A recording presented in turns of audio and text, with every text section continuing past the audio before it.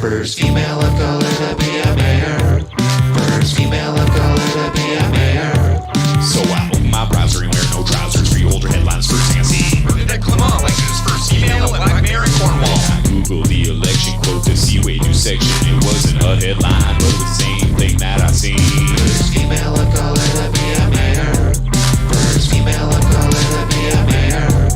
In a society that's not supposed to be sexist or racist in our community, the looks they make it a basis of importance. You see, the media throw it in our faces like it makes a difference. Who the fuck is running our places, our public spaces? I think we can all agree it's better than David Murphy sucking on the titties of our conservative MPs, getting shit faced with ghee imprinted in our memories forever as the dude who lost today. First female of color to be a mayor. First female of color to be a mayor. First female of color to be a mayor. First female of color to be a mayor. Congratulations, Bernadette. You deserve it. Way too Female of proud. color to be a mayor. First female of color to be a mayor. First female of color to be a mayor. First female of color to be a mayor. Oh, yeah. Where we at here? Fucking. Whew. How we doing? Heartbeats in the house. White Tupac in the house. All right. So yesterday was a fun day. It's Lou Martel. What up? All right. Yesterday was a fun day. We went to the Cornwall Chaos Metal Festival. Saw some bands. It was fun. It's not a joint. This is tobacco.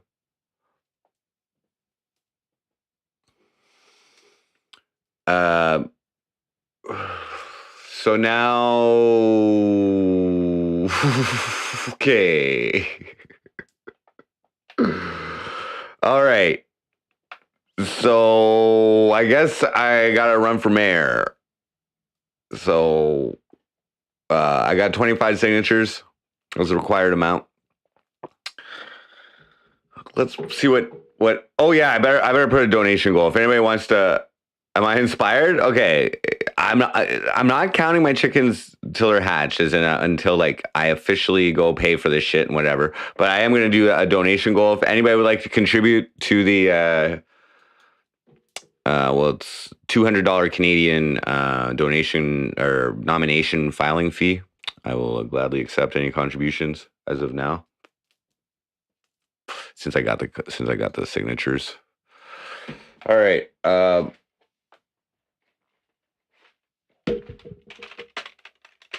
Mayoral nomination filing fee. We'll put 160 US. That'll cover it.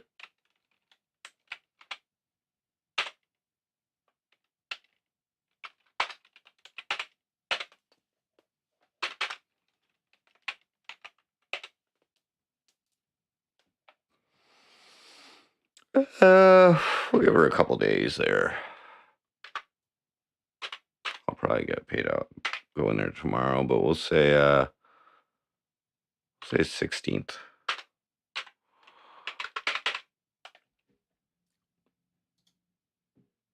There we go. Donation goal. Jeremy Yager. I didn't shower today, guys. Not very mayoral. I got coffee. I took like a tiny. I took a tiny bowl hit. I took a tiny bowl hit of some weed. So the objective, guys, just so you know, is not to be high during this campaign. So yes, if anybody would like to contribute, it's a $200 mayoral filing fee. Any contributions towards that will help. What up, Kip? What up, Eddie M? Cornwall. It's funny. Yeah, I'm inspired.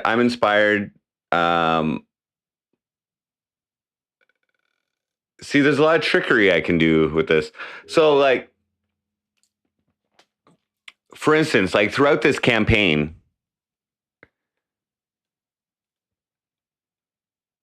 like their actual props might come out. This is where like the props can pay dividends. You know what I mean? Where I can actually like put some dextrose on here, some icing sugar or something, and like, but people are going to believe that might be something else at this point, but it'll be pure props at this point. Scuffed Frank, what up? So here, I'll show you what's going on. I'll show you the official shit here. I'm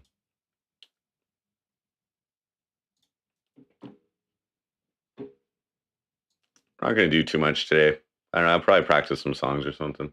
But because I still have that show too. The Cornwall election.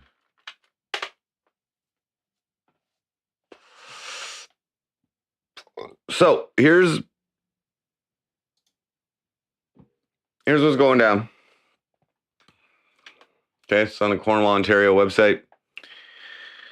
Here's what's going down. Notice of nomination for office, Cornwall municipal and school board elections. Okay, so a person may be nominated for office in the 2022 municipal election by filing a nomination paper. I have that over here. And endorsement of nomination form. I've got a bunch of those. Along with a nomination filing fee of $200. That's Canadian for mayor. So that's, I'll put the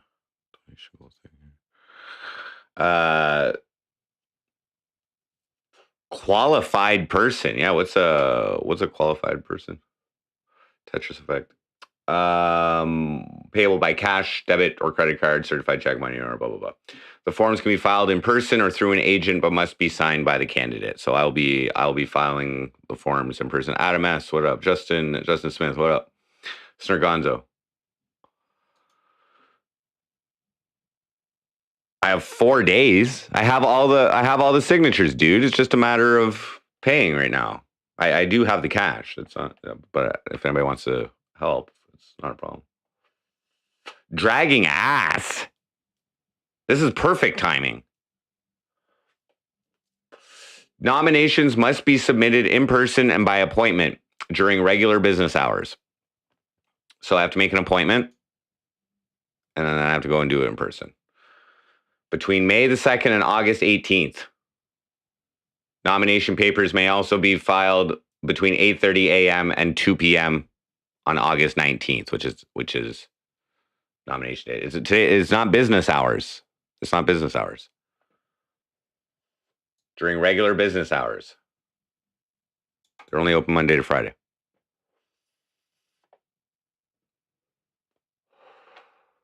My signatures are all eligible. They're all people who live in the city.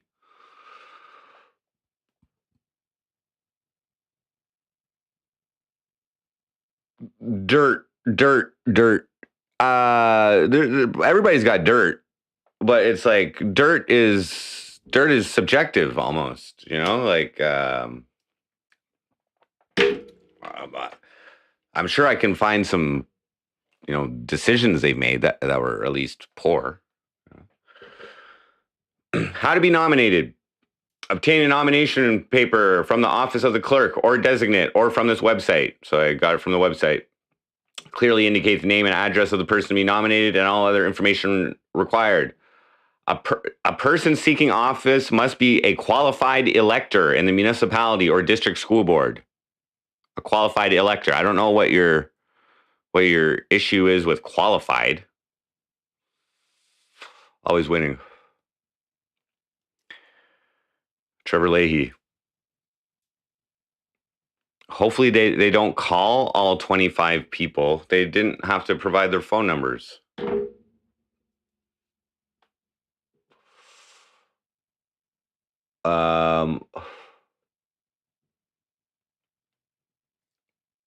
Qualified to be able to vote. So I'm qualified. Obtain an endorsement of nomination form from the office or city or designate or from the city's website. I did that. So these are the forms for people to sign. So So I got a bunch of those. The nomination of a person for an office on council, mayor, and councillor must be endorsed by at least 25 persons. So I got exactly 25 persons, not including myself. Felons, not active felons. You can still vote if you have a record.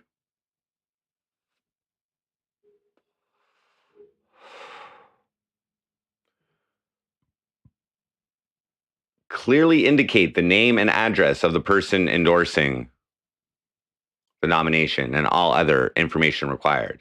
That is all there. All that is required is their name and address and signature.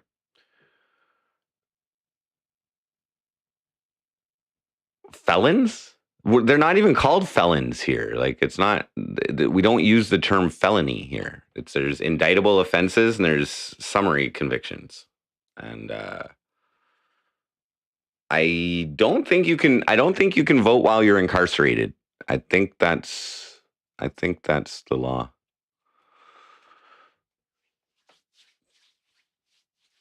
I've got a nice span of people from all walks of life.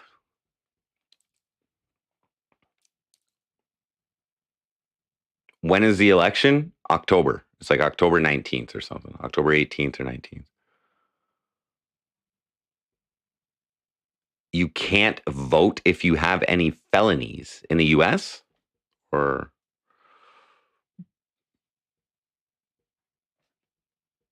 depends on the crime. You cannot vote.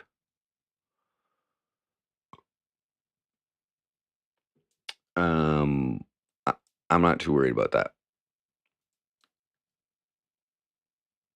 Persons endorsing a nomination must be eligible to vote for an office of the municipality.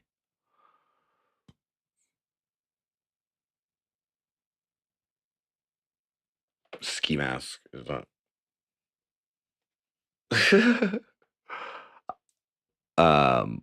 A person seeking office for a district school board, that's not me, must be a qualified elector and supporter of the district school board. Nomination papers will be received by the returning officer or designate as described in this notice. So one office for mayor. So I got to contact this person.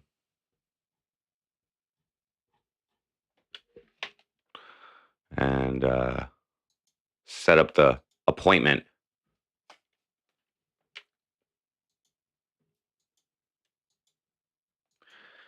Yeah, I doubt I'm gonna win this. I doubt I'm gonna win this election. Okay, guys, but just running for it is going to be the fun part.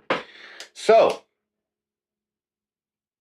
getting my name on that ballot, that's a win. Did Landon give me his vote?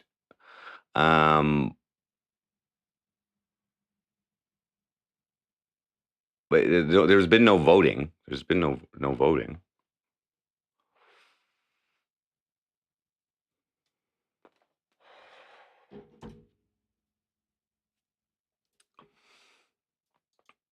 Everybody in Cornwall is mentally ill. All signatures have been rescinded. No, I've got more people who want to sign too. I just didn't get around to seeing them.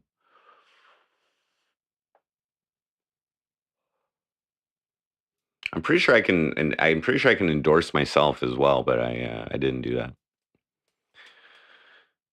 To Dread, what up?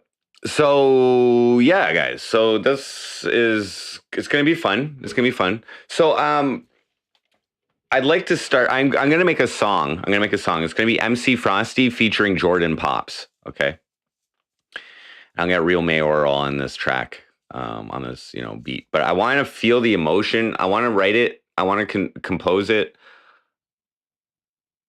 like feeling the emotion of like having just filed and gotten the paperwork done. So I'm gonna call them tomorrow. Maybe they're gonna tell me that I have to have all my like bank account set up my separate bank account and all that shit. So give me a couple days to deal with anything they got. Joker TV.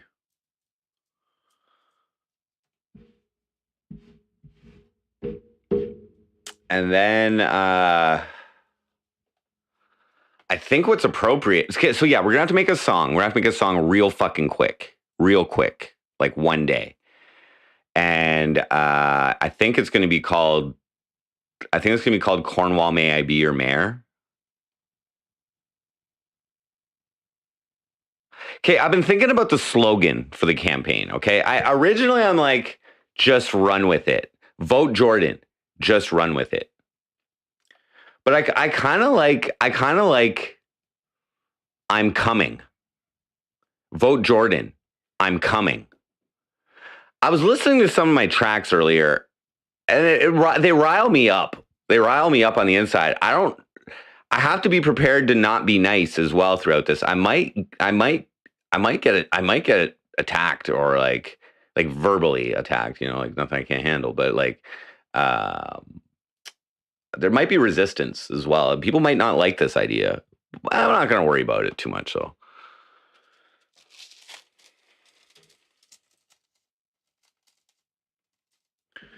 Well, most of my songs are made in one day, expected as. The question is, do I make it cheesy? It's got to be funny, but do I make it cheesy or do I make it like there's a few undecided factors. Like, do I come out of this with a chip on my shoulder, or like, do I just pretend that nobody knows who I am and just like, like play it honestly, like oh, I don't know, like naively. I mean, I guess would be a better. I don't know. I created an email address. Yeah, I'm coming. No, not that kind of coming. Shadows. Not that kind of coming. I'm coming, like COMING. I'm coming. A mullet. I'm definitely not. So I'm gonna use the classic picture here as my campaign picture, or my profile picture for my campaign. You guys know what I'm talking about. You guys see this one. I'm gonna use that. As my campaign picture. You'll be able to see the blue. It gives the right look. It gives the right aura, I think.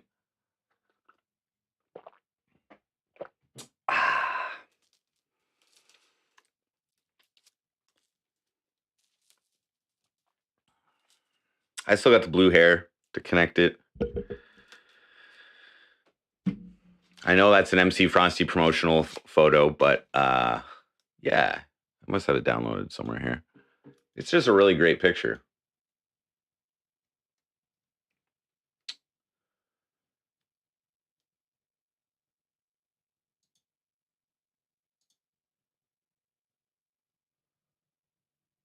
There we go. Yeah. This is a money shot right there. Vote Jordan. I'm coming. Oh, Bone 69. Yeah.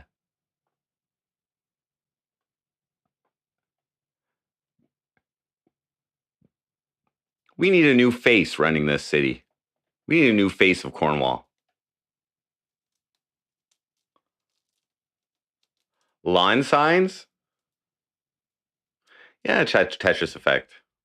Exactly.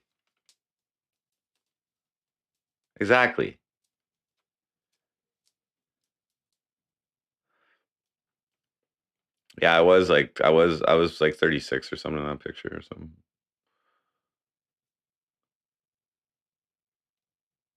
I was living at my dad's, so it was before I lived here. I was sleeping on his couch after my mom passed away. No name, what up? Grinder profile pic. Take a recent one? No, I'm 40 now. But that picture shows the essence of what I'm doing here. This mayoral campaign is a continuation, guys, of what I've been working towards here, which is accountability in case CW180167443, okay? That's part of it. Now I can do it potentially with a platform that people will listen to locally. I mean, they've listened to me. Like,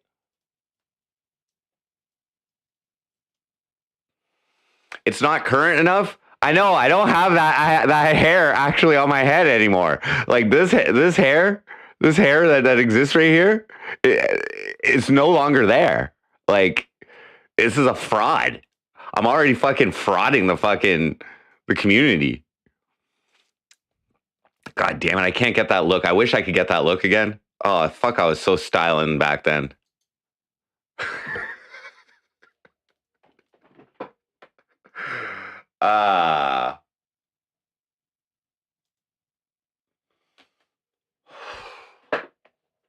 Now I've stood up for a few local issues here, you know. They know who I am. This is Butts. Dope Scope, what up? So tight. Tight button, so tight. What the pop? Oh, I was angry that night.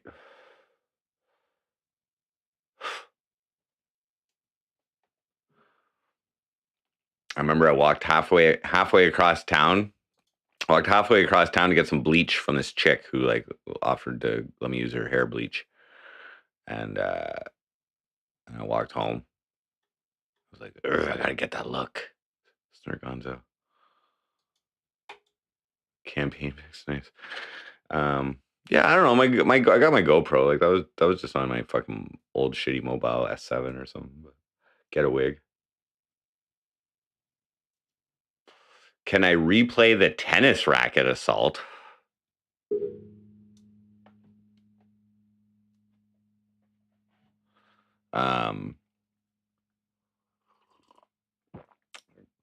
There was no assault with a tennis racket.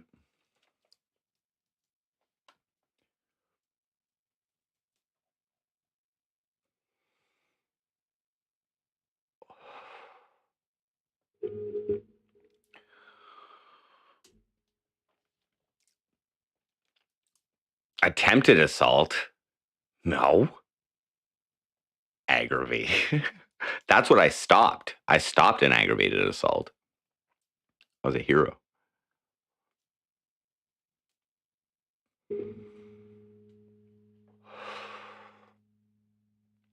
I don't think there's going to be anything right about this campaign, except maybe like the monologues that I have to like concoct. I think I'm going to go for like a Lex Friedman type thing, where like the whole back is black. You know what I'm talking about? You guys watch Lex Friedman podcast or whatever. At the start of his videos, he's always like he's got like a black background and he's saying something like it's his monologue for the fucking podcast or whatever.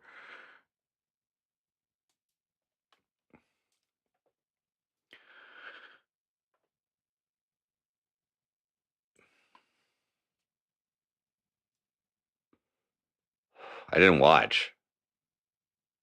I stopped it.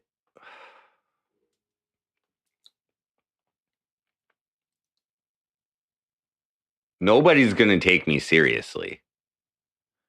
Nobody should take me seriously in this campaign. I don't know.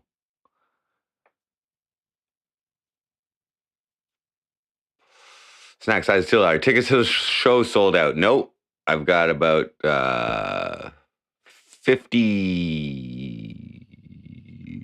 49. I've got 49 on me. And I haven't checked with the venue.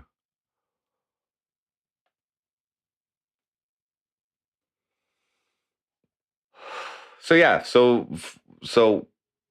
tomorrow I'm gonna go do this, and we'll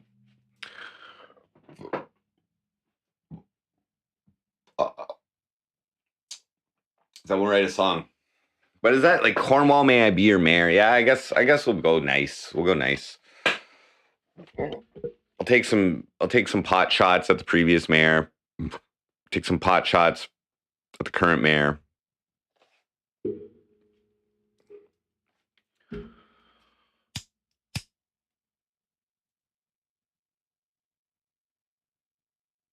Here's the beautiful thing.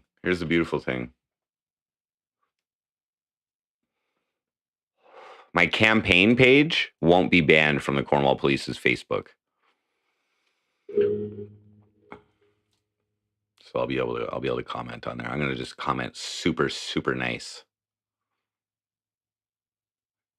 So nice.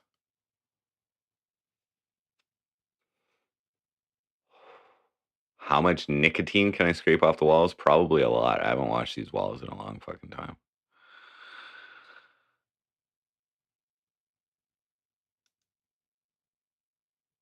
No.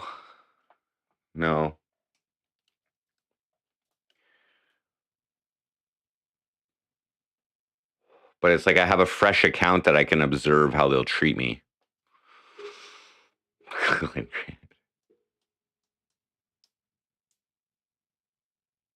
The video's failing on your end? Shit. Okay.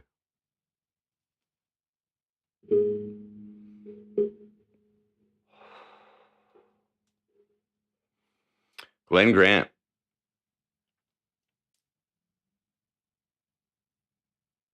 Oh, I doubt she'll interview me. We got some real shit to talk about. If she does.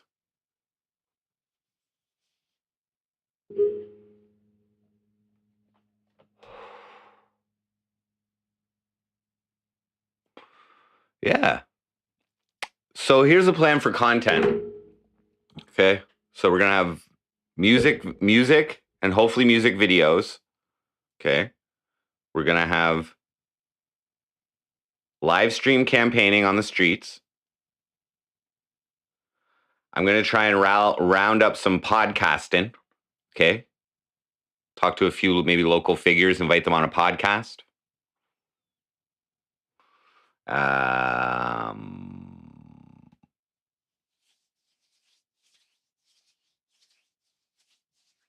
Somebody asked about lawn signs. So,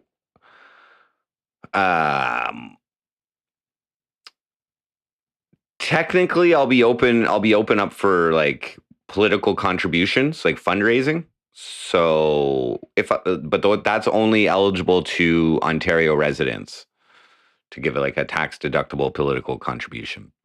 So, like, will I personally be able to afford to buy campaign signs? I don't even know how much they cost, but I'm not relying on that. I'm going to rely on people changing their fucking their Facebook profile picture to some like vote Jordan. I'm coming. Is that too much? Because I've made that reference in a lot of my songs where I'm coming for you, or like, you know.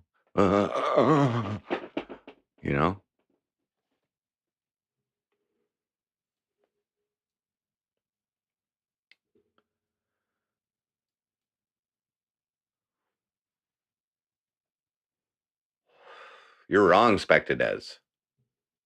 Not in this city. My ad that I'm running right now, which is ages 19 to 55. There was 32,000 Facebook users that I could potentially hit in Cornwall and a 10-mile radius. So that's a lot.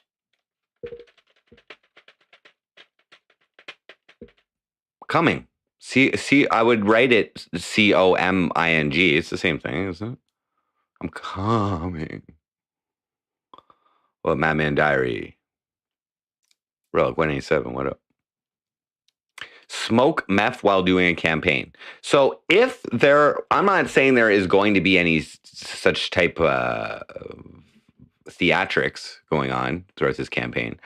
But I'll just say that right now, if there is that type of theatrics going on, it will be 100% prop.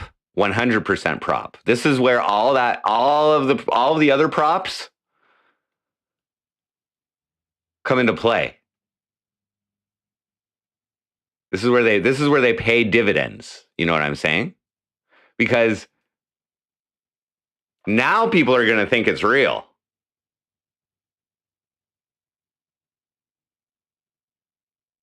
Who's going to think it's real?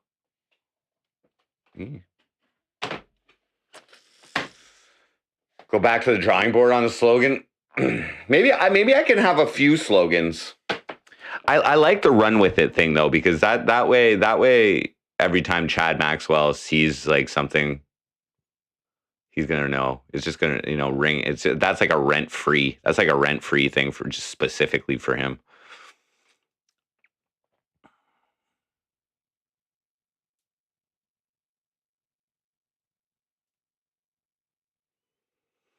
Smoke wax out of a mouthful. Yeah, just I've never tried that. I would be afraid of fucking.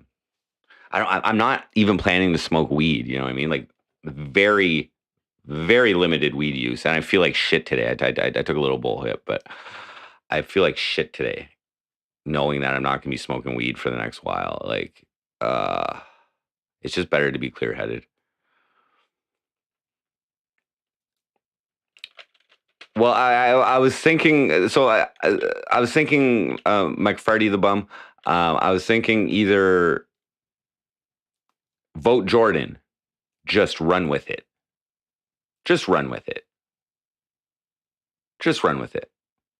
Or vote Jordan, I'm coming.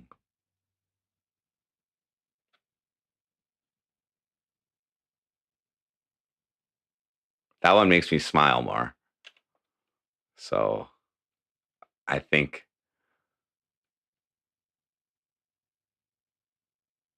I'm coming with it. Why? It's not a matter of legality. It's a matter of clear-headedness. I believe I should be on the ball as much as possible for the next couple months. And weed slows me down.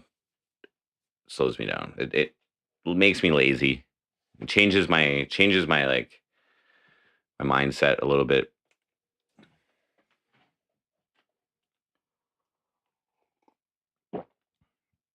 This is me running with it.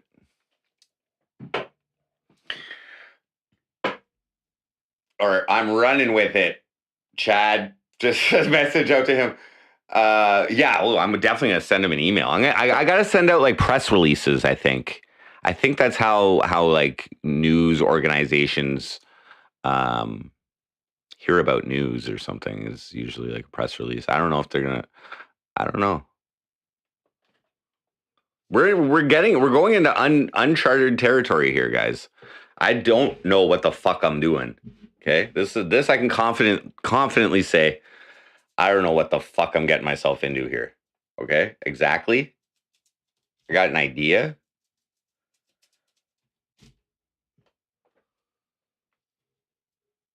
Hopefully a lot of like, what the fuck?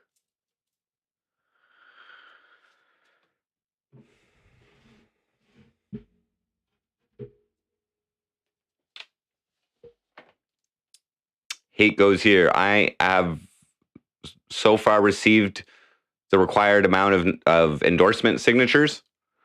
I will be filing my nomination likely tomorrow or whenever they can get me in. You know, I'm sure they're fucking busy all day with people filing for mayor, so anyway, probably tomorrow.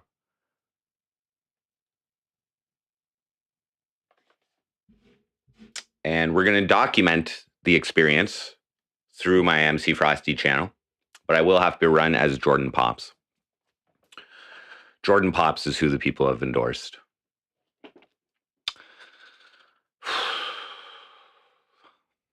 Thank God for this blue hair. People might not recognize me. Mayor of Cornwall, Frosty, yeah. MC, it's fate. It's magic. Alexander Mayers, thank you very much. Yes. Oh, thank you. I got the last 2 signatures yesterday. I'd been all week. I told Chad I wasn't going to come back on until I got the signatures. I was like asking people all week, and I wasn't putting a lot of urgency on it. But then finally, I got a couple more yesterday, and we're good to go.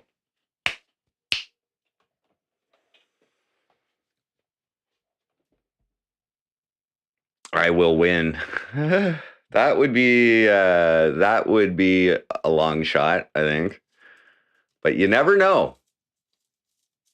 Never know. There's 20,000 non-voters in this city. There's last election had 12,000 voters. So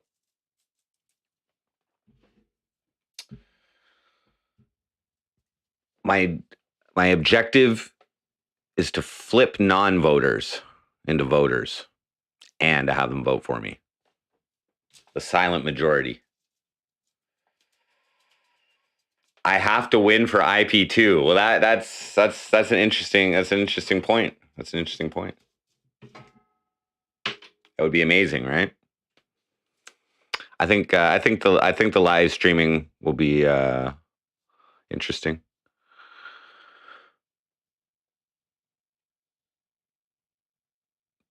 All the non-voters will vote for me. I don't even know if they know how to vote, to tell you the truth. We'll find out, though. I won't expect to win, but we'll have some fun. We'll play some politics. From everybody else, it's an unexpected person to join the race, join the game. Troll the others through Facebook marketing. Yeah, exactly. I'm actually well established in the local area for tackling a few issues, such as the fire ban, when I dissed the fire chief in my song "Fire," Cornwall Fire Chief Pierre Voisin. He left off. He resigned 3 months later after that song was released, by the way. And I've tackled a couple of personal issues with the Cornwall police. Called them out on a little negligence at bare minimum.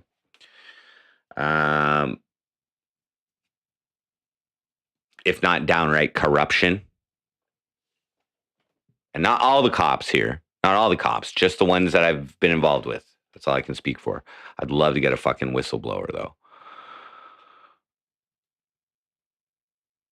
But yeah, I anticipate. I just got back into my Facebook. I got my ID. Here, I can't show this, but here's my ID. It's my ID. I got it. So I was able to get back into my Facebook. So I got control of my ad accounts and everything, which is good. Don't be afraid to win this. No, I'm not afraid. It's definitely like a lot to process, a lot to think about. There's a lot of options, a lot of ways I could run this. But I believe in the strength of social media at this point in its implementation or integration with people's lives. I think it's a strong tool of influence. And the great thing about social media is people can't talk shit about you without me finding out online. Like they can have private conversations, blee, blee, blee, blee, blee. But if they want to make their statement against Jordan Pops, or, maybe they're an MC Frosty hater, or maybe they don't like meth, or whatever the reason is, maybe they're towing the blue line, or whatever their fucking problem is. I'm towing the blue line, bro. Snorting the blue line. But I'm well aware of my table image in this city. I think I'm divisive. Already. I think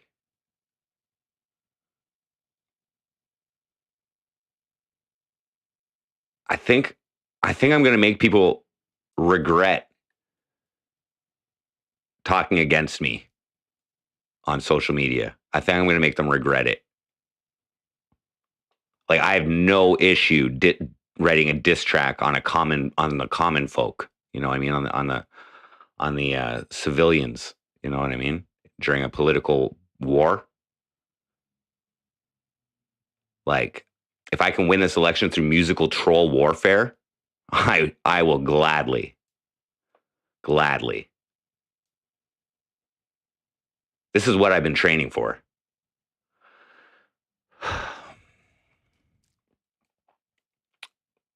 Whoa, Ricochet Mullet, Euro Random, what up? Thank you for the very kind words, the very supportive words.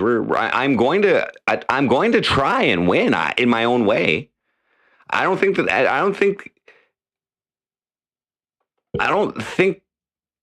the people of Cornwall have seen anything like this before.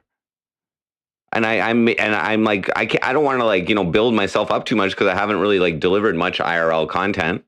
You know what I mean? There's a lot of people who think I'm batshit crazy too, which is good.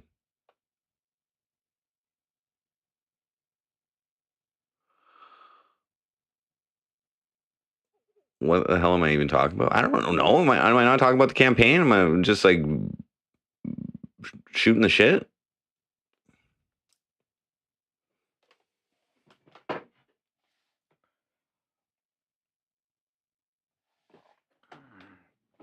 Ah. Meme magic will carry Frosty.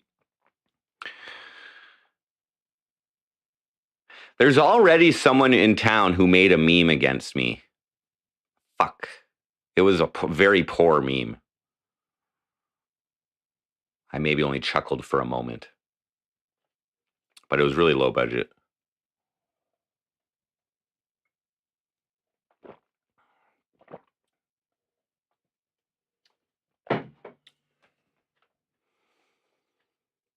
Oh, I will.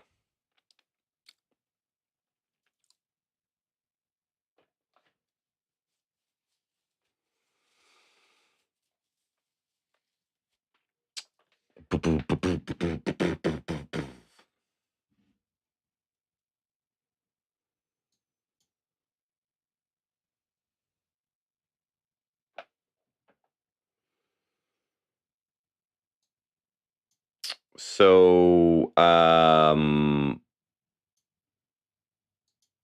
show the meme. Fuck.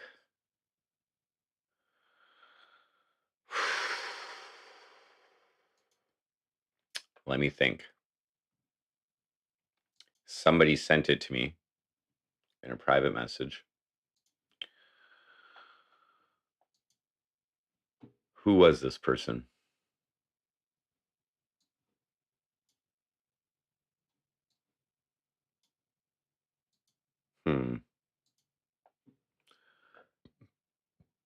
Maybe I can just search. It is very weak.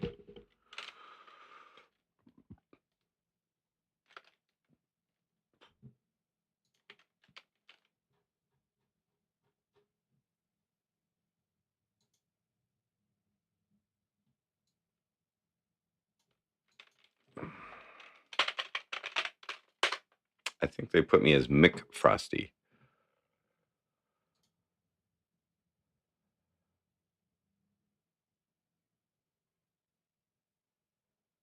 Oh my god, so much of my own fucking shit posting when I search Mick Frosty. Posts I've seen. Jesus Christ.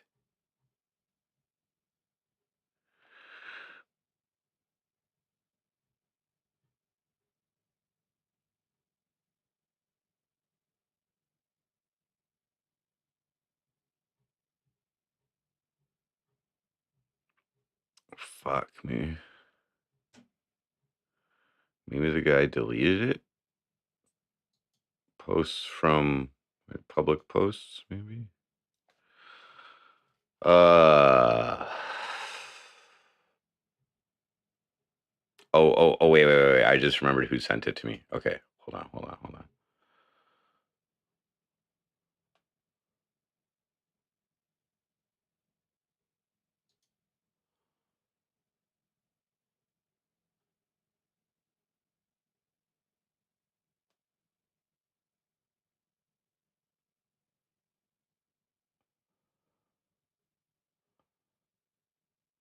Shit. No, it doesn't have an account anymore. How the hell would I find this?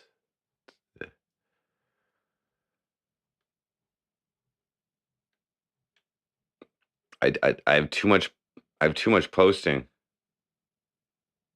I can't just make Frosty meme, maybe.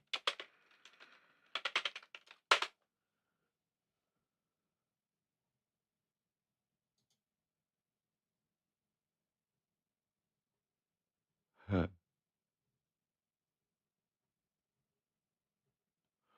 Oh my god.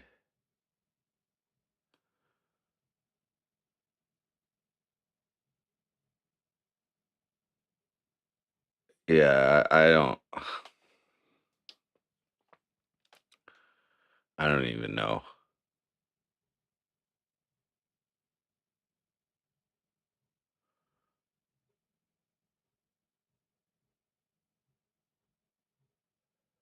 I don't even remember.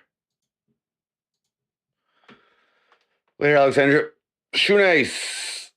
I'll always be a loser.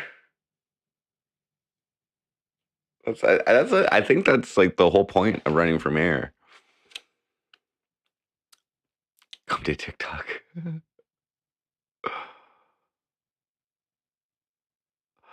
I'm not in the race yet, officially. I'm not in the race yet. I still got to pay the nomination filing fee and do all that. So that'll happen like tomorrow.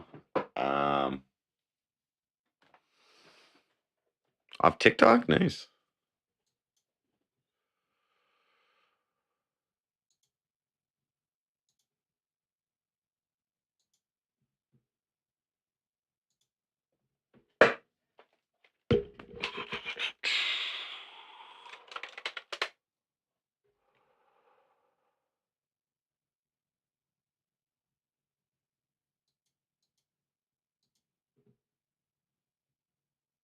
I have character. That's why people watch me. Well, thank you, sir.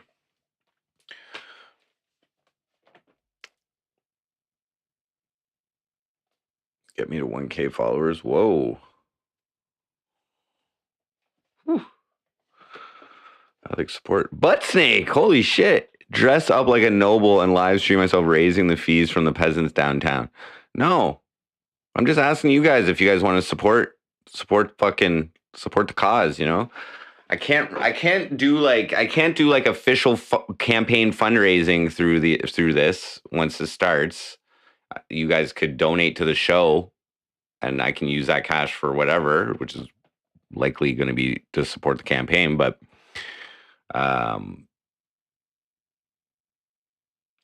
these people beg me to stay here. Well, it's fuck YouTube. Whoa. Fuck Streamlabs. What?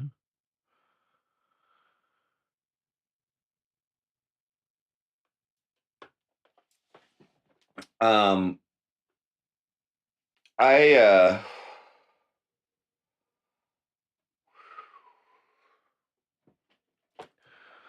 think it's gonna be fun.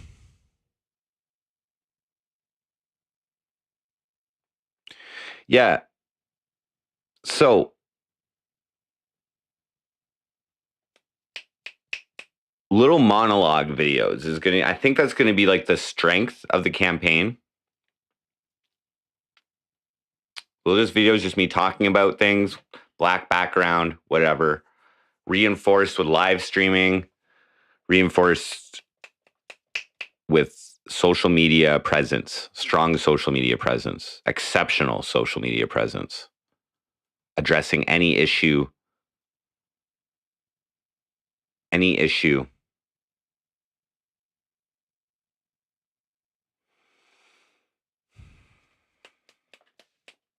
I'll be prepared. Like, I'm not. I can't really put up with any like legal bullshit. You know, I'm gonna have, like I may have to like. I don't know. We're gonna see. We're gonna see. I'm not gonna anticipate any legal issues, but it could happen.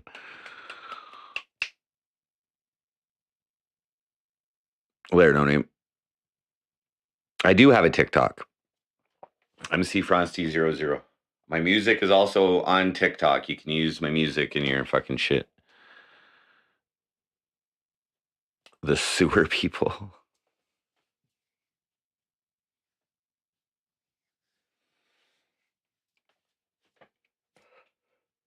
I also gotta market this fucking show. Oh, nice. It goes here. I'm at almost 10,000 listens on Spotify. That's kind of cool. I'm at. Let me check.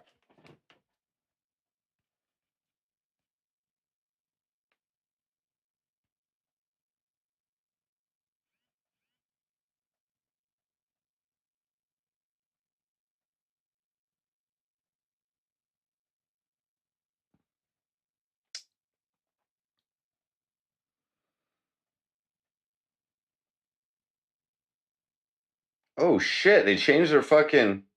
Damn. What? Oh shit! They changed their insights on here. Oh, cool. They list all the stores now on my fucking distributor. Sick.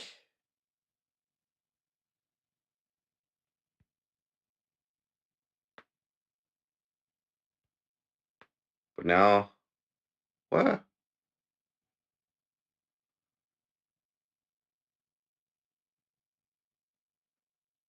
All stores.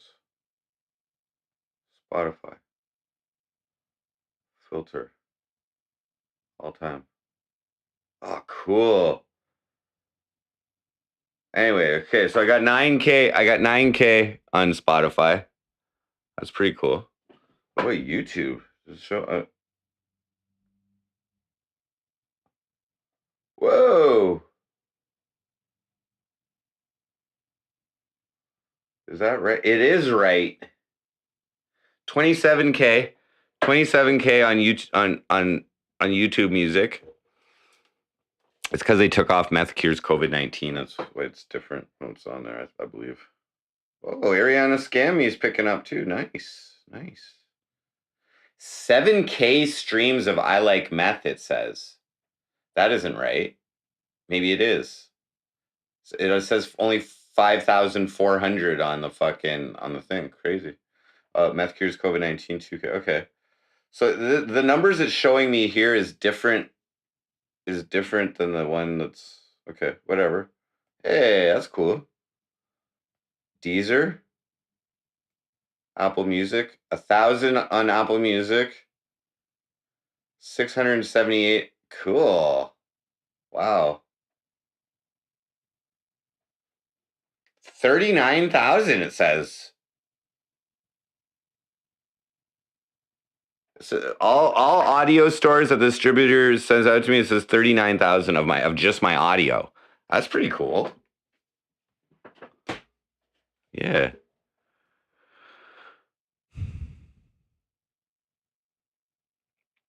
Can I remix Love of My Life without the other dude? I don't know. Okay, so first off, the technical aspect of doing that is getting my old computer hooked up, which I've like disconnected a whole bunch of shit from it. I don't even fucking want to go there, but I could hook it up.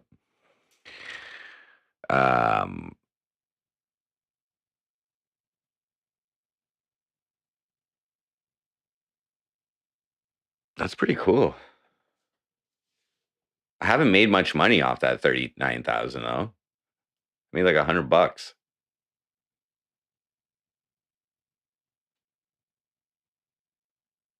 Yeah, $120.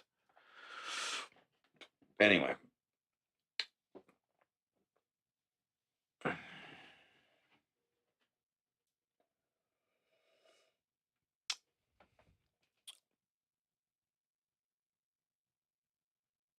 That's all right though. Okay, I'm gonna get some more coffee. There's a couple songs I need to practice the lyrics of, so I'm probably gonna do that.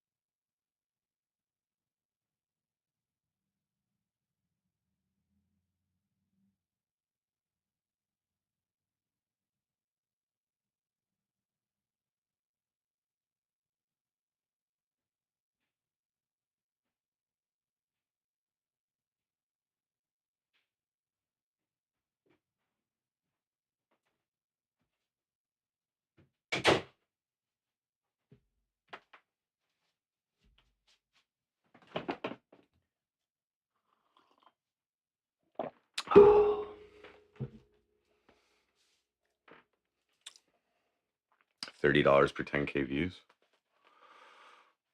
It's actually pretty. Shit. It's not too bad of a CPM, but or RPM, whatever it is. You had a city council candidate looking for signatures for your town at your door today. Wow. See, I didn't want to ask randoms. We did that one night, and one of those dudes was like, I just don't want to give you my address. I was like, okay. So yeah, but I guess if you're knocking at their fucking door, you already know their address.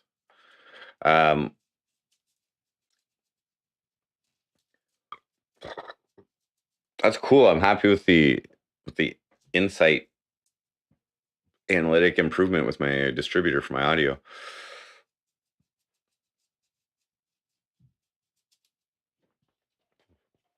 No, I got all people I know, and everybody has been supportive of me in some way over the last few years. Like it wasn't like except for Mayoral's neighbor. I don't know if he had heard of me before. He just was supportive, but yeah.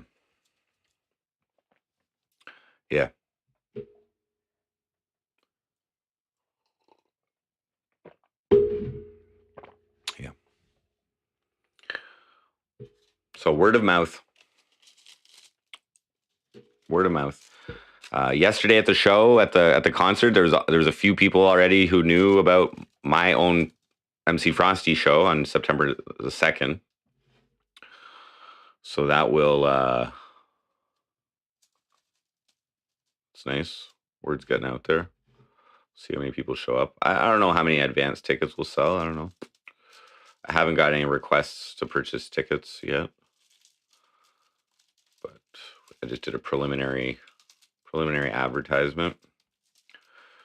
A couple thousand people have seen the post.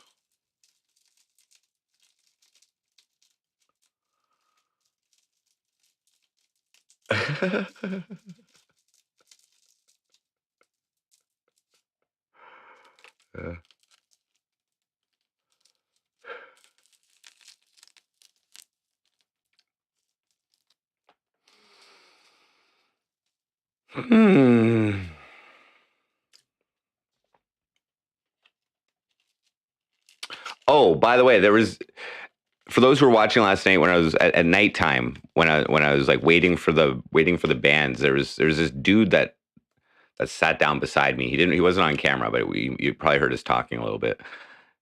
Anyway, he was the dude who was like with his chick at the front of the stage when I got invited on stage to like sing that Kiss song horribly. And I mean, that was the guy. I was like, whoa, I recognized him when I was rewatching the video.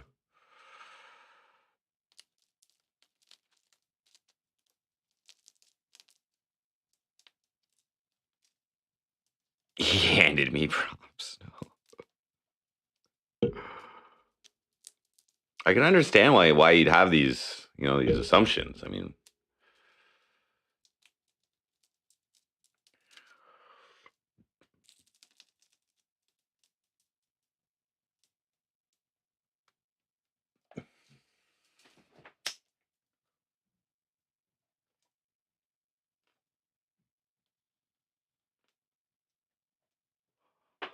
that's why he said I was a celebrity or something. But anyway, I got to be more personable with people.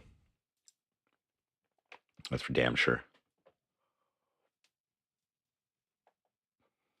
You saw a handoff. You better get your eyes checked.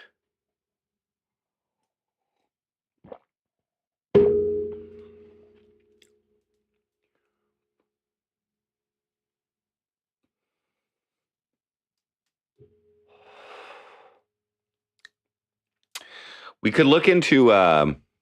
This is gonna be boring as fuck. Let's just take a quick look, okay, into the fucking Cornwall strategic plan.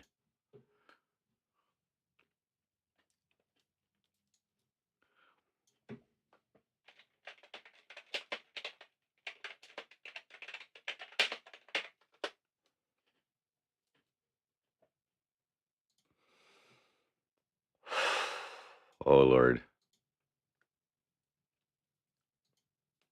Whoa. Subliminal simulation.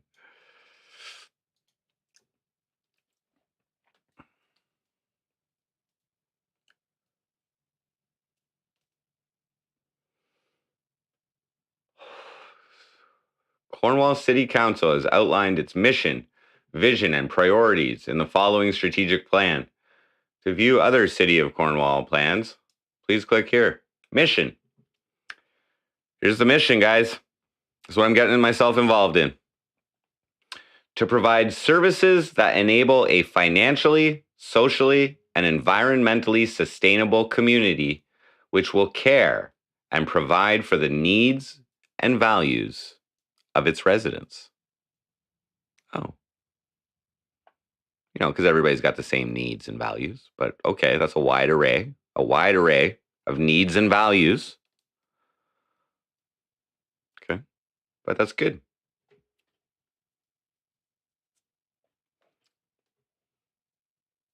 Vision.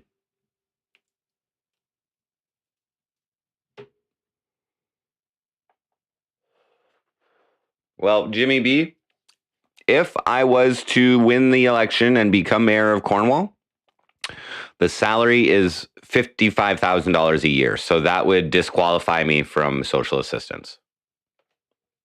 So to answer your question, no.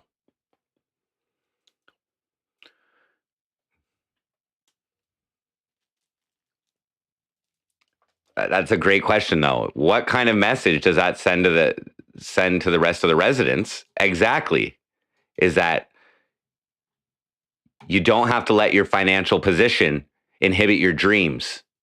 And if you're sucking society's dick like MC Frosty, you can still become leader of you can become king of the city. Okay?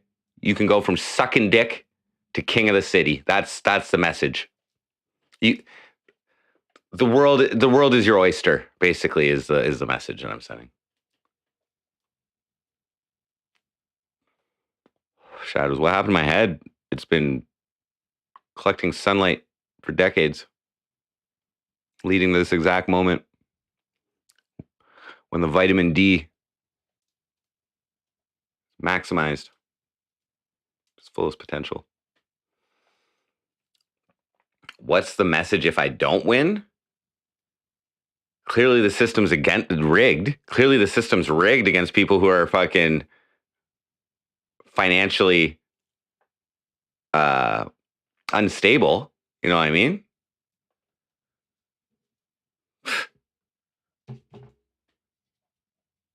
Just another form of oppression against the poor people, rich against the poor,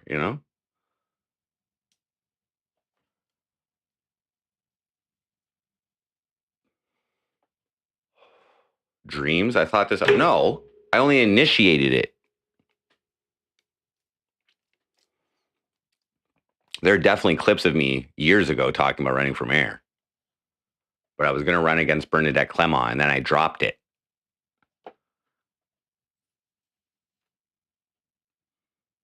When she left. But then I was like, it just happened, not even months ago. It was like the last month.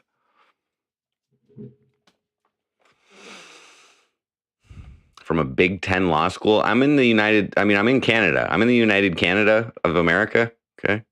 And we don't have Big Ten up here. We probably have like 10 universities in our fucking entire country.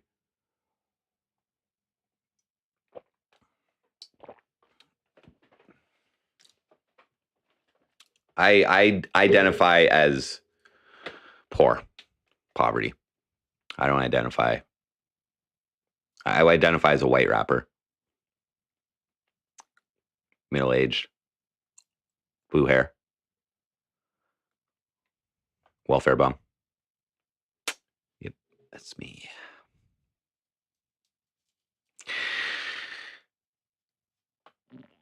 Well, maybe my identity will be fluid. We'll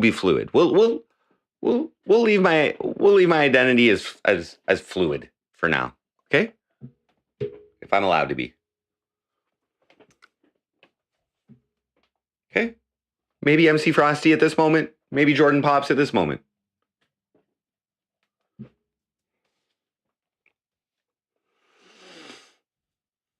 No, not gender fluid. Just identity fluid. Who is he? Who is he now? What is he?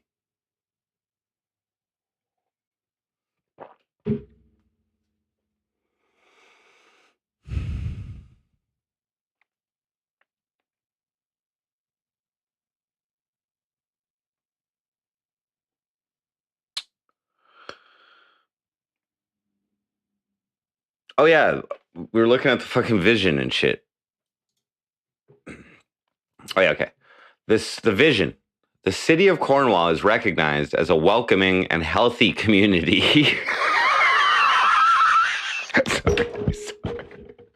Recognized as a healthy community? Cornwall, Ontario? Give me a fucking break, bro. People look like I fucking just stepped out of a pile of shit when I tell them I'm in Cornwall, from Cornwall. Who wrote this? You're fired. With a strong municipal government, I have proof. I have proof showing otherwise. Providing effective services. I will say their fucking social services are excellent. I'll give them that. Effective. Definitely effective.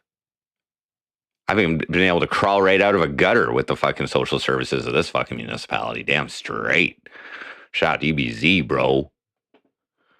And infrastructure. Services and infrastructure. I don't know about the infrastructure part.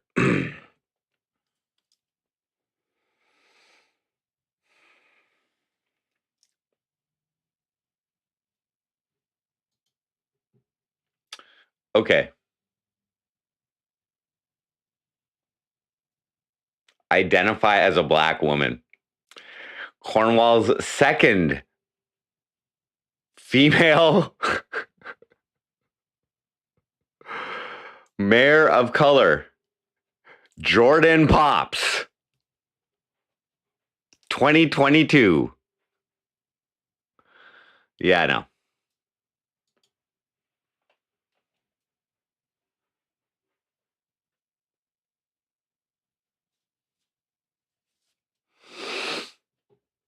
Okay.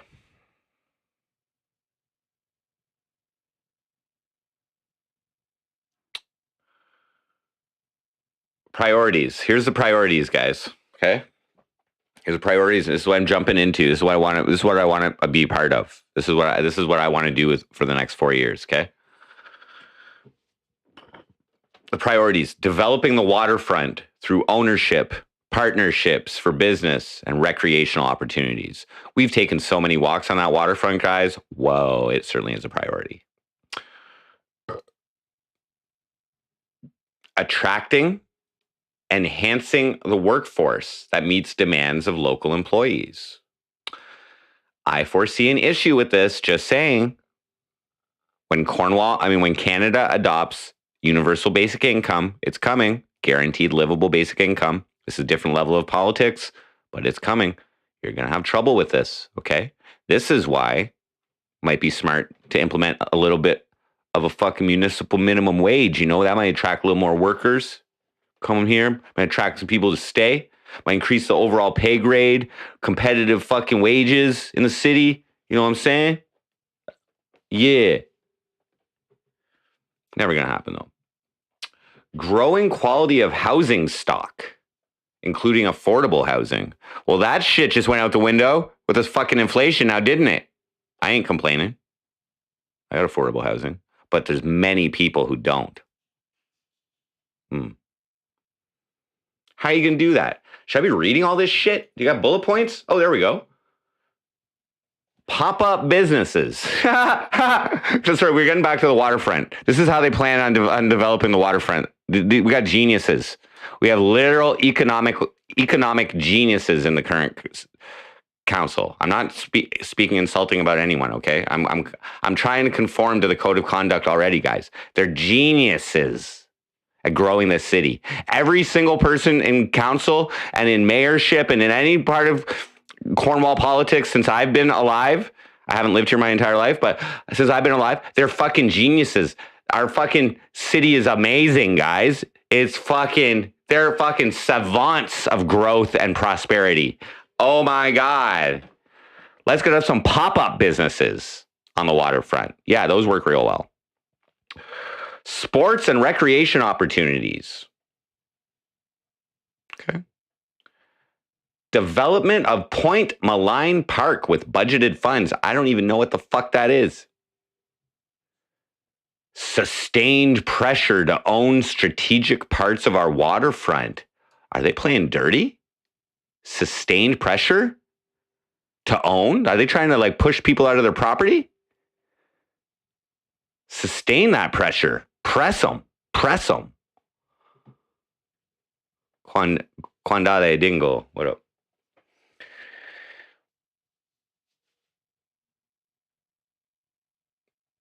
Encourage private sector development.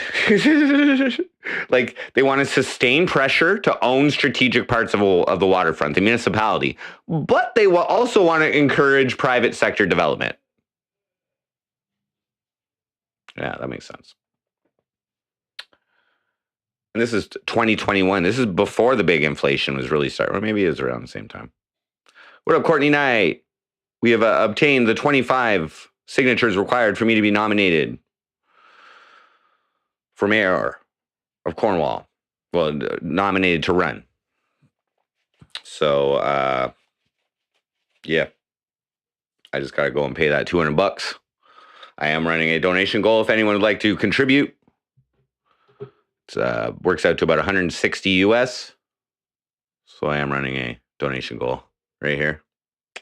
Any contributions greatly help. So right now I'm reviewing the Cornwall strategic plan. So I think their vision is full of shit. Their mission, that's a good mission actually, okay? It's a good mission. Vision? I mean, I guess the vision hasn't happened yet. So they want Cornwall to be recognized as a welcoming and healthy community with a strong municipal government providing effective services and infrastructure. That's their vision. They know they're not quite there yet. No shit. So first priority here, developing the waterfront. Oh, so essential. Second one, enhancing the workforce that meets demands of local employers. Growing quality of housing stock, including affordable housing. Let's see what they got here. Create a task force.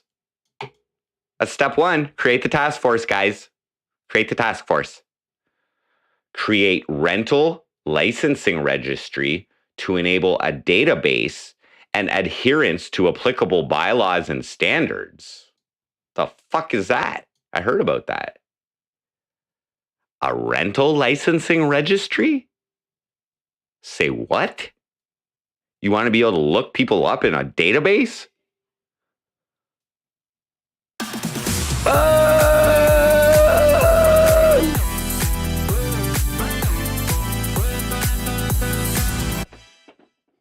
Courtney Need donated $5. Congrats, Frosty. Mayoral nomination hype. Towards the goal. Thank you very much. Very gracious. Very generous. Much appreciated, Courtney. We're $155 US dollars away.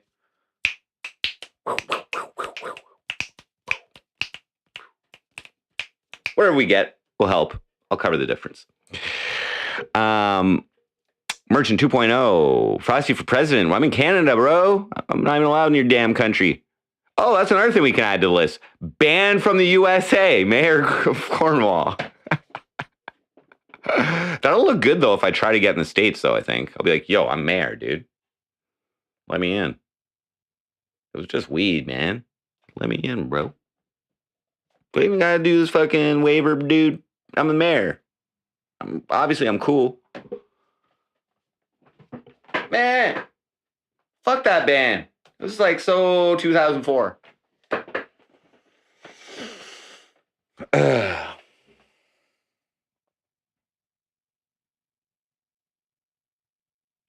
Oh yeah. Okay. So the 1984 fucking rental fucking Big Brother fucking plans they got going on here. I don't know. Look at options to increase enforcement of property standards, building, and fire codes. So yeah, let's grow. Let's grow the housing stock, including affordable housing. Let's look at options to increase enforcement of property standards. How the fuck do those two things connect? Maybe I'm not that politically experienced.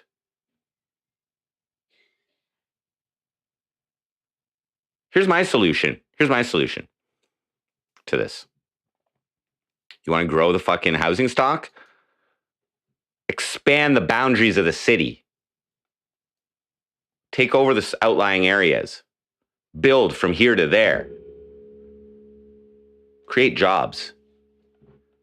Keep tax money. Pretty face, what up? Bill Brilford, what up?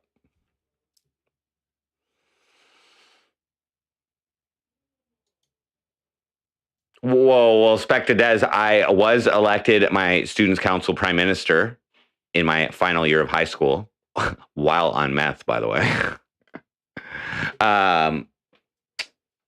So there. Okay. I've dealt with the dirty underworld of corporate politics in my leadership roles in different local businesses. Okay. I see the games that are played. You know, jerk their dick, they'll jerk yours. You know, big fucking rub and tug. You know, not even a massage, just a whole bunch of politicians rubbing each other and tugging it. Circle jerks. You feel it. You know what I'm talking about.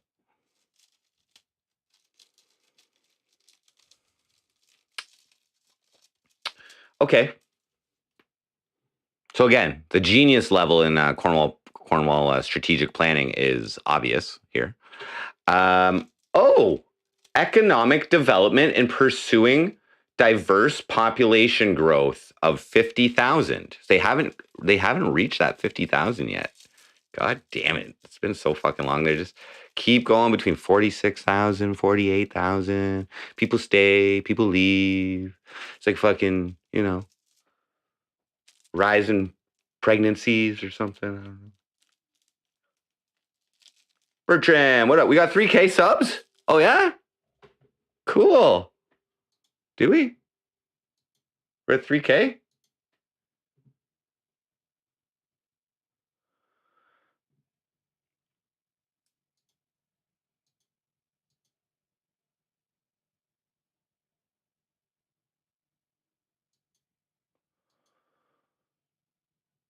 $3K subs, guys. Thanks, Bertram, for that up. Whoa. Now, somebody who controls some bots, I think they're going to like remove them all now, right now, probably. 3K subs. Thanks, guys. Appreciate that. Enjoy the show. Enjoy the show. We're just getting warmed up. Thank you, Sad Tapir. Appreciate that. We're going to run a good show. We got signatures. Whew.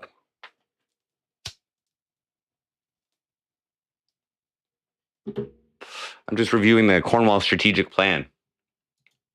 It's so awesome.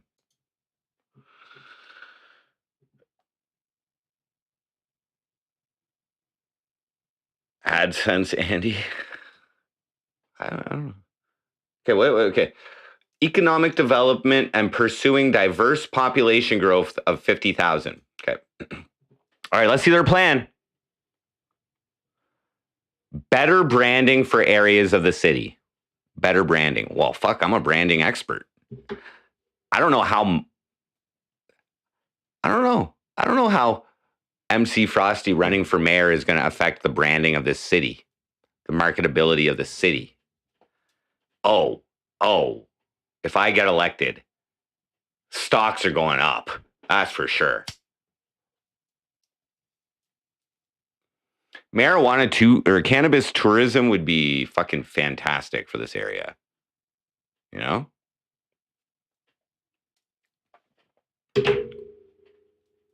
Yeah, Cornwall, move here.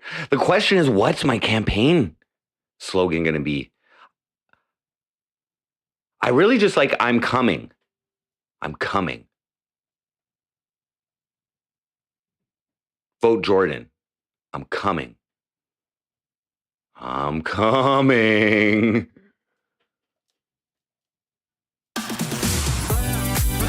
Hey!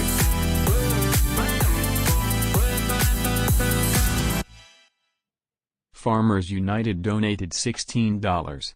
We support your mayoral run. Thank you very much. Very gracious, very generous. Farmers United.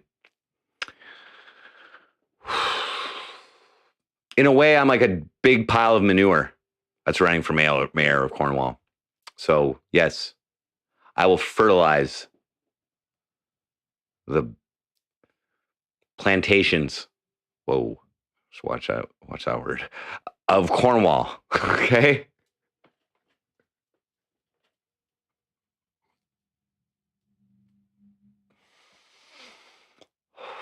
Rebuild the wall. Alpha Farmer, what up?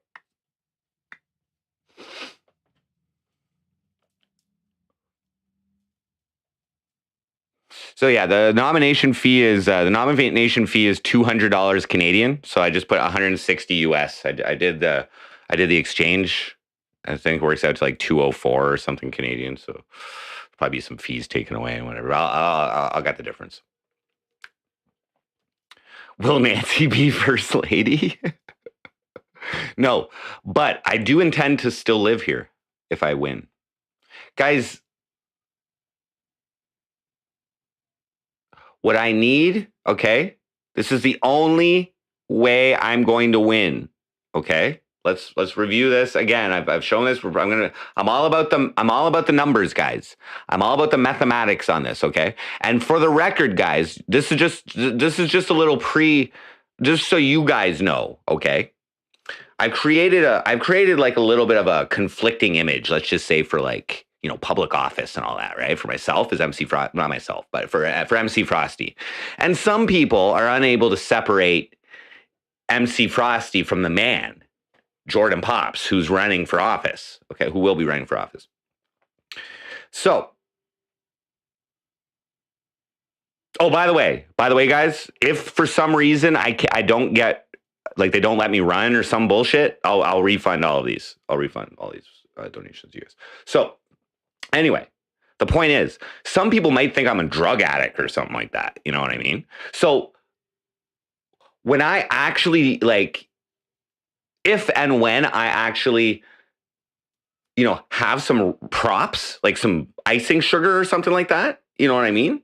It's going to be that much more effective. The theatric aspect is going to be so believable now. You know what I mean? Nobody's going to be able to know which way is up or down or loose at this point.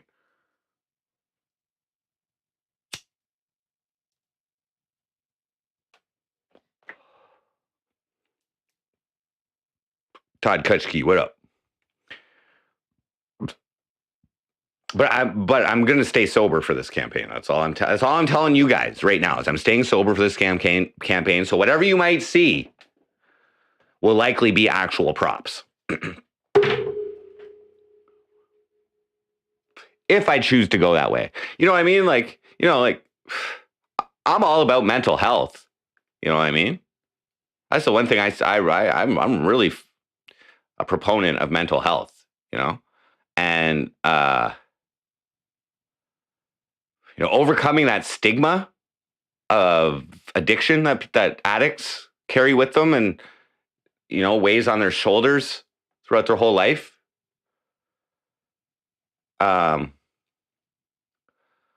We should break that stigma. We should try and break that stigma. I was thinking about a campaign, meth pipes for mental health.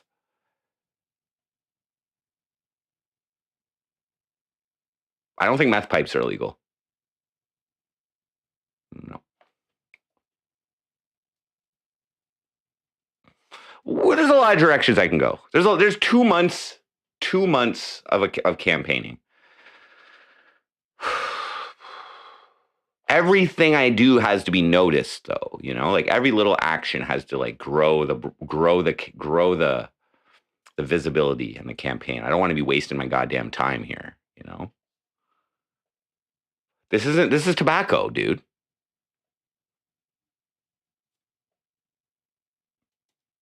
I do want to fucking smoke some weed. I should smoke some weed, but ooh.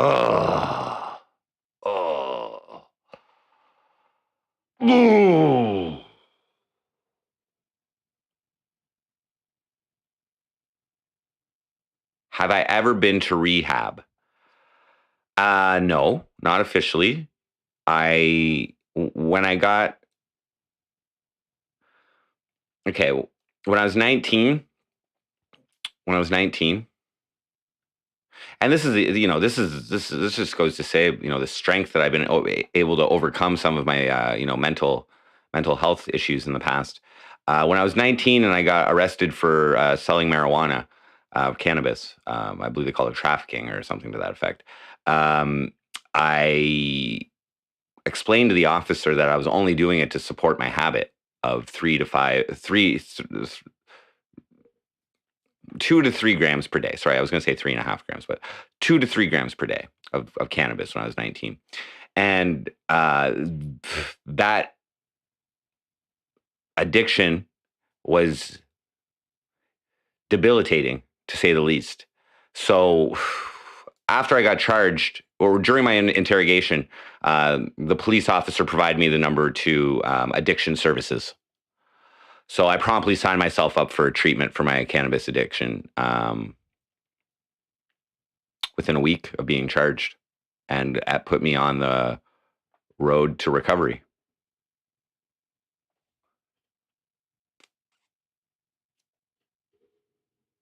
So I was in a weekly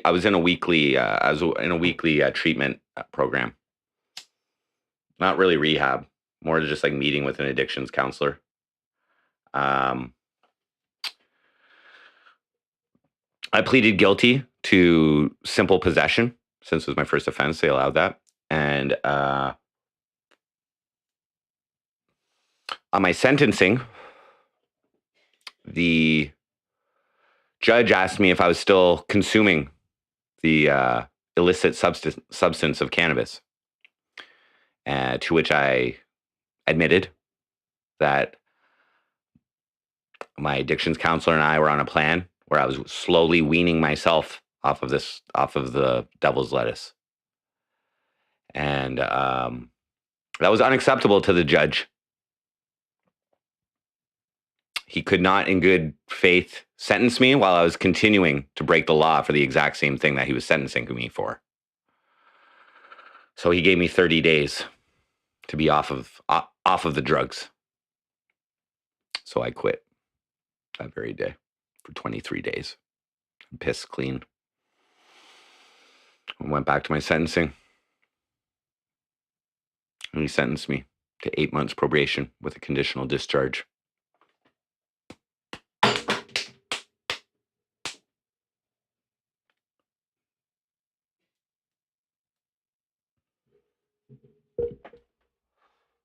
Anyway, that's my rehab story. That's as far as I got. No, I'm an honest person.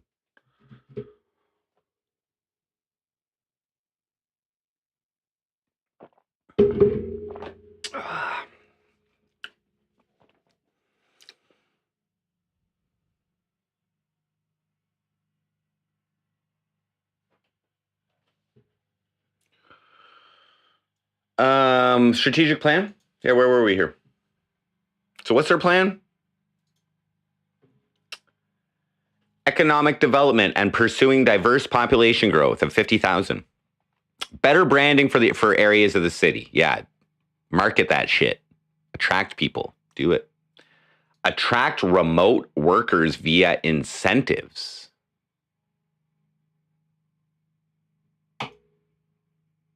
Attract remote workers via incentives. Come to Cornwall. Free meth.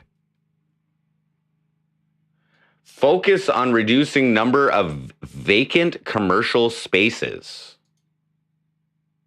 Well, you get more businesses here. They're going to need workers, and the workers going to have to live here unless they live just outside the city in nicer homes, larger properties, lower taxes. Anyway, continue to invest in infrastructure.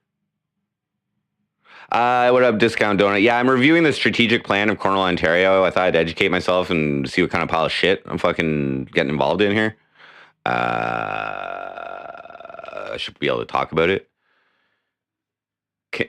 Encourage infill project, Brookdale. So they're trying to like fill up the Brookdale street with businesses. Apparently, that's what I would understand here. Brookdale is that street that I walk down to get to like the fucking the golf course, the Archies, where like Wendy's is and all that shit, McDonald's, Timmy Ho Ho's, it's all that shit. What the? Being leaders in, so this is priority number 5 or 6. 1, 2, 3, 4, 5. They got 5 priorities. Being leaders in sustainability and climate change impact. Holy fuck. You got more fucking things under here than the rest of them. Create environmental and climate change committee. Ooh. Composting. Water meters. That's where they're at right now. They're going to put water meters in our city, I think. We don't have those right now. Education on recycling and waste reduction. I think people are going to have to start paying for their fucking garbage soon to be picked up. Can you believe that shit? Can you believe that fucking horse shit? Our city's going to try and get people paying for garbage pickup. What kind of fucking municipality charges their people for fucking garbage pickup? A bright blue suit and crisp white shirt. Yeah, that might be good for my show, actually. Get a little dressed up for my show on September 2nd. No, I was just joking. I was being sarcastic. Lots of municipalities do that. I think it's kind of crazy. Like the reason why they go and like penny pinch, okay? The whole reason why they do shit like this and water meters and blah, blah, blah, blah, blah, blah, blah, is because they're unable to grow the population. It's as simple as that. The population has been stagnant, okay? But they got like municipal employees who like every year they get a raise in pay. They got cops. They got all this fucking like whoever. The costs of operating the city keep going up. But the taxpayers aren't coming or aren't staying here. Technically, I'm a taxpayer because I pay rent, okay? And my portion of my rent goes to the property owner's taxpayers, the taxes or whatever. So, like, I'm an indirect taxpayer when it comes to water taxes and all that shit. You got to buy the garbage tax. So right now, what they did is they limited every residence. This is recent. This was within the last like 2 years. They limited the residents, or 4 years or something. They limited the residents. No, not 4 years, because it's 2 years. How much garbage they can put in front of their house every week for the garbage pickup. You can only have like two big garbage bags per residence or something like that, and one recycle bin. Or you can have one like garbage bin, like garbage can or something like that. I don't know. Anyway, we don't have that much garbage here, but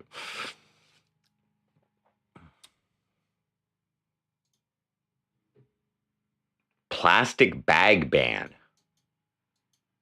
Education on recycling and waste reduction. Identify what the city could take the lead on. Isn't that what this list is supposed to be? Aren't you supposed to be like having identified that already and put it in your fucking priority list, your action plan here or whatever? Like, geniuses, guys. Geniuses.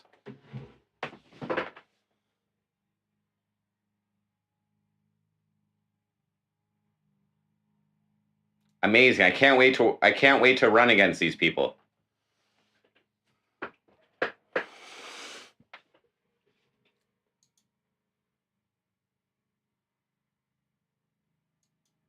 Half of Cornwall are French. Je suis bilingue. C'est merveilleux. Je peux parler le français?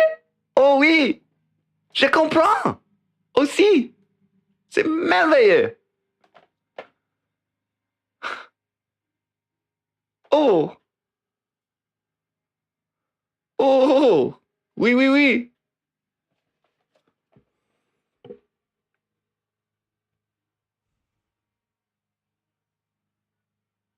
Très bon. Très bien. Très bien. Très beau. Ça va? Ça va bien?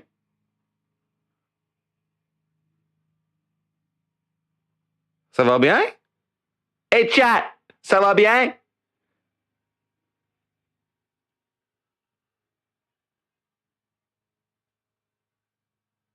D'accord. Ça c'est je suis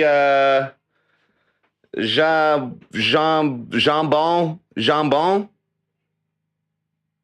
Je suis jambon.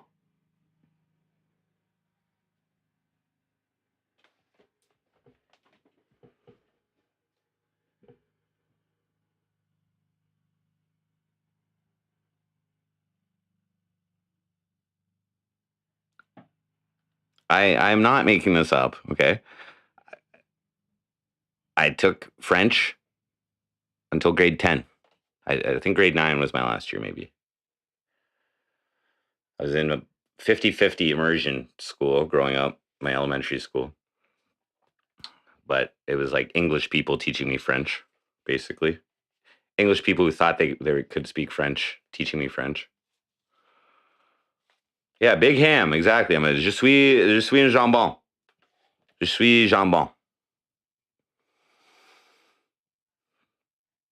Pain? Pain? Pain au chocolat? Pain?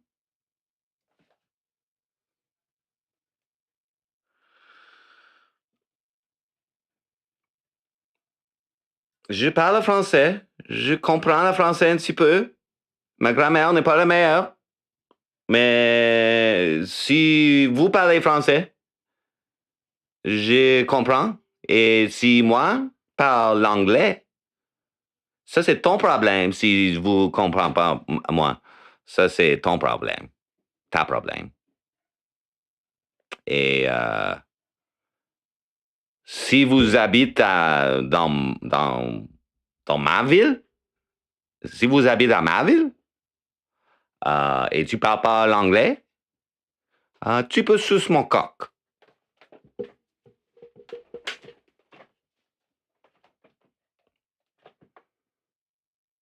J'ai du coq et du poulet et puis des vachons et cochons. Tout sur ma ferme. Et aussi, j'en ai du cannabis. Tu peux fumer. Tu laisses sécher un petit peu là pour quelques petits mois, 2 mois. Hé, Griselin!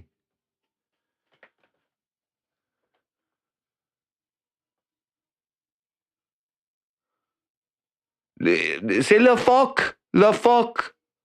Ça, c'est le phoque. Vraiment.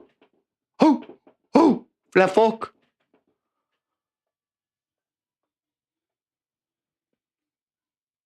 Je pratique parce que Cornwall, c'est une ville bilingue. On est aussi proche à la Québec. Alors, beaucoup de noms français ici.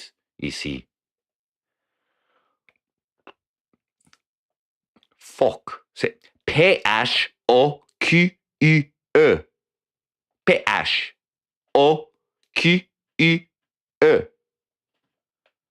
A, B, C, D, E, F, G H I J K L M N O P Q R S T U V W Y Z. Ça, c'est mon alphabet français. Merci beaucoup. Burning landfill of bad movies. What up? I don't know how to translate that into French. W. Oui. We are being sober for this mayoral venture, okay? Which in itself provides opportunity to provide theatrics throughout this campaign as what may seem to be, or what may be believed to be, not props throughout the next couple months will actually be props.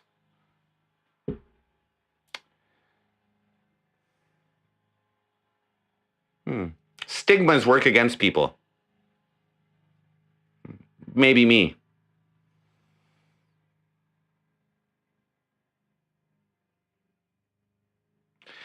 A burning landfill of bad movies. I can't promise to fix anything. I can make promises to propose things, okay? And I mean, I suppose I could, like, you know, not let issues just fizzle away or whatever, but the mayor has no fucking executive power, okay? So I literally would be lying right off the bat if I said I could fix something. I see problem. The biggest problem in the city that I see is the lack of growth. However, there are people who live here who I don't believe they even want this fucking city to grow. I think they like the fact that it's like a quiet, small city, relatively safe city. You know, they got fear that, you know, could grow into a metropolitan area, that like all these things like poverty and crime might suddenly show their disgusting faces.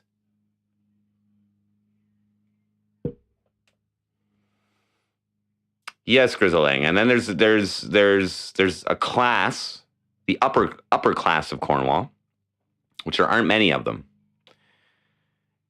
I think they like the fact that people, you know, like they feed off the fact that they know people like being stuck.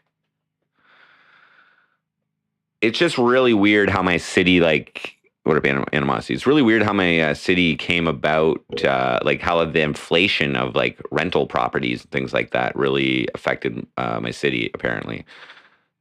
Let's take a look on fucking, what's that say? Kijiji? Let's see what the rental situation in Cornwall is like right now.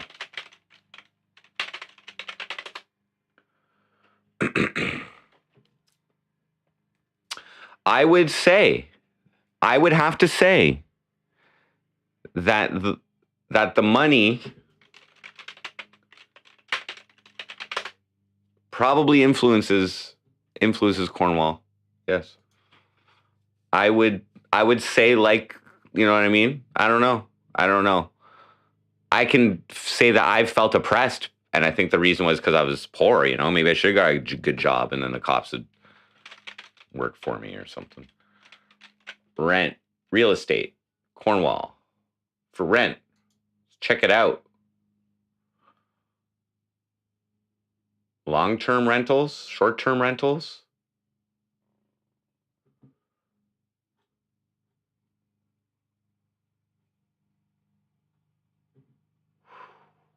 Okay, guys, I haven't checked this shit out in a while. I don't even know the actual fucking scenario here. I've only heard that rent has gone up. Yeah, the city budget is $290 million in expenditures last year. I think they ran a surplus of 25 million, if I last check was correct.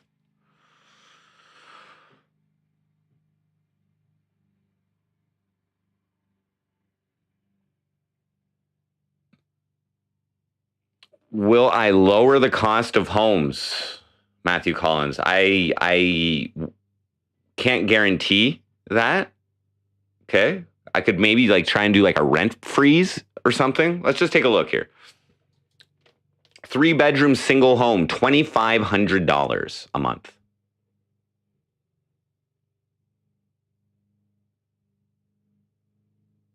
Here's a spacious 2-bed, 1-bath for $1,700. Let's take a look at this one. This isn't like this is not a special area of town or anything.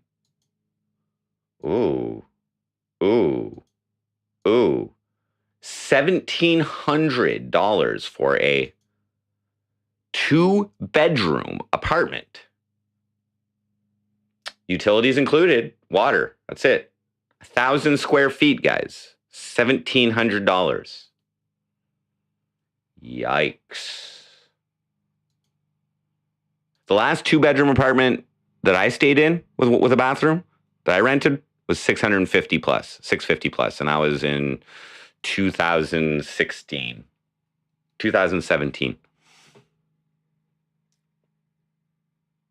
This is in Martintown. This is 25 minutes outside of town. Canada gave out too much free COVID money. Potentially. Here's a bachelor for $1,150. What the fuck? Mind you, guys, I pay $457 all included, okay? I live in a house with a backyard.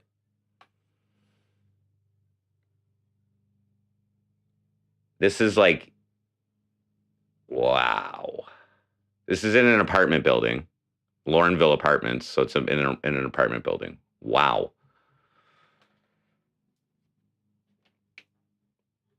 And that's on a 1-year lease. Let's take a look at this bachelor. Oh, you got a little balcony. Oh, pool table in the fucking building. Wow. The Amaro. That's pretty, can we like kind of sort this? Yeah, lowest price first, please.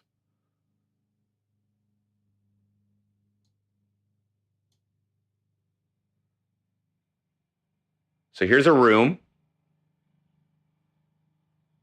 in a 4-bedroom house. $550.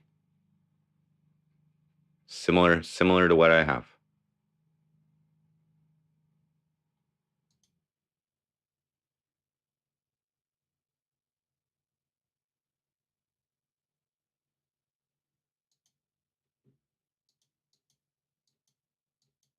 $550.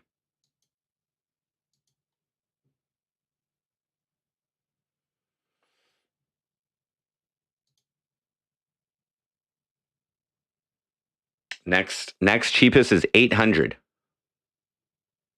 $800 for a bachelor. $850 for a house.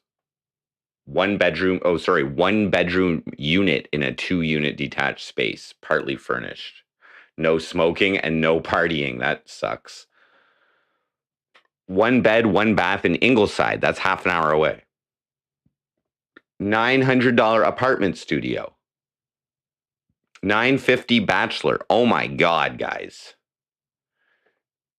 A 3.5. That's like a 1-bedroom. $1,000. Holy shit.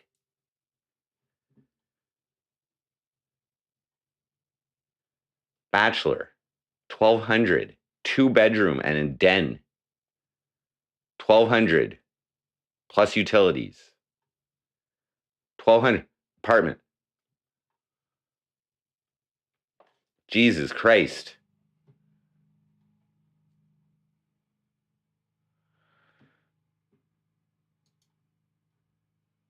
I gotta take a piss. It's upset me so much. 1 second.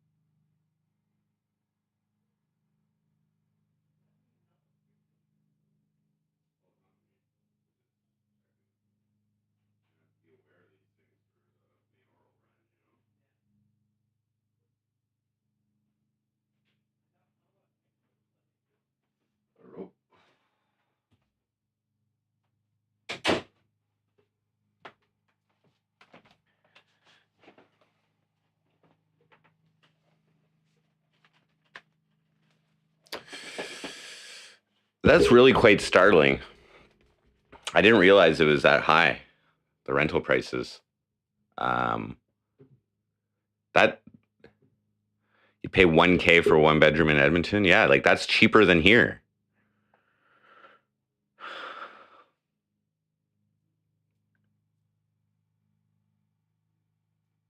Two-bedroom apartment in Long Sault. That's outside of the town. That's 10 minutes outside of the town. It's a small village. $1,400. Two-bedroom apartment for rent.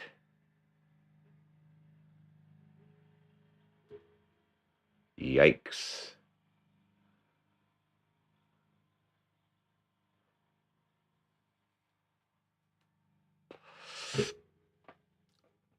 So one apartment building in my city that I know of decided to evict everybody and pay them out.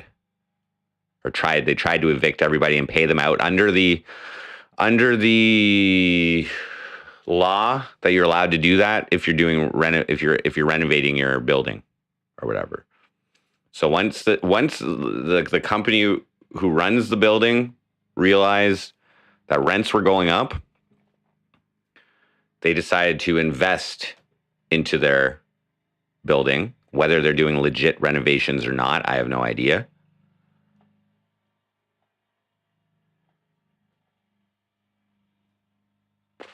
But people were basically, I think they were given like $4,000 or $6,000 on top of getting evicted. So they had enough to move to a new place.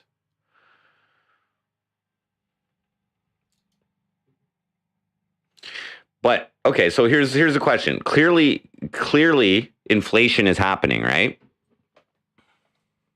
Why? A whole bunch of reasons. I'm of the belief that yes, the amount of fiat currency that was created, or however the fuck they do it during the pandemic, is what is causing the inflation. Okay. Or what is maybe not causing the inflation. What's causing the inflation is motherfuckers raising their prices on everything, right? And where does it start? Probably with fuel, but lumber was one of the first things to go up in price during the pandemic, which affected new buildings being. Read The Creature from Jekyll Island.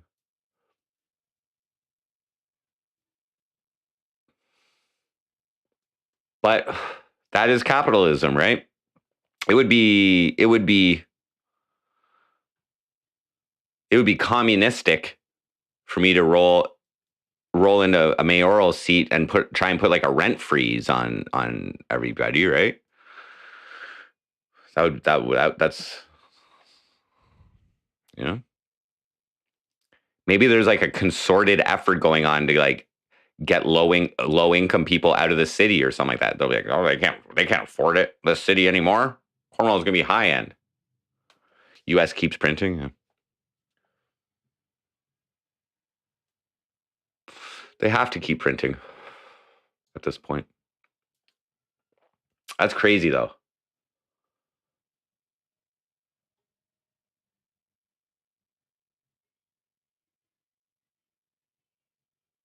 $1,500 for 2 bedrooms. Weh.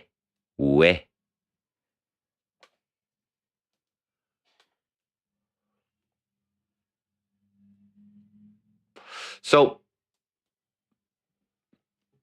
like, I mean, even just like, let's just like 2-bedroom apartment. Let's say like some lower income people on welfare or whatever, like that's $733 a month. I can't afford these places. 2 people, even if you paired up with your other welfare buddy, your entire checks can't even cover a 2-bedroom apartment.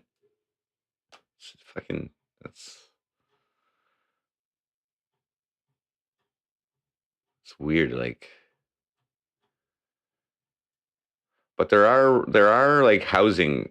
There's like housing places, but they're probably full. I don't know.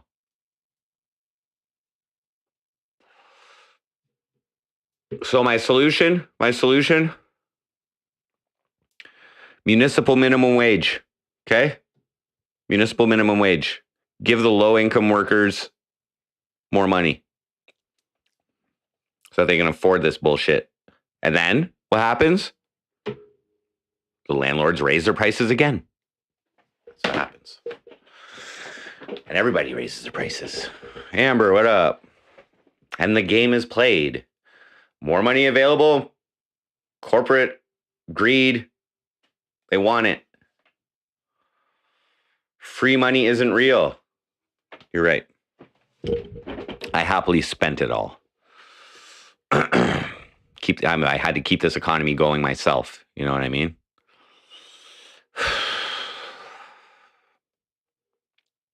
Put in a lot of hours throughout the pandemic. Fiat money isn't real. The value is weak. I mean,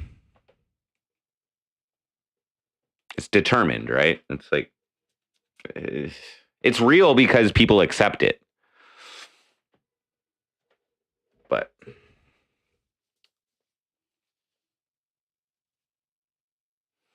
is the value assigned by the issuer or the desire of the recipient? Value is a lot of things that determine the value, but essentially, value is determined by in my opinion, by the recipient, as they are the ones who transact. Like, they're the ones paying. They're the ones agreeing to it ultimately. The seller or the issuer can state a desired price or value, but it's ultimately the buyer or the recipient who agrees to it. Are we talking about money? Or are we talking about value of anything? Yeah, demand is key. It's supply and demand. So that's one thing. So then you have factors which determine what someone will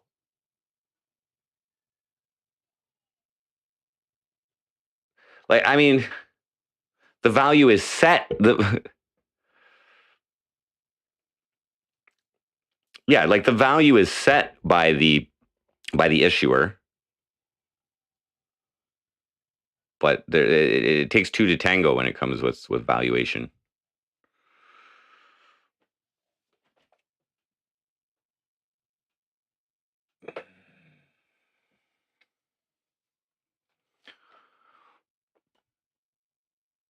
I don't really know exactly how they set the value of. I'm not that well educated in like economics to know exactly how the value of fiat currency is set. I think it has something to do with the GDP or something versus other currencies. Yeah, it's perceived value, but yet there's a world standard. There's a world standard. Like, everything's measured against the dollar, right? So yeah, I don't know.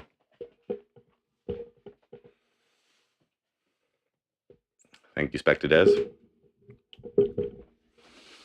Z list should at least B, at least C.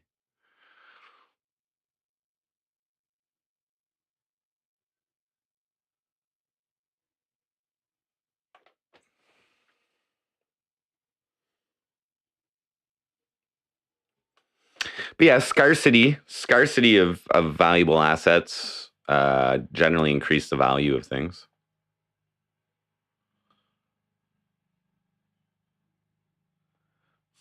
Frosty, I taxed. Hold on. World Reserve financial status isn't incredibly complicated. It's complicated on purpose so the average person doesn't understand it. Yeah. I don't know about that. Cryptocurrency is a lot easier to understand the value of. I find, especially now with liquidity pools, it's easy. But they're still all generally valued in fiat currency. Like, that's how we interpret it. But okay, Glenn Grant, Frosty, I taxed the people of Cornwall 52,262,485, an increase of 1,571 from 2021. The SDNG residential properties assessed at 220 will increase by from taxes are good. Yeah, if you think if you think taxing the shit out of the existing population is the way to go, then that's your prerogative, bro. I think bringing in more taxpayers is the better way to do it.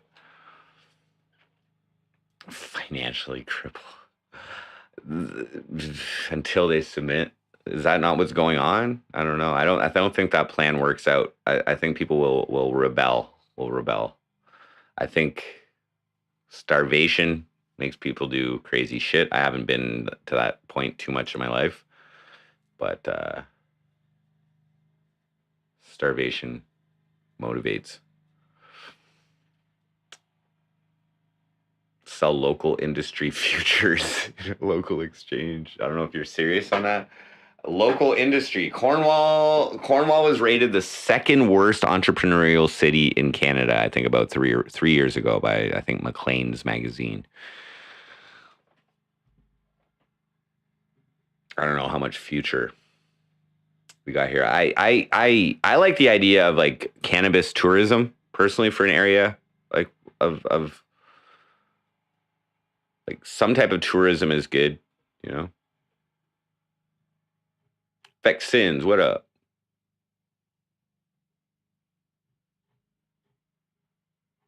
Glenn Grant. I respect you following code of conduct by speaking so highly about the citizens, of members of the public.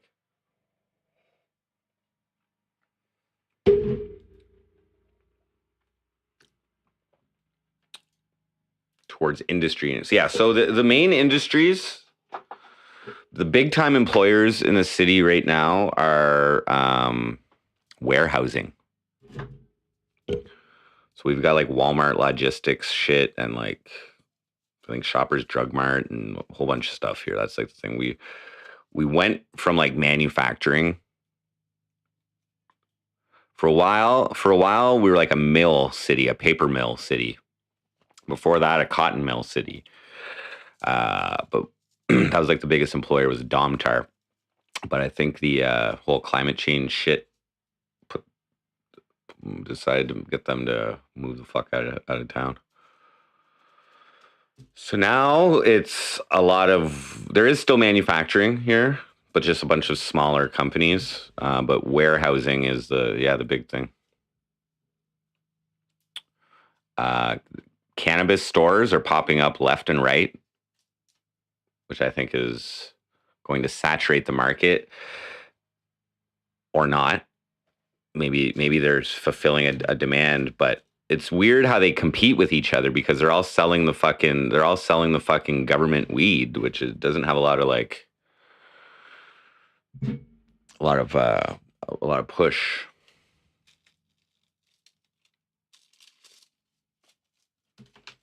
Yeah, so there's a lot of people like driving forklifts and lifting boxes, but they get paid $20 an hour at least.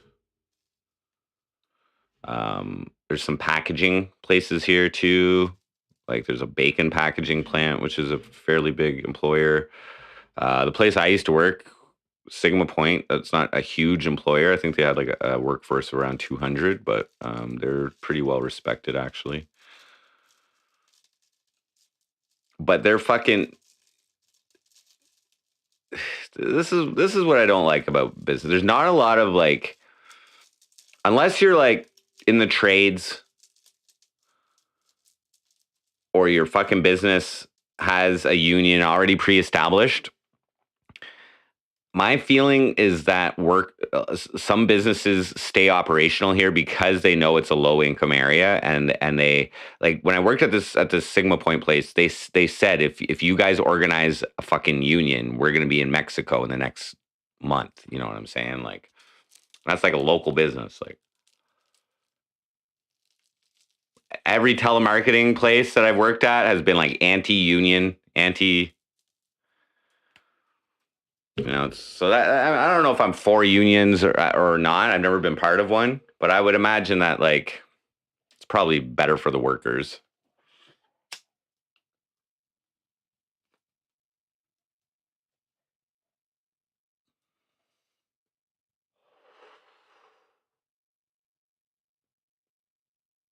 What if I made the boxes? I don't know. There's a big thing in the city too that's like a hot topic of discussion, which is like they're building an art center in my city. Okay, they purchased a Bank of Montreal building, which is like a historical building in our downtown. I walk by it sometimes.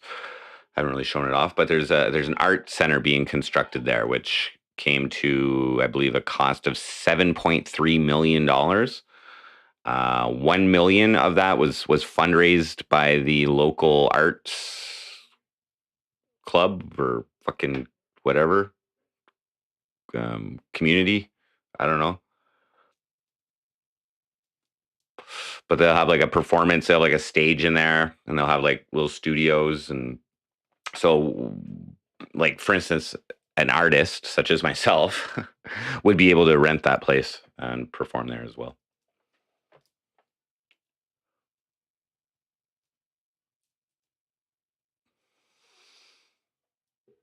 But I just kind of want to be able to talk about like some of the points, like this strategic plan. I guess I'd have to like actually read the fucking. Let's take a quick look here.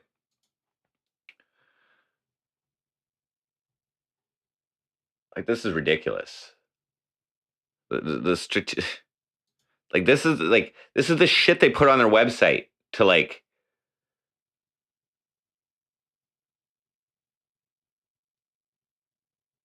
Like, it doesn't even fucking make sense. Little PDF, bud.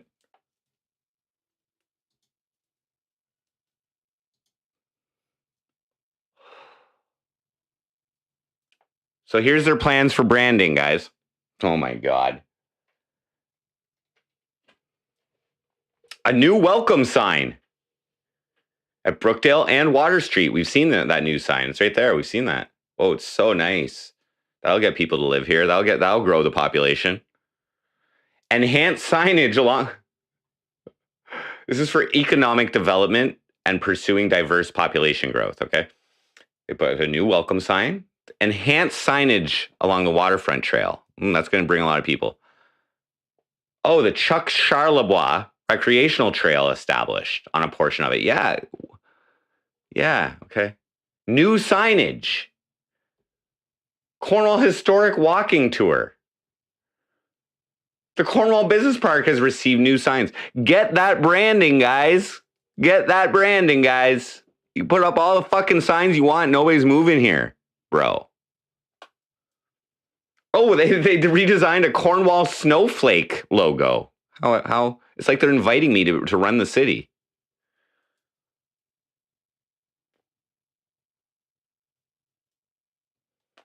Oh, remote worker incentives. Okay. Council was provided a report from staff in 2020 entitled Attracting Remote Workers, which outlines several of Cornwall's remote worker attraction resources and marketing efforts, including new remote work section on this website, new working remotely brochure, career and job fairs impacted in 2020 due to COVID-19. So this is like right before the lockdown, all this February shit. This is right before the lockdown started. Create remote work task force.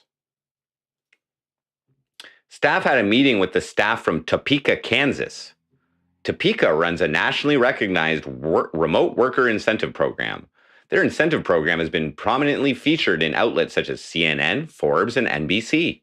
The staff provided detailed information on the origins of their program, recruitment, and successes. Incentive programs are typically found in American jurisdictions. Evaluation is required to see if similar strategies can be adopted to the City of Cornwall in accordance with the Municipal Act. The fuck? Connected to Cornwall. In Cornwall, you can have it all. Jesus Christ. They actually pay people to make this shit. The remote work section of Cornwall, of the Choose Cornwall website, has been viewed over 300 times, guys, since its inception. Wow. Amazing results. 300. Oh my God. That's That's fucking incredible. They're underway, guys. Probably haven't updated this. Nobody's updating shit, clearly. Vacant commercial. Oh my God. Oh my God. Ongoing. Nothing completed.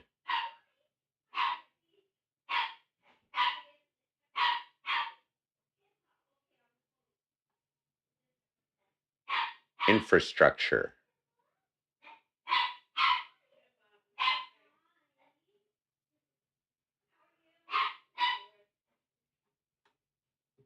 Jesus Christ, guys.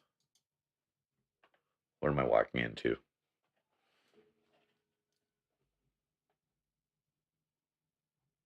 Economic growth.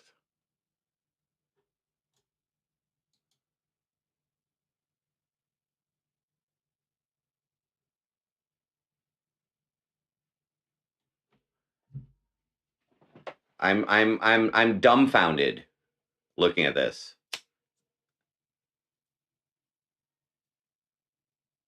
Like believing that the source to the problem of lack of growth in the city has anything to do with infrastructure or how many fucking signs are in this fucking city.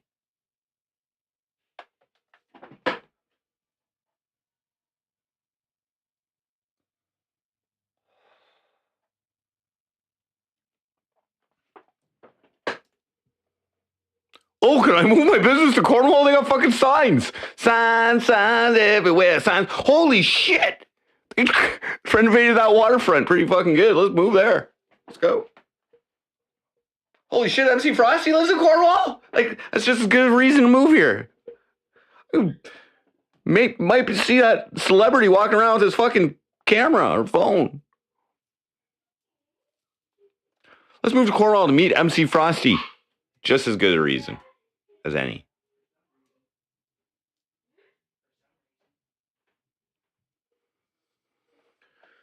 Signs everywhere, signs. Don't these idiots know what the word snowflake means? I don't know. They're geniuses, okay? They're fucking running the city so well. So well.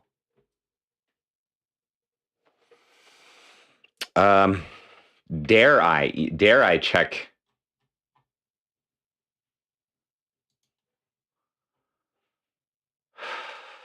Let's see how they're attracting workers. I don't even want to. I quit, guys. I can't run for mayor. Fuck this shit. I don't know if I'm Let's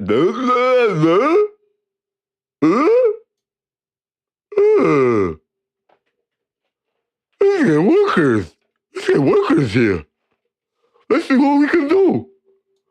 I'm on city council. What's this? There are several organizations that work within the city whose mandate is enhancing labor force, entrepreneurship, skills development, and meeting the needs of local employers. Okay, sorry, no offense. No, I got all the signatures I need, and they have to live in Cornwall and be eligible, qualified electors. Okay, so there are several organized. I read that with an offensive tone there. There are several organizations that work within the city of Cornwall whose mandate is enhancing the labor force. Enhancing it. Like they're like Viagra for the slaves. Entrepreneurship, skills development, and meeting the needs of local employers. Oh, our Chamber of Commerce. Oh, they're delightful. They're a delightful bunch with such insight and business acuity. Oh my Lord. Over 50 of these organizations meet monthly as the Employability Network. Never heard of it. The Employability Network, it must be kind of like the IP2 network, something like that. Something like that, it must be. It says network in their name. The Employability Network brings together a strong component of organizations whose focus is the local workforce. This is a great starting point for work on this point of the strategic plan. White Tupac, what up? Dr. Grill, good Sunday, yes. Did I say Cornwall? Maybe. On February 16th, 2021, staff joined the monthly Employability Network meeting to discuss Council's strategic priorities and the importance of the local workforce. While there's a massive fucking lockdown going on. Great time to have this type of meeting, by the way. Right in the middle of a fucking pandemic lockdown. Yeah, great. Good. Let's talk about employability, guys. Let's do it right now from our fucking Zoom fucking cameras, okay? Can't even go to our offices. But let's talk about employability. Oh, by the way, our city protected our jobs and didn't lay off anybody during this pandemic. By the way, we're essential people in society, by the way.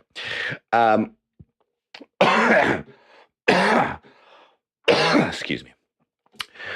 Staff joined the monthly Employability Network meeting to discuss Council's strategic priorities and the importance of the local workforce. It was also discussed how the city can assist with connections, resources, and profile some of the programs these organizations offer. Wow, no way. A network talking about connections. No shit. And sharing resources? No way. This is all fluff. There has been a strong emphasis on employer-led skills development and training. We don't want to train people. You guys should be training your own fucking people, okay? Jobs, okay, employers? Assembling a workforce group or liaison activities made up of stakeholders, including employers who need more workers, can improve existing offerings. More information on this point can be found in Pillar 2.4. Yeah, this problem is going to really be an actual problem if the federal government instills universal basic income, which I believe they're heading that way. Might want to prepare. Might want to make. Here's what it comes down to: it's dollars and cents. Dollars and cents in people's pockets. Cornholio, what up? The Employability Network meeting, enhancing skilled trades development, was a large topic of discussion at the February meeting. Skilled trades development. It's good.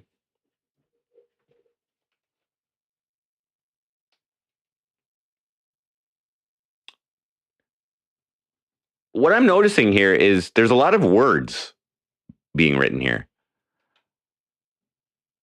But there's nothing. They're underway. Of course they are. There's nothing being said. More information can be found in Pillar 2.4. Really? I think this is Pillar 2.4. You said the exact same fucking thing and you made a little fancy little thing with all your words in here. You fucking. Okay. Short-term affordable housing. Let's see what they got to say about that. This is from 2020. Oh shit. Wasn't $1,500 for a fucking 2-bedroom apartment back then, was it? Yikes. Your plan has worked real well. Okay. The City of Cornwall and United Counties of Stormont, Dundas, and Glengarry Housing Revitalization Plan was approved by Council on October 13th. The plan identifies the shortage of short-term affordable housing. Oh, that's the supply. Short supply increases the value in a broad sense as a drawback to the community. However, the plan is not specifically focused on the relocation of workers. The focus of short-term affordable housing in this context, as per the mandate of Social and Housing Services, is on temporary emergency housing. That's their focus. Mixed market rents is a consideration for the Social and Housing Services Department when developing new projects. Mixed market rents, I don't even know what that is. Part of the mandate of the Mayor's Task Force on Housing. Ooh. My own task force? Whoa. maybe, ooh, will be to explore short-term affordable housing.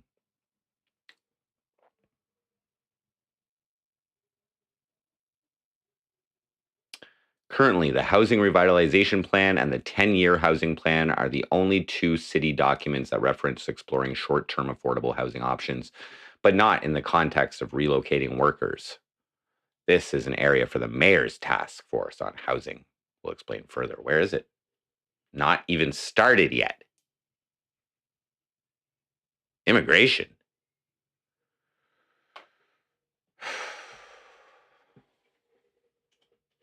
Oh my God. Wow, look at this. They actually pay people to deal with this shit. The city of Cornwall is part of a 2-year regional immigration pilot project that is of interest to people looking to become permanent residents. The pilot is part of the Ontario Immigrant Nominee Program, which allows foreign workers, international students, and others with the right skills, experience, and education to apply for a nomination for permanent residence in Ontario. Wow, I feel bad for the people who got relocated to Cornwall. Oh, Canada! Woo! Oh, shit. This place sucks. What the fuck? Let's go to Ottawa, bro. Cornwall.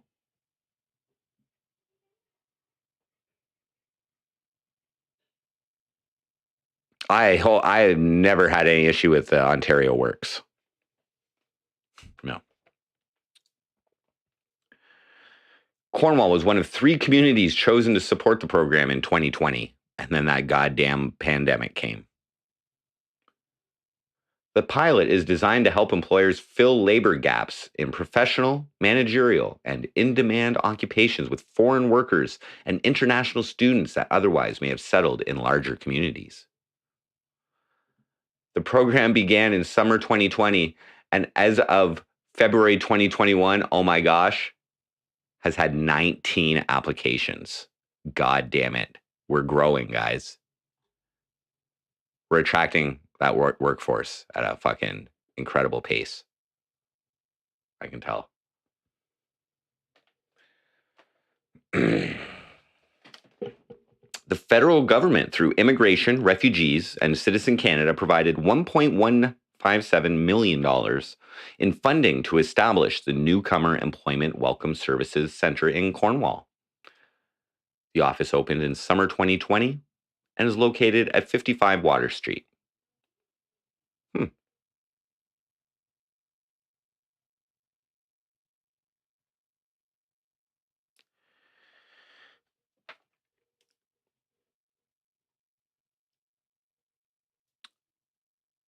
This is the first significant federal investment in immigration services for the city of Cornwall in several years. The Eastern Ontario Training Board operates the center, which provides language services, employment and support services, and referrals to newcomers. Wow. It's ongoing. Liaison activities, blah, blah, blah.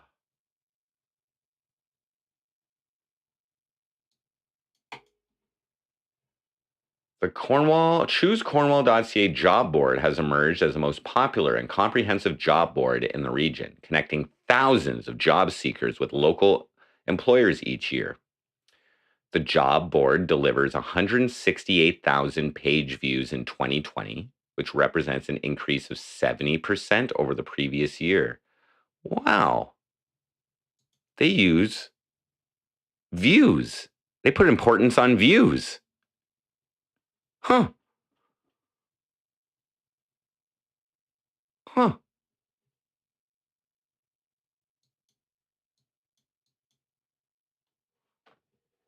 It's not even a person. Like what?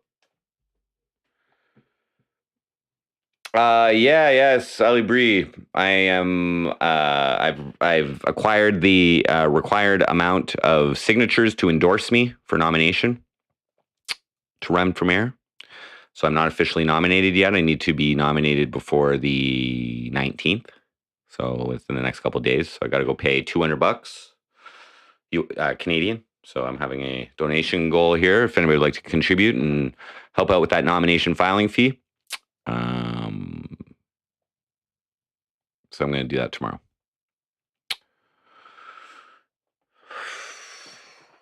Yeah, page views. Page views.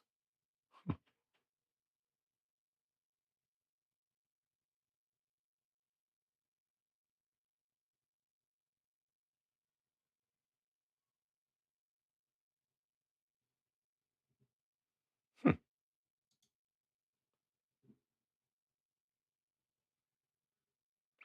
Each year, the Social Development Council holds the Cornwall Job Fair. In 2020, the city of Cornwall helped fund the creation of 24 videos. The city of Cornwall helped fund the creation of 24 videos to promote local employment opportunities. Huh. They actually pay people. Oh, choose Cornwall. She's hot. Ongoing. They don't actually say anything.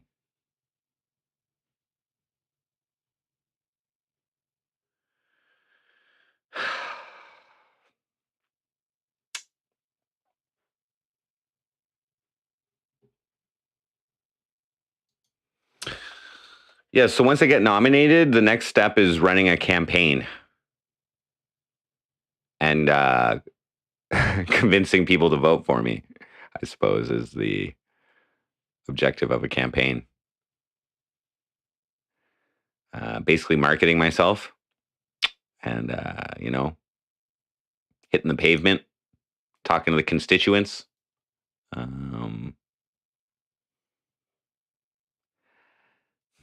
But the first step of the campaign will be to make a song. And I think it's going to be called Cornwall, May I Be Your Mayor. MC Frosty featuring Jordan Pops.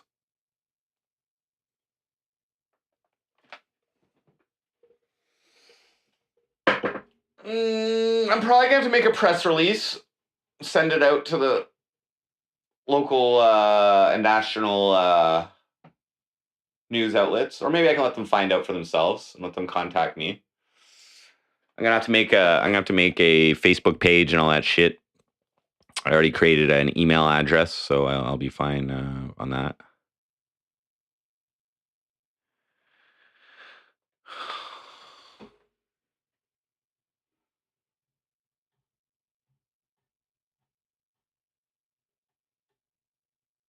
How many views did I get in fucking 2020 on YouTube? We got 3K, 3,003 subscribers, guys. Thanks for tuning in.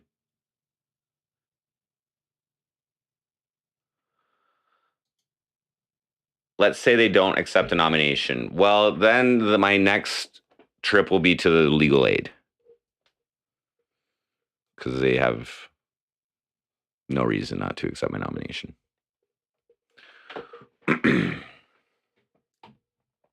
I doubt that. I really highly doubt that will be the last thing you hear about me. I mean, it's my right. It's my right to run for political office, I believe.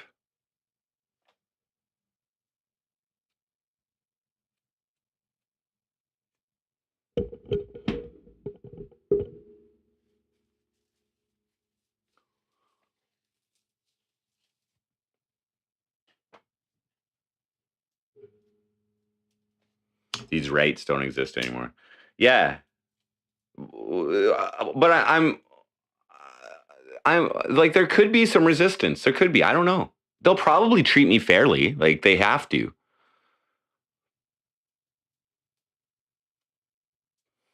There's another dude who ran a couple elections ago, and he was not well liked, but he still ran.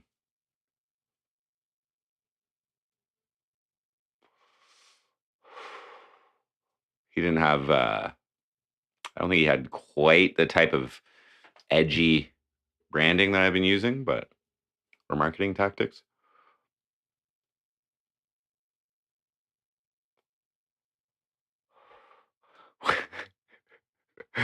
You want to use my song as your campaign song?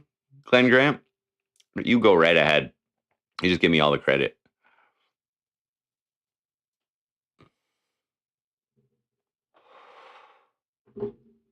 These rates. So yeah, you know, this could turn into a deeper expose of the corruption in Cornwall.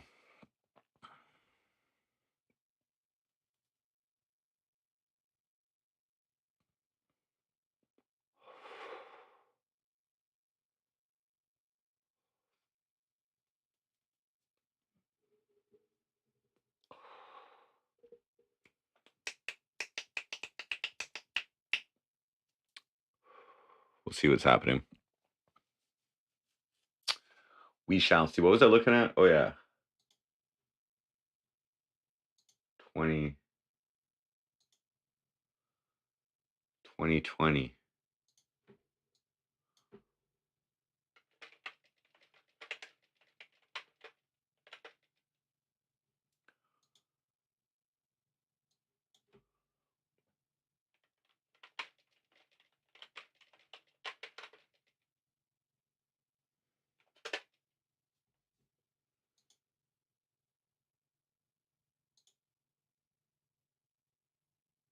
I had 144,000 views in 2020. Damn it. That doesn't count Facebook, but that's two different websites. Let's get some shred before they close and go out with a bang. Ugh. No. I must resist. I need to be clear-headed tomorrow, and I don't want to have a weed hangover. I can only get 7 grams of shred. I don't want to smoke 7 grams of shred tonight. That's going to fuck me up for tomorrow. No, I'm good.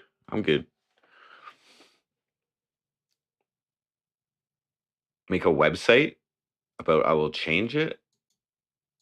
Change what? I'm going to be straight up probably and be like, guys, just so everybody know, like this is what I want to project is that, like, hey, voters, this mayoral position is really like just a glorified counselor. I have no additional power than a counselor. I can't make any promises. Just like any counselor is making any promises to you is full of shit. And what I can promise is to keep in mind all citizens with a focus on our lower income, vulnerable portion of our society. Keep them in mind, as I've been there. I am there. I know what it feels like to live off government money. Check out that track everywhere on Spotify and everywhere.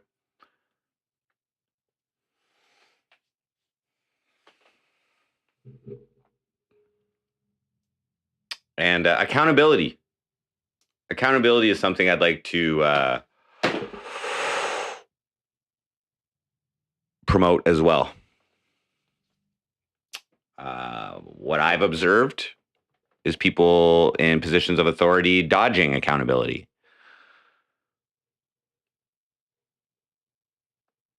Covering up accountability.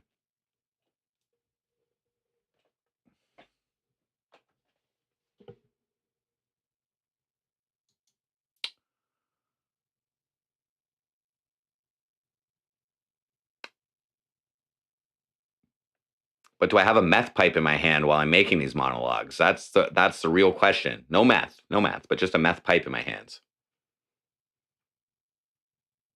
Like, do I go that far? I don't think that's good. Maybe not. Maybe that's a little too far. Maybe that's just. I'll let them discover that side of me.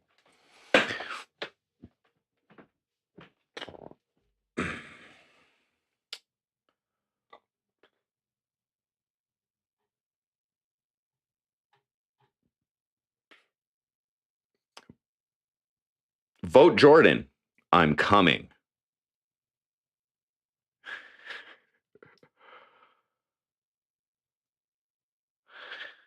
if they don't accept nominations, I don't know. I like.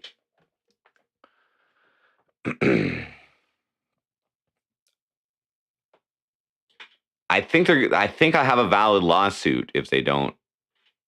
They can't. I fulfilled everything that's required.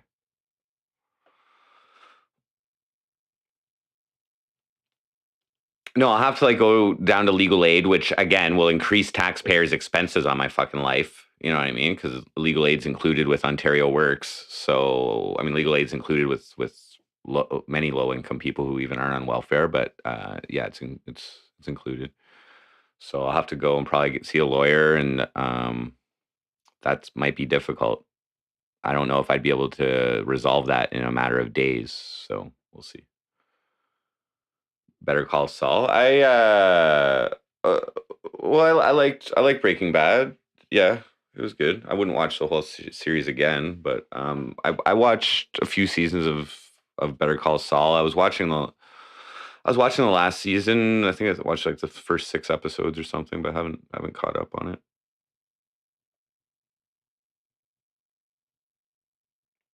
A lot of say in how taxpayers spend their money.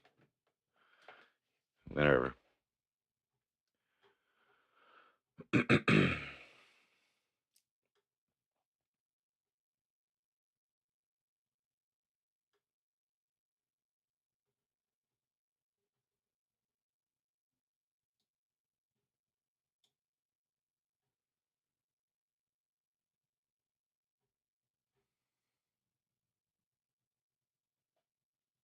Could have been done 3 episodes. Yeah. Yeah.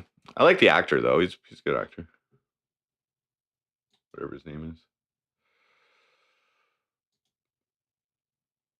Oh, we just went up to 3,004 subscribers. Thank you to whoever just subscribed. Appreciate that.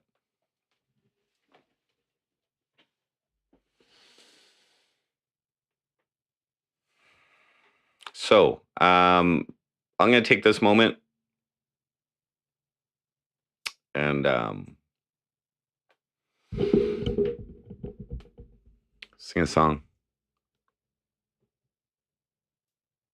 El Camino.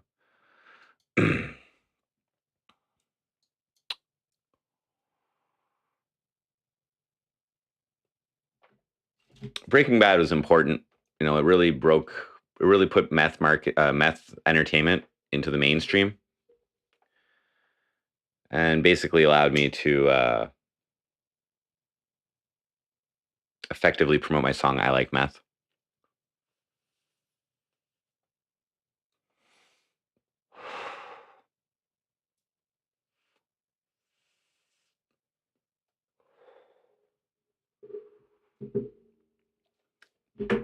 The reason I say that is because I ran Facebook ads when El Camino was released as well. Like any new development with Breaking Bad, like I was considering running them. I think Jesse and Heisenberg, did they make their appearance in the last season of Better Call Saul yet? I would imagine they did. I was considering running some more ads, but wait. I'm really waiting to market that when I thought the royalties would be paying out on this Rocky app platform, which used to be Tune, which I made my cryptocurrency royalties from, but they haven't enacted that yet. So it was cringy. Okay, I'm going to sing a song. I'm going to try and do it off the top of my head. I was listening to these songs earlier, so let's just see if it works in my memory. Because I really should play this song at my show. Definitely.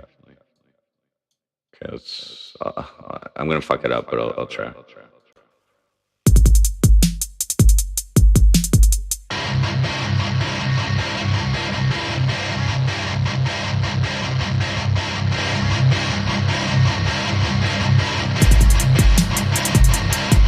Beautiful. fire band man coming from the Rocklands, like you slap Cornwall in the face with your motherfucking cock hand. Bitch, I be creeping ya, motherfucker, real deep in ya. Fire crotch, no sleeping ya. Social media, grim reaping ya. Fuck your master plan.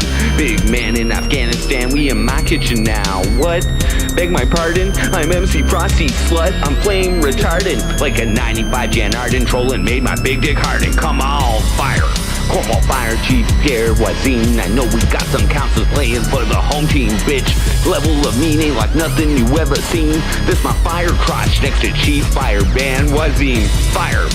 Well, Fire Chief Pierre Voisin. I know we got some councils playing for the home team, bitch. Code can't ban my flaming fire crotch, you see. Suck a Cornwall dick, Fire Chief Voisin. What you gonna do about it? What are you gonna do about it? Suck a frosty dick, bitch. Sing about one to save our lives. The fuck you know about Cornwall life? There is no growth, nothing is changing. Don't need a new fire hall, you don't need more training. Fighting the fire the same as it ever was. Use a vampire, sucking dry the city's blood. You say use a fixer, I reviewed your plan. I'm a 666er and I'm calling out you scam, bitch. Fire. Cornwall Fire Chief Pierre Voisin. I know we got some councils playing for the home team, bitch. My level of mean ain't like nothing you ever seen. This my fire crotch next to Chief Fire Band Voisin. Gon' bury you in paperwork. Application apocalypse. Fire code supplement, bitch. So fuck. Oh fuck. Sorry. I lose it when I start quoting the fucking fire code. Okay. Fire code supplement, bitch. Alternative solutions. Okay, sorry, my mouth is like, I'm like spitting. Okay, let me try that again. King of freestyle. Sean, what up? Thanks for the fire. Okay. This was a hit. This is a hit in my city, okay? Wait, oh, I was leggy. Never, wait, sorry. Okay, let me try it again. I missed a few words there, too. Okay. Are my vocals too loud?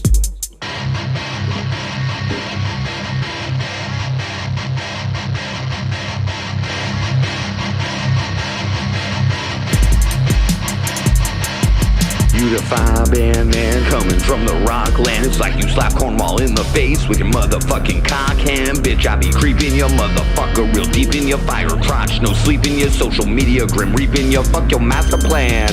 Big man in Afghanistan, we in my kitchen now. What? Beg my pardon? I'm MC Frosty, slut. I'm flame retardant, like a 95 Jan Arden trolling, made my big dick harden. Come on, fire. Cornwall Fire Chief Pierre Voisin. I know we got some councils playing for the home team, bitch. My level of mean ain't like nothing you ever seen. This my fire crotch next to Chief Fire Band Voisin. Fire. Cornwall Fire Chief Pierre Voisin. I know we got some councils playing for the home team, bitch. Code can't ban my flaming fire crotch, you see. Suck a Cornwall dick, Fire Chief Voisin. What are you gonna do about it? What are you gonna do about it? Suck a frosty dick, bitch. You sing about one to save our lives. The fuck you know about Cornwall life? There is no growth, nothing is changing. Don't need a new fire hall, you don't need more training. Fighting the fire's the same as it ever was. Use a vampire, sucking dry the city's blood. You say use a fixer, I reviewed your plan. I'm a 666er and I'm calling out you scam, bitch. Fire. Cornwall Fire Chief Pierre Voisin. I know we got some councils playing for the home team, bitch. My level of mean ain't like nothing you ever seen. This my fire crotch next to Chief Fire Band Voisin. Gon' bury you in paperwork. Application apocalypse. Fire code supplement, bitch. Alternative solutions, objectives of 2444, functional statements, compliance, 45-day approval, refusal, appeal, repeal, repeat, defeat. Y'all should probably make a motherfucking deal, bitch. I'm the fire crotch that you can't itch. I be trolling your soul, do you need to be told? Ruin life, crew, bitch. Come and get it, what you gon' do, bitch? Come at me with a fucking parody. Try me, kinda like your Bohemian Rhapsody. Too frosty to extinguish me, so I'ma ask you politely, can you please propose a law that will appease the community? Fire, Cornwall Fire Chief Pierre Voisin. I know we got some councils playing for the home team, bitch. Level of mean ain't like nothing you ever seen. Does my fire crotch thanks to Chief Fire Band Voisin. Fire, Cornwall Fire Chief Pierre Voisin. I know we got some councils playing for the home team, bitch. Code can't ban my flaming fire crotch, you see. Suck a Cornwall dick, Fire Chief Voisin.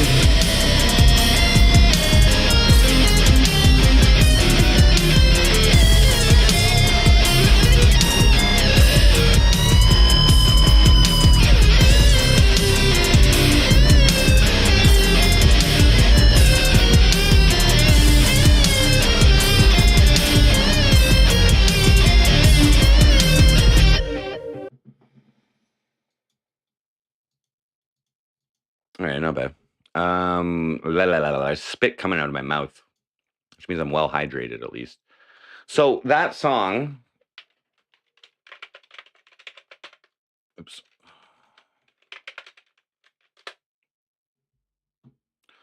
So I'm just checking my stats here.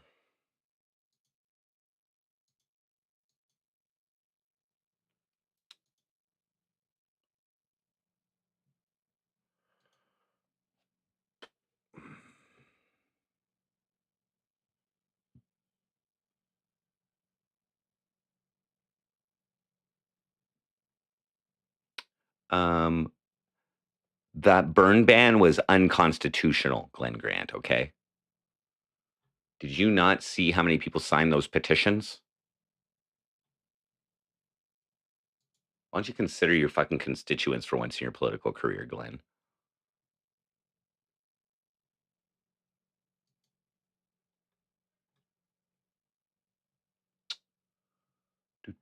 Was that an official video?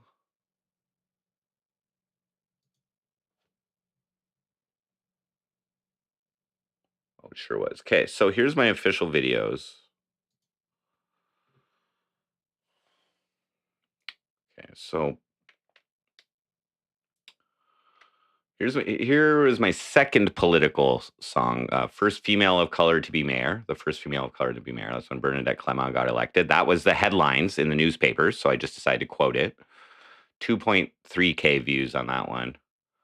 25K on this one. That's a great one. 10K on this one. Oh, that's a little too hot for fucking Facebook, by the way.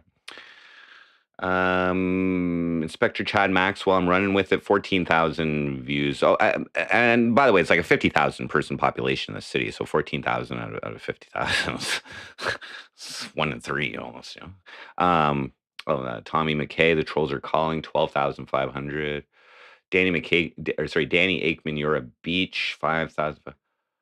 Where's the fuck? Where's my fucking fire chief video?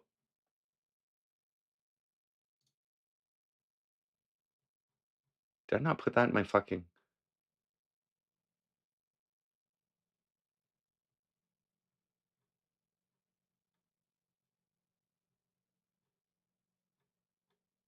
Did I not put that in my official videos playlist?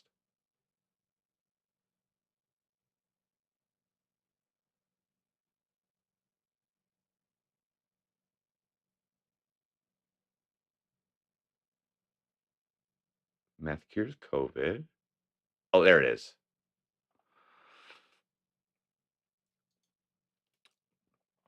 There it is. MC Firecrotch Frosty, by the way. 5,900 views. Today I'm joined by... Did you see that? Did you see that? He called himself Chief Fire Band Voisin. This really set people off when he mocked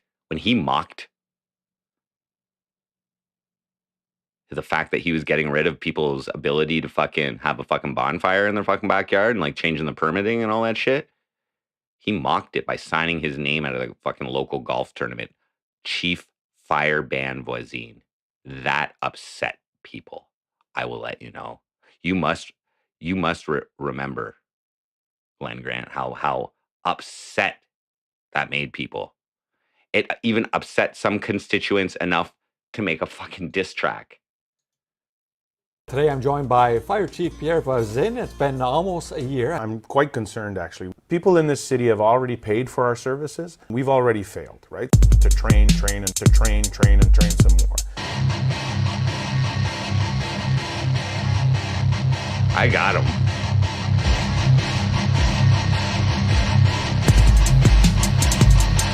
Hey, this is real life. You the fire band man. Yeah. That was from his parody of Bohemian Rhapsody, as I quoted in the song.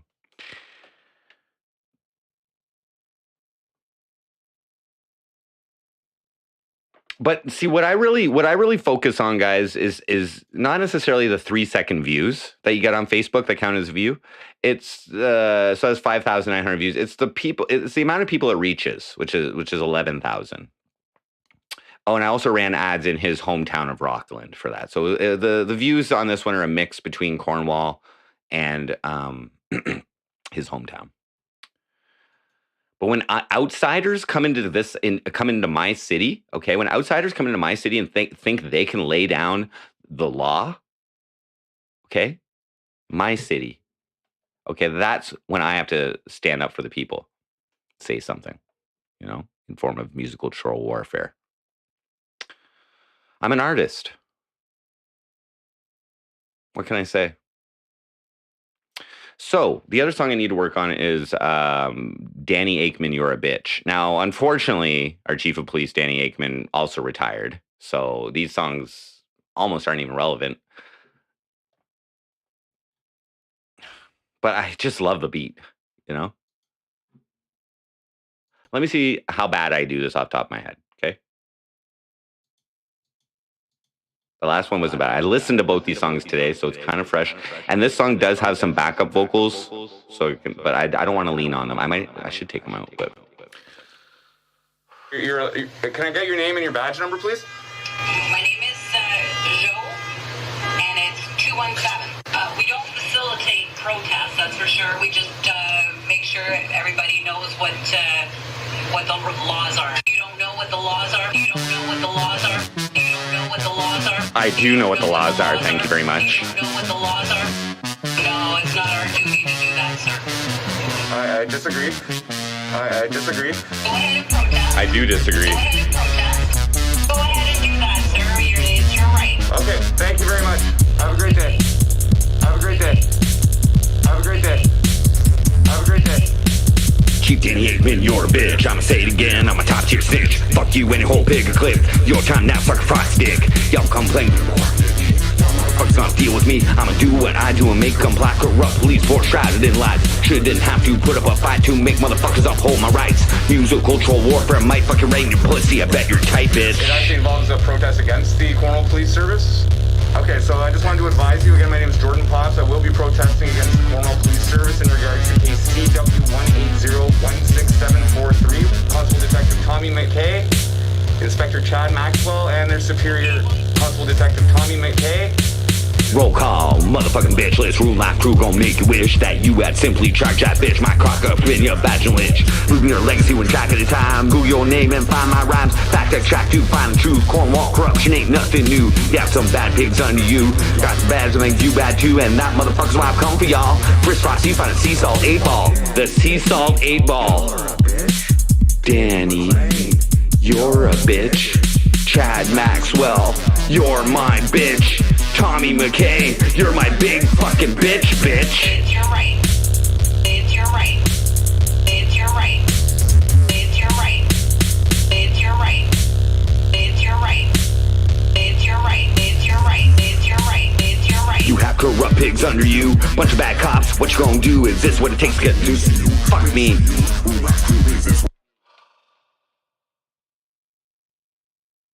That's really rough. Thank you, Sean. That's really rough. Okay. I gotta do it again. I won't. Let's skip the intro. I disagree.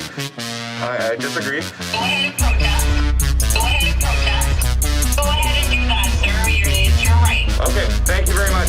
Have a great day. Have a great day. Have a great day. Have a great day. Chief Danny Aikman, you're a bitch. I'ma say it again, I'm a top tier snitch. Fuck you and your whole pig and click. Your time now, sucking Frosty dick. Y'all complain to the OIPD. Y'all motherfuckers gonna deal with me. I'ma make her fuck. Yeah, I clearly need to work on that song. I'm so embarrassed right now.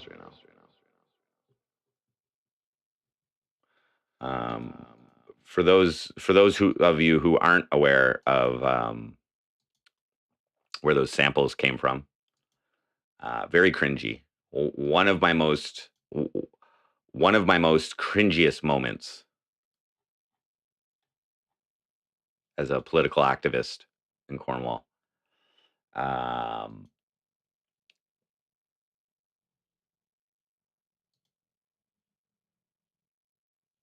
Is it queued right up? No, it's not. Very, very cringy.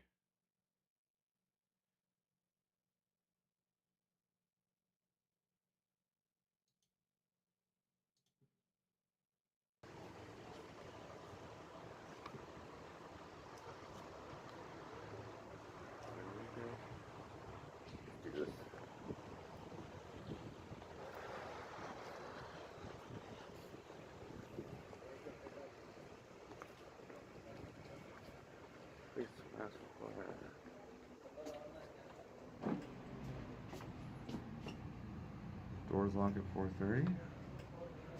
Stand clear.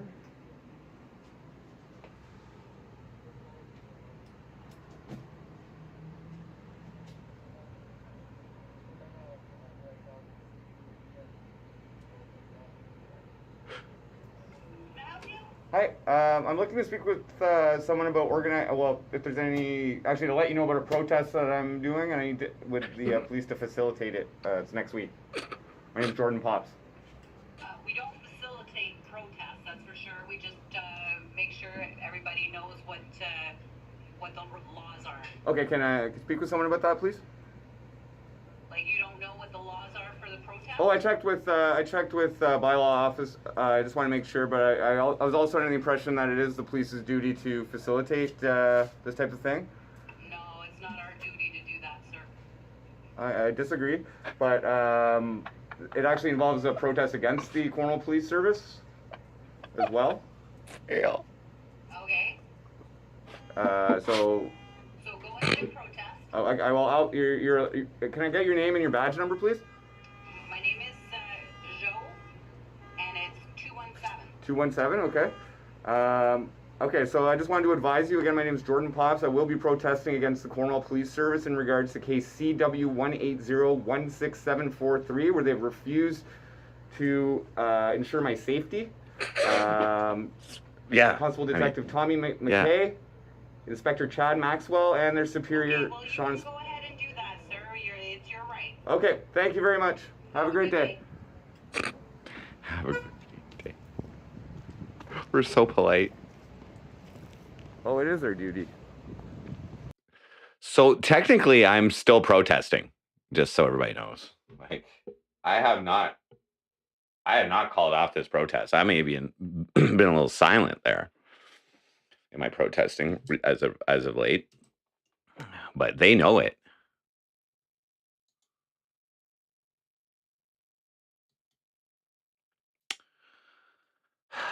I've really exhausted my my resources. You know what I mean? Like, what else can I do except run for mayor? I mean, they told me to go to the OIPRD, but anyway.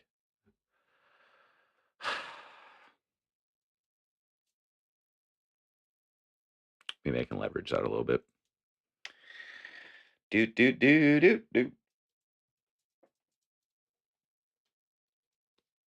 So that's why I'm running with it.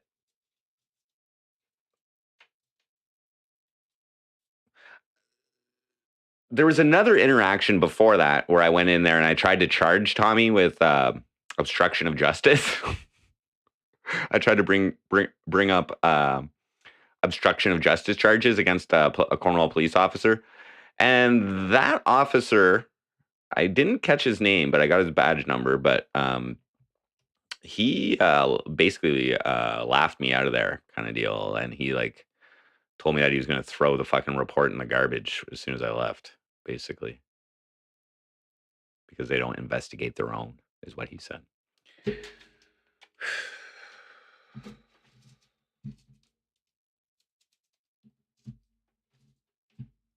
As future mayor of Cornwall, I don't appreciate that type of treatment. The oppression in this city, like, oh my God. Did these guys all get trained together or something like that? Like, seems like it.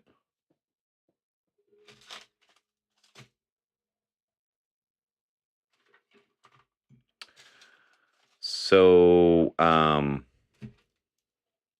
yeah, I got to work on that Chief Danny Aikman song. It's fucking annoying. Did I actually file a complaint? No, I did not. The reason being was that they have a limit of 6 months when you're supposed to file your complaint with them, and it was like a little bit beyond 6 months from the original transgression of Tommy McKay, i.e. the his investigation into my sister's assault on me. And I didn't want to roll the dice, especially when I'd looked into the previous year's results for OIP RD complaints from Cornwall, and they had a very low rate of success. And ironically, the cases that were found, I guess, on the complainant's side, they fucking silence that shit. It's like you can't find anything out about what happened there. So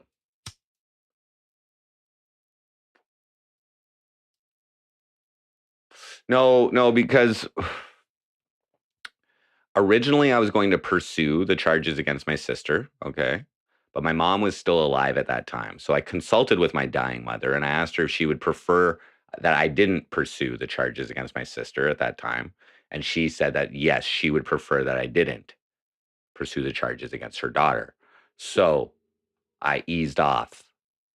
And then my mom passed away a few months later, okay, which was May of 2019. The assault was in November of 2000. Sorry, my mom passed away in May of 2019, and the assault was November of 2018. So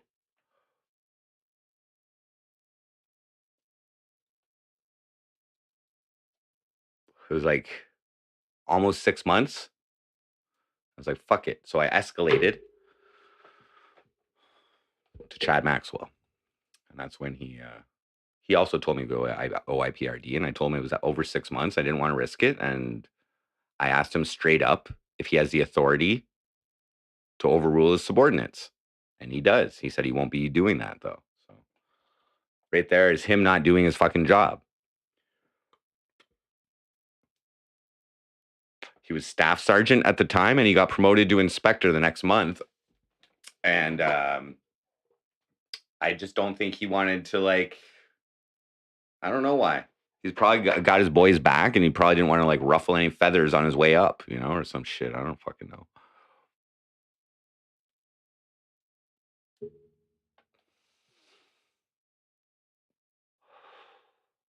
So instead, I told him I'd run a massive publicity campaign and to make people accountable for what they've done. I haven't lied, so they haven't said shit to me. Everything I've done is lawful in terms of my exploitation of that circumstance. But it ain't over. I'm still running with it, Chad.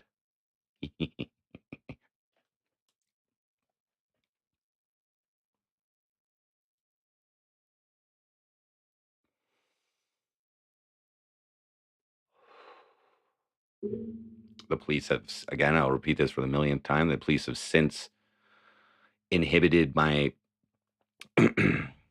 freedom of expression by removing my ability to comment on their Facebook page and any of their posts.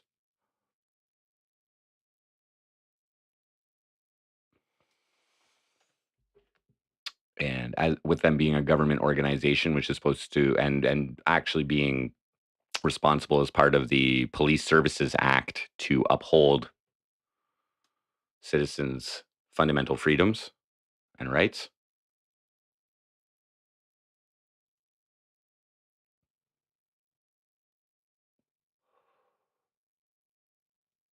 My complaint? My complaint against Tommy McKay would be like that of bare minimum negligence, worst case obstruction of justice.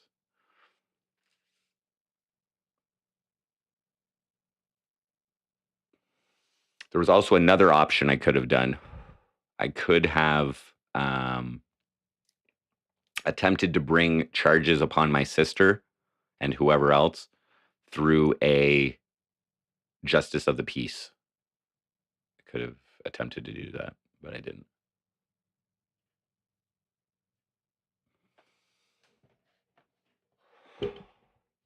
So now we'll just bring it all back up again in this fucking political campaign.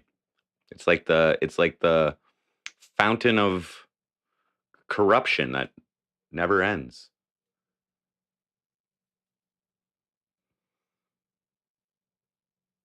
But like the worst thing that happened, maybe not the worst, but like I have them in writing saying that they silenced me because of the tone of what I was posting, which like completely goes against freedom of expression. Shake up roofies. BC has decriminalized it for January 2023. So step in the direction of legalization. Ending the drug war, the war on drugs, I think it's called. Meth, crack, cocaine, opiates. Not acid or mushrooms, though. Odd. Maybe they'll adjust it. So people are allowed to have, I think it's 3.5 grams. I think. Maybe it was 2 grams. Let me double check. Which is weird, right? Because 3.5 grams of fentanyl is a lot different than 3.5 grams of coke.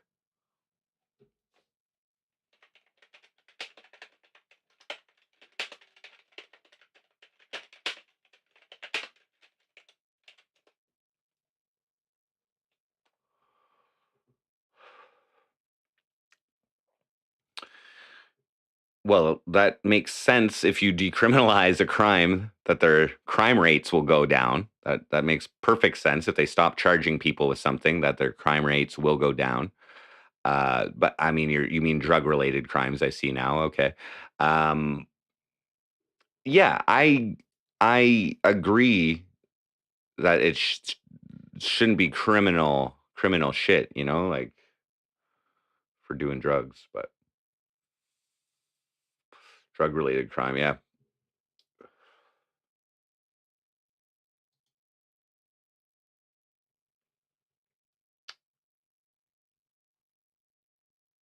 So it is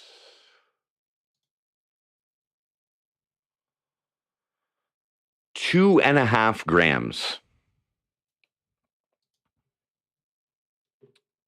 So this is the exemption. So they're going to try it out for 3 years, January 31st to 2023. British Columbia, 2.5 grams of certain illegal drugs for personal use is decriminalized. Those substances are, I've covered this before, but opioids, including heroin, morphine, and fentanyl, cocaine, including crack and powdered cocaine, methamphetamine, and MDMA for some reason.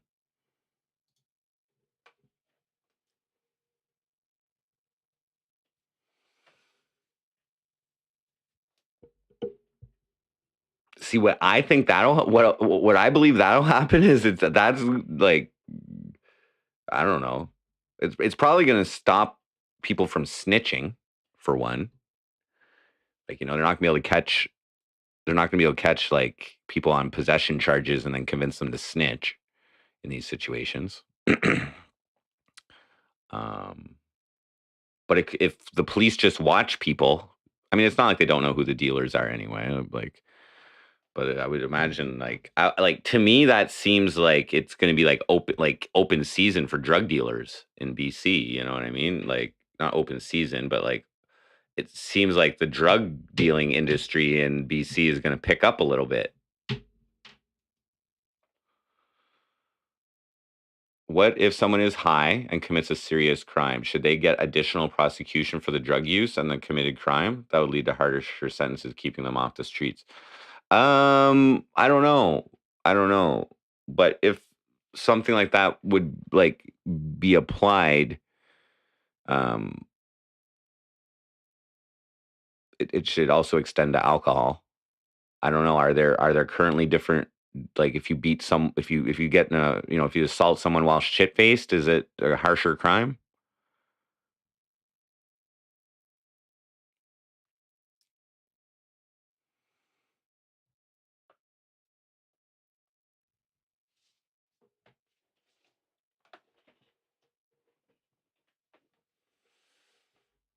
I think the legalization of cannabis is probably creating the framework for them to legalize these other substances at some point in the future, and essentially take over the market. Less liable. Yeah, that's what I thought. That's what I thought. Because you're not in your right mind. So if it's good for the goose, it's good for the gander, man. The meth gander. Um,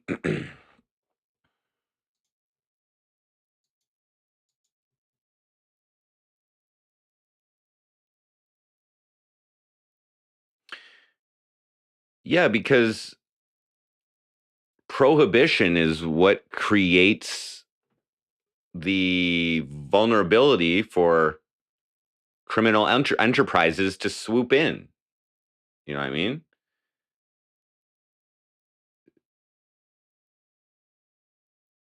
Like, me particularly, like, I specifically have been against the war on drugs because it's people's choice of what to do to themselves. Now, I don't agree with like drinking and driving. Like, I'm against that shit. Um, so drug related crime, like, so like the term drug related crime is in my opinion a little bit of a scapegoat for a bigger symptom of poverty related crime. You know what I'm saying? Um,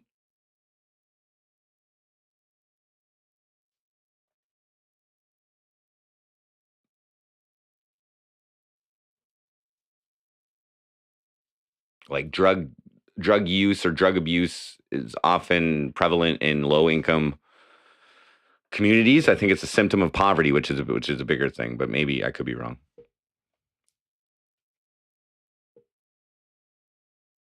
And poverty, if we want to go deeper in that, is a result of income inequality in some cases. It's also a result of, mental health issues. It's a result of people who don't choose to follow the path of society, perhaps. Um, Stuff I could never fix. That's right. What I can do, though, is um, be a be an example to those in poverty of how you can, really straighten up your life and, work towards something, find something that matters to you and work towards it, bettering it and improving it and get and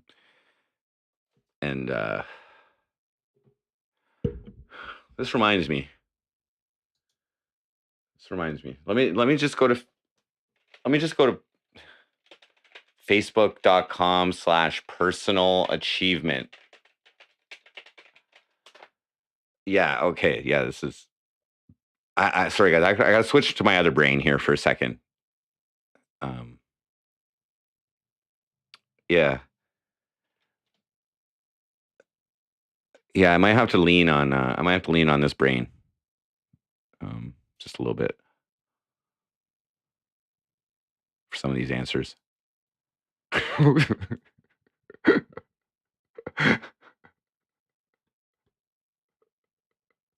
What? I'd like to congratulate longtime client MC Frosty on his personal achievement. This is when I held the number one track daily, weekly, and monthly on this platform for I Like Math. Oh, shit.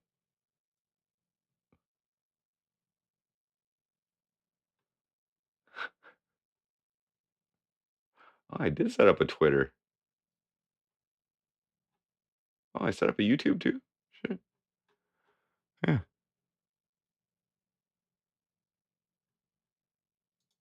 I hope people don't get distracted by this whole MC Frosty brand project I've been working on the last few years, because really I'm a personal achievement consultant.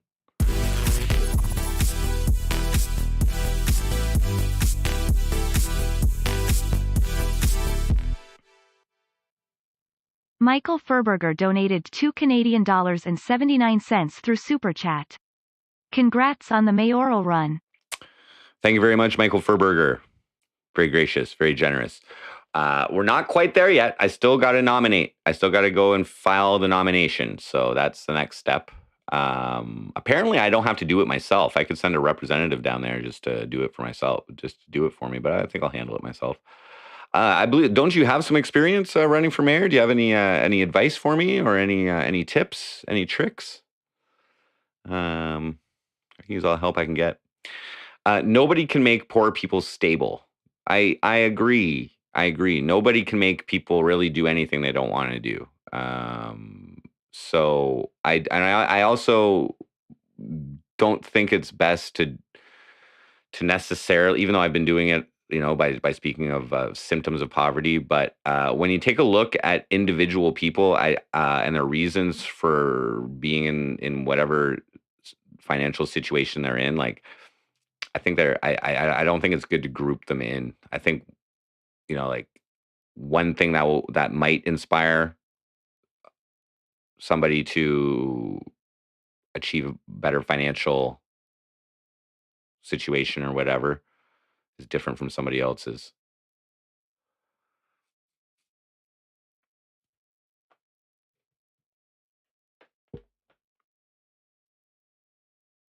What's 24 milligrams of hydromorphone worth? I have no idea. Prime voters make promises can't keep and reveal opponent secrets. I'm just gonna be the best Jordan I can be. You know what I mean? That's all I can be. I'm gonna be just, what the people need. They need someone who's, real.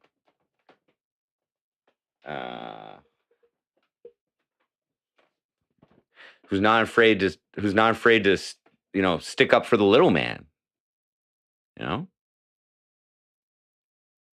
Should I do campaign videos in my Speedo? Is that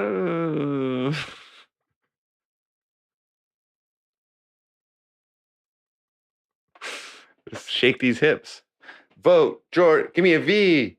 Give me an O. Give me a T. Give me an E. Vote Jordan. I'm coming. Just run with it, guys. Ooh.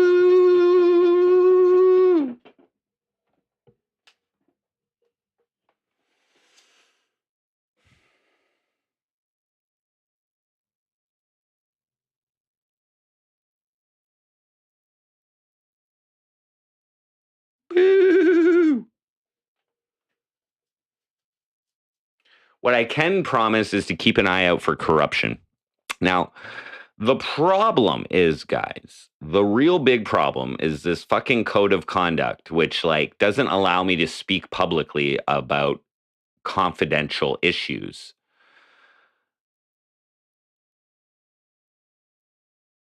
So what if I observe corruption in these confidential off-camera meetings? I'm not going to win. Why am I even thinking I'm going to win? Anyway, let's cross each bridge as they come. Scum TV, what up? We'll cross each bridge as they come. Okay?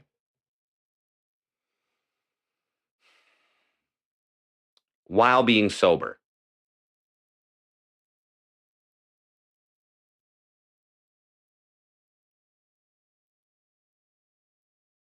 Yikes.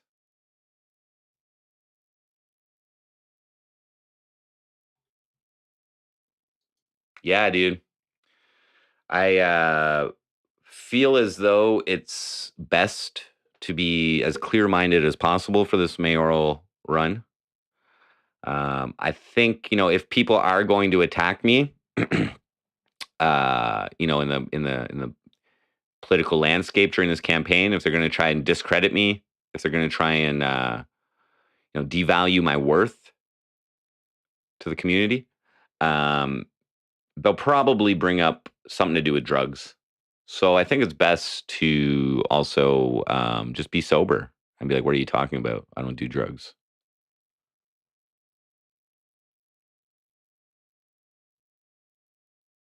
Oh, you mean this line that I'm about to snort right here? Yeah, it's just icing sugar.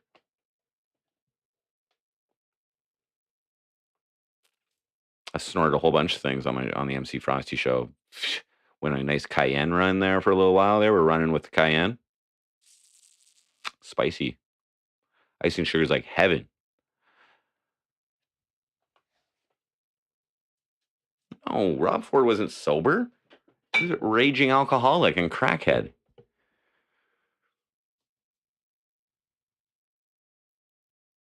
No, it's just for like the conflict, the contrast, the contrast. I don't know how deep people have looked into MC Frosty in this local area. What they have seen is my videos on the fire chief and the cops. I believe a good portion have seen those videos.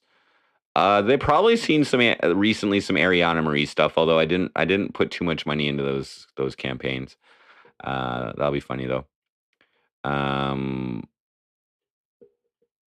But I will treat any attack against meth usage as an attack on mental health. You want to shame me? That's why people don't talk about their drug problems, because of people like you shaming me for meth use. Despicable.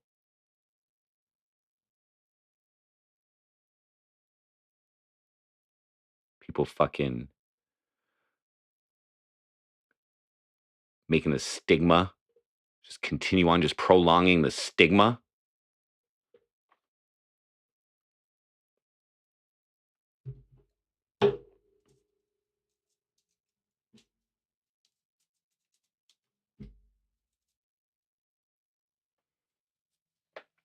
But yeah, no, I don't want to smoke weed because it makes me stupid and lazy most of the time.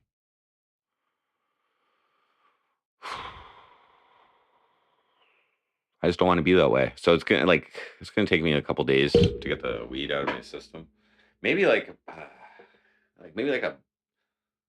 if I watch a movie or something like that, I'll smoke a little bit of joint. If I need to like decompress, maybe I'll smoke a little weed. I don't even do meth. That's right.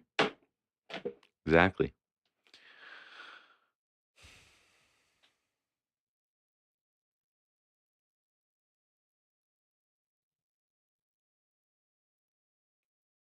Land tells, what up?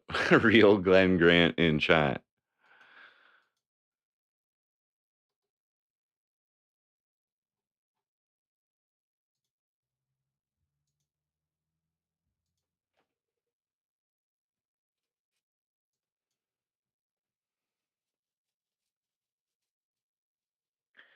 Glenn Grant. Glenn Grant. Oh yeah.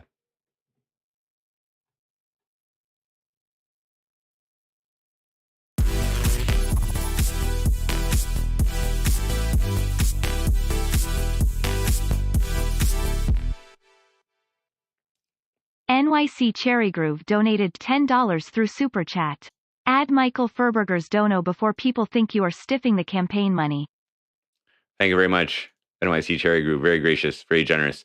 Yeah, I'll add that. The donation goal only does Streamlabs donations. That's why it's not automatic, but that's good. Thank you.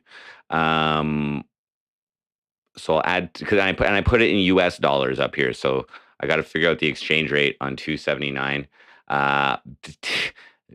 Technically, I got to remove 30% of those as well because Super Chat takes 30% of that. So let me just do the math here. Let me just do the math. No, it's all good. I'll just add it all. Thank you very much. Very gracious, very generous. We'll just add it. We'll add $12 to the. We'll add $12 to the total here. Take a walk and go get a pre-roll or a gram. Oh, you're like.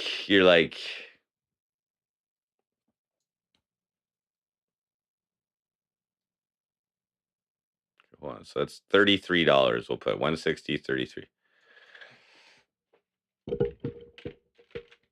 Mayoral.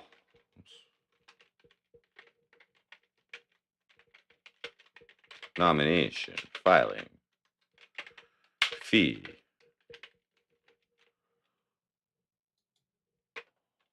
$160. That's 33. Thank you guys. We'll add that. 08 16 2022. There we go. Thank you guys. Total reform. No. No. Musical total musical troll warfare. What did you say there? You retracted a message?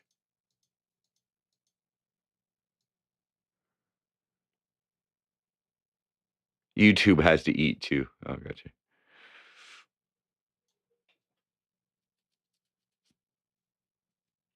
If Frosty is married, come to Frosty Land. Let's just rename the city Frosty Land, guys. Frosty Wall. I think it's better than Gosling Wall. He doesn't want to have anything to do with us. I'm here, so maybe if I do a really good job. Wait. Why do I keep thinking? Why do I keep thinking that I'm even going to get this position? Okay. But the nice thing is, if anybody comes into chat over the next couple months and they're like, Frosty, get a fucking job. I'm like, I'm trying, bro. I'm trying. What do you think I'm doing here?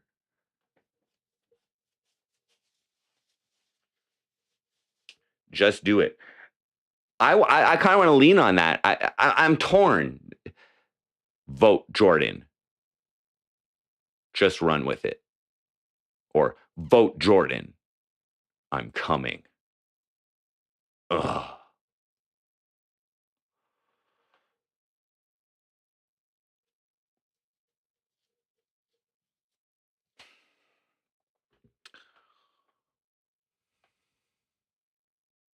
A lot of non-voters. That's who we're going to target, guys. Okay? Do I need to bring out the census again? Fine.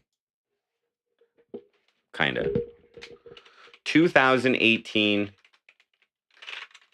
municipal election, Cornwall results.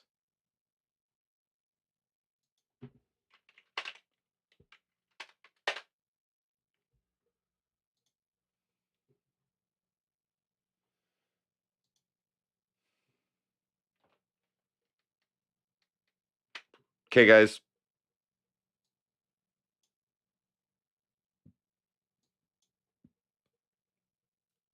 To spite the trolls?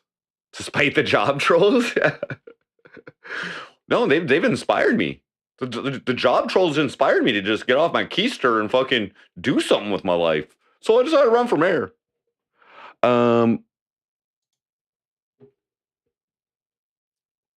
Non-voters for Jordan. So here's where we're at again, guys, for the last election. Okay, this is election summary report of October 22nd, 2018. General election, city of Cornwall. We had 4 people last time. We were likely to have 4 people unless somebody else is also holding off their nomination here. All right. This guy was the previous mayor, Leslie. But it's a dude. O'Shaughnessy. He was the previous mayor. Bernadette Clement got 6,688 out of 12,488 voters. And that's out of 32,000 potential voters, okay? So that's 20,300 non-voters as per the last vote, okay? If I got 30% of them to vote for me, that should secure me a victory, okay? Likely some of these voters might like what I have to say. Maybe like 5 of them or something, you know? But like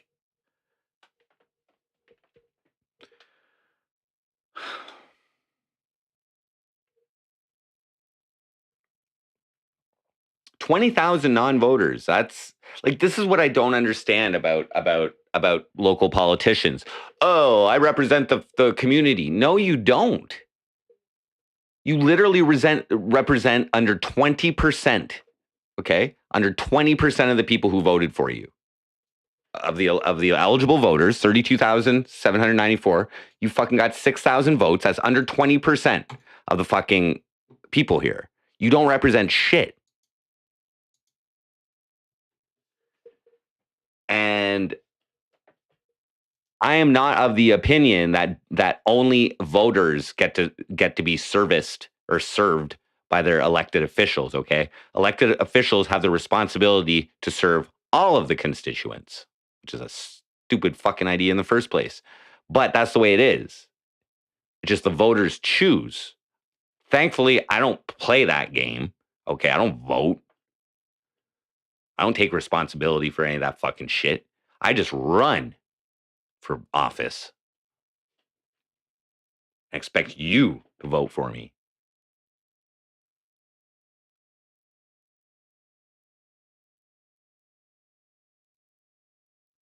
Ooh, an airplane banner.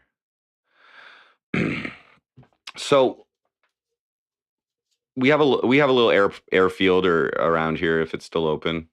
Airport. I don't know. Probably somewhere around $1,000.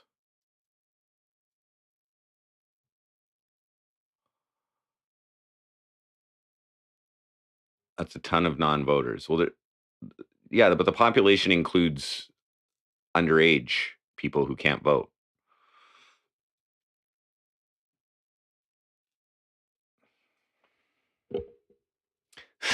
Still cheaper than a Skype call, yes. Thank you for the reminder.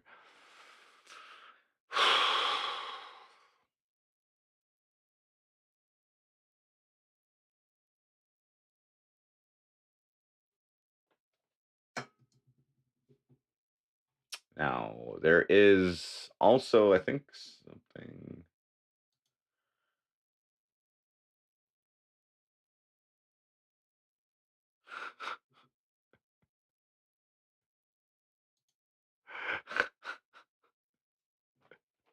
See, you just skirted in there, didn't you, Glenn, last time?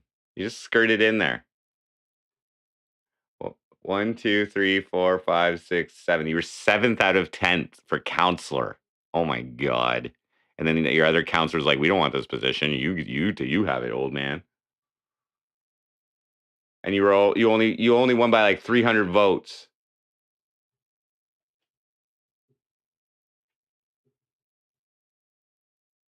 No, the total potential voters is 32,794 eligible voters.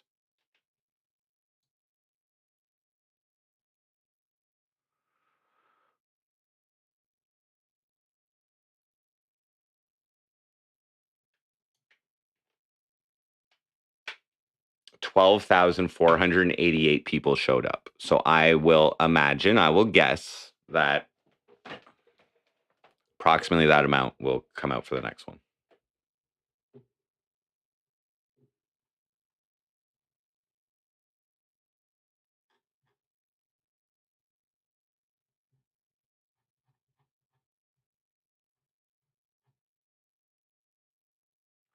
Somewhere here it shows.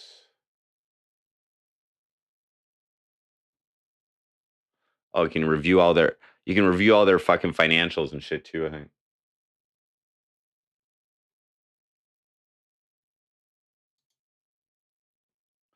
Bernadette Clement actually went over her personal contribution amount. There was a little bit of a controversy there. She believed that she could contribute $25,000 or something, let's say, but it was really only like $14,000 or something, and she went over. She got away with it.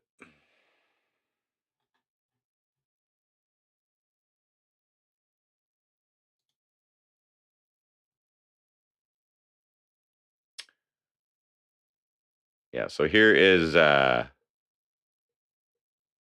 Bernadette Clement's financial statement. So she is the one who won the election. Okay. So her spending limit was $35,988. She had $27,000 and $783 in contributions. She used $12,000 on advertising. Okay, that's largely Facebook, I would imagine. Brochures, signs, $5,000 on signs. Meetings, office expenses, phone.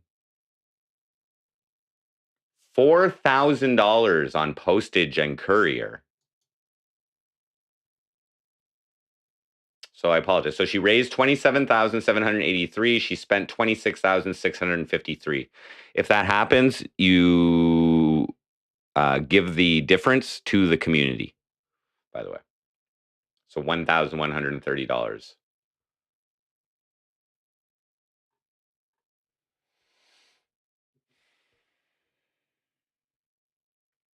Summary of contributions. So this is where she fucked up or something. I think you're only allowed to donate something like $14,000 or something, but her and her spouse, or I don't think she has a spouse. So just her, she put $18,000 of her own money into the campaign. What up, Ken McDonald? 1K? I think 1K is a reasonable amount if I get my fucking grit. You know, if I get right down to it, which I will.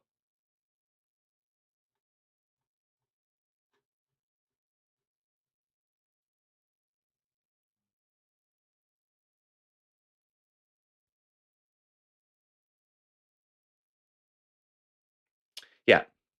So she definitely went over her limit. Okay. I'll Bernadette Clement over contribution election limit.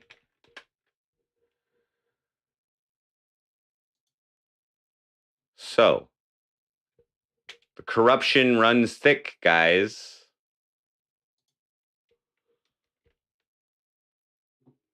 Cornwall mayor violated personal limit on election campaign. First female of color to be mayor.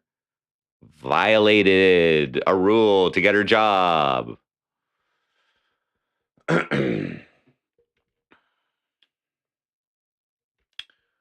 One of Mayor Bernadette. She's now a senator, by the way, in the federal government. Just so you know. That's a liberal government, by the way. One of Mayor Bernadette Clement's former election opponents is considering whether to file an official complaint with the city after the mayor admitted to violating campaign finance limits during October's municipal election. Clement put out a statement on Facebook profile saying that during the election, she spent $18,357 of her own money, which is $4,000 more than what candidates in Cornwall were allowed to spend on their own campaigns. How does that not negate your whole campaign? I posted on Facebook because I wanted to make sure what happened was public and that anyone who had questions or inquiries could get the information they needed. When I filed my election expenses, I did so with an audited report, so I fully thought had all the I's dotted and the T's crossed. So when I found out that there was this spending limit that hadn't been respected, I was honestly very surprised. You mean you didn't know the rules of engagement before you played the game?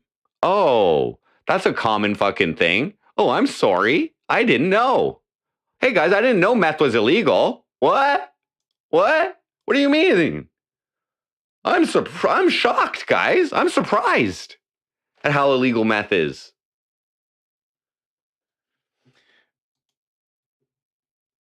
Kim McDonald in the house. We don't have governors, okay? So what we have, yeah, exactly, animosity. This is the shit that I'm dealing with, okay? This is the shit I'm competing against. And she's been promoted to a senator position. This woman, her office, partook in the violation of my freedom of expression, okay? Justified it in writing, okay? Not cool. We are running. What up, Candy Cane? We are running a donation goal, guys. So I do have the 25 signatures required. If anybody would like to contribute, it's about it's 200 Canadian dollars for the nomination filing fee. It's 160 US approximately when I make the exchange. So any contributions are welcome and much appreciated. Brings down my personal cost on that, which I can later allocate to advertising and such things. My personal budget is quite tight. It's not anywhere near $14,000 or $18,000 that a fucking lawyer had to spend on her campaign to fucking win the fucking shit. Okay, we're gonna go do this guerrilla style. All right, we're gonna rely on virality. Okay, a large part of virality. So I got to make like viral type content for this that people are gonna be like, "What the fuck? I need to share this." That's gonna be the idea of the content.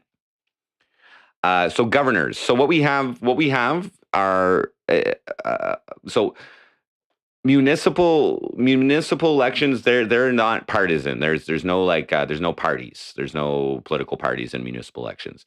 At provincial, so governors represent states in the U.S. At provincial and federal levels, you get into political parties. So I think you guys still have like Republican and Democrat and all that for your governors and whatever. So we also jump into that. The provincial leader, okay, the premier is what our governor would be the equivalent of a state governor in the US. Our premier is the leader of the provincial party that gets elected, that has the most seats elected from the most ridings provincially.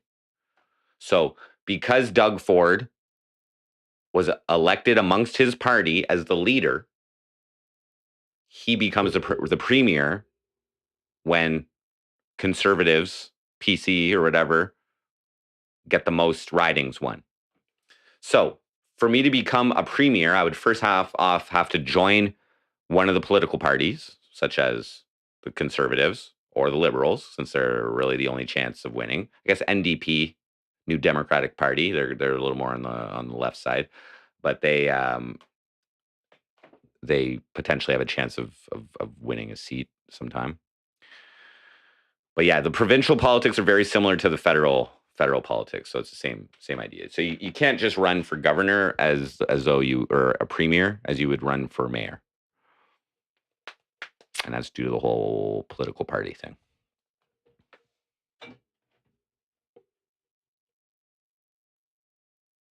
I don't know how it would work if like a bunch of independent people got elected. Who would be the fucking premier in that case? I have no fucking idea.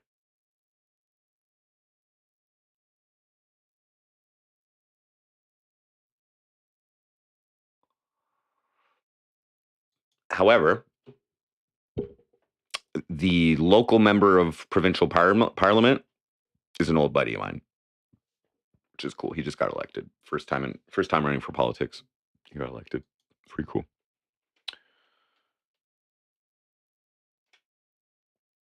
So yeah, back on this shit. So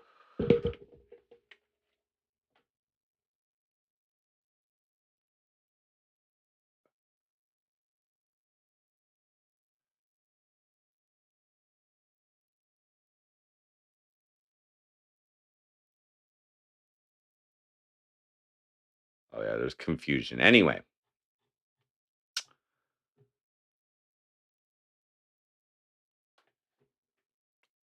The previous person, Bernadette Clement, to win the mayoral seat in Cornwall, put $18,000 of her own money in there, and she got an additional like 8,000 from people donating over $100, and then another 1,500 from people donating under $100 to her. Get this friend to endorse me. I don't even know if like there's rules. There's rules about that, about political parties endorsing you and shit like that. I don't know if he's allowed to. I'm not sure. What would candidate Frosty do to get people back in the workforce? Well, I believe that motivating people to work in many cases comes down to money. Okay. So one step that I would suggest or propose is, like I said, a municipal minimum wage to give people a little bit of money when they get back into the workforce. But what I'd rather do is work more with employers, okay, to make their jobs more desirable. You know what I'm saying? Less work, more pay. That's how you do it. Easier work, higher wages. You'll guarantee to get more workers.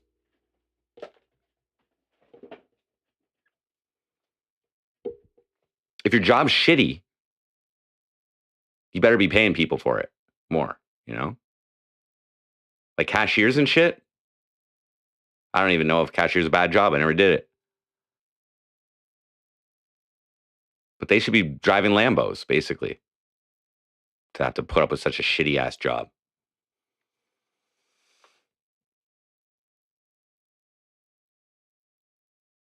Oh, they questioned it.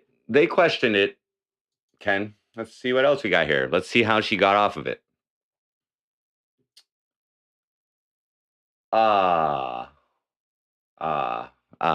So this is that was from a previous article was from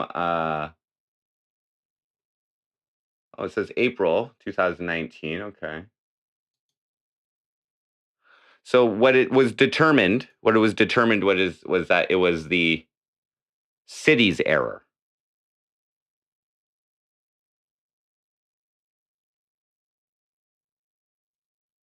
Apparently, it was a new rule. She thought she could donate 25,000.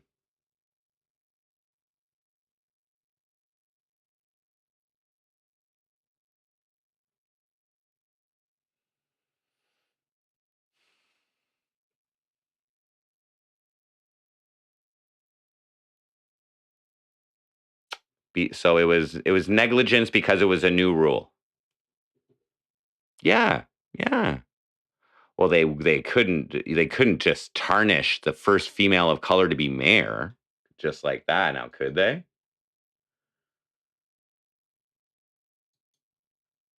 And then, don't forget it's a committee that decides the shit, right?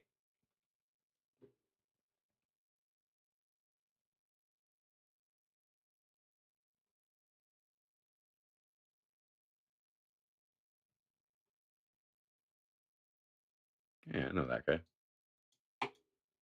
The Election Compliance Audit Committee found that no contravention of the Municipal Act took place and has rejected the complaints against the mayor. In its findings, the committee points out that the mayor was first to publicly acknowledge the error and that the number she admitted to over-contributing was accurate. Furthermore, the committee found that the error was a direct result of a mistake on the part of the city clerk. And that's who I have to deal with, by the way, to nominate me.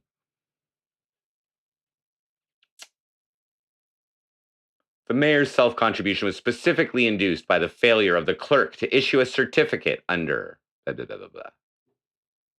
The failure of the clerk to issue a certificate entitled the mayor to conclude that her self-contribution limit was $25,000. In any event, the self-contribution spending limits were new, and the complexity in or around the issue, both for the municipality as well as for candidates, led to the error. The complexity, guys, the complexity of limits. So incompetence in the city led to errors, which led to an advantage for her. Whoops! We forgot to limit your whoops! Whoops! Oh, we'll let you get away with it too. Whoops! Oh, whoops! The Fabulous Lily, what up? Scroll up. In proposed drugs and alcohol at the workplace, this will motivate people to come to work and take less days off. No, I'm not. I promote freedom, you know, but I'm not going to promote like alcohol at work. I used to go for a beer at lunch when I worked at a MBNA or Bank of America or whatever. Yeah, they passed the blame to the clerk. So yeah, like I who knows what's going to happen here? Who knows what's going to happen here? Let's just see how Glenn Grant, violates code of conduct. So this is our current mayor. When that last mayor, Bernadette Clement, got from her federal political party that she's affiliated with, which she never won an election here to represent the people here under federal. But anyway, she got a tap on the shoulder. It's like, yo, you want to be a senator? Here's $200,000 a year or something.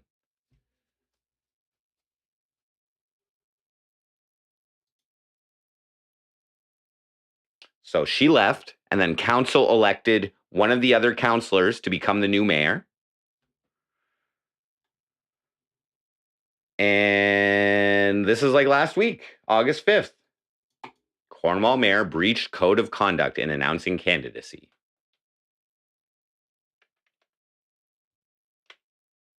These are the people who run our city. Criminals, allegedly. Not criminals. I don't think it's a crime. It's not a crime to violate the code of conduct, but it's these goddamn rule breakers.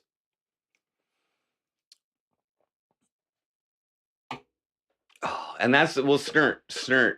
That's the beauty of it, is they all know each other, okay? The previous mayor, Bernadette Clement, she was like working for legal aid, okay? She's a lawyer, okay? You that's where you're a fucking lawyer and you don't know the fucking rules of what you're involved in. Like, your job is to know the rules of what, like,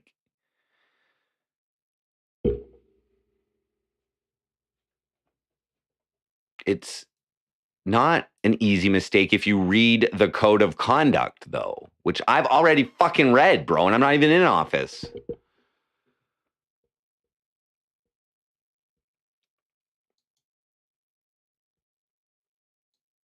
So who knows? But yeah, the point is they all know each other. They all know each other. Bernadette Clement was on city council before. They obviously all have friendships and relationships with each other. Or maybe it was an honest mistake. Who knows? But the first thing I looked up is the fucking financial rules of this fucking game.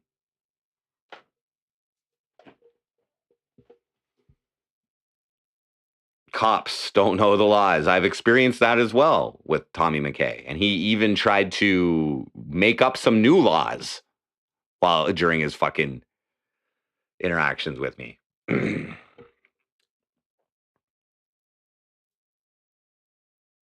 DX Trollathon starts Frosty. Starts Friday? Is it Friday or Frosty?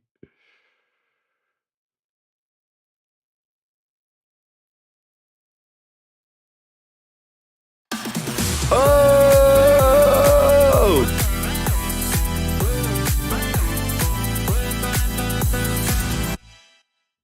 Ken McDonald donated $20. Frostic is for mayor of Cornwall. We all hope you make it, homie. Thank you very much, Ken McDonald. Very gracious, very generous. Much appreciated.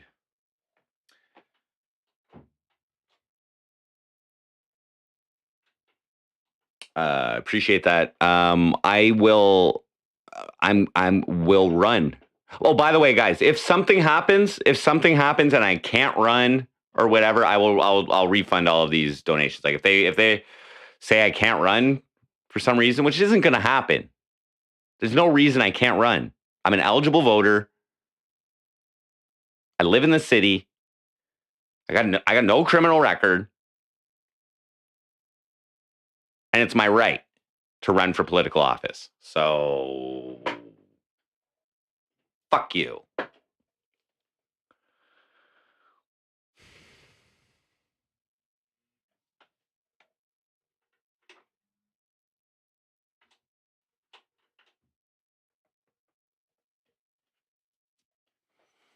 It's for the content, though, guys. It's like,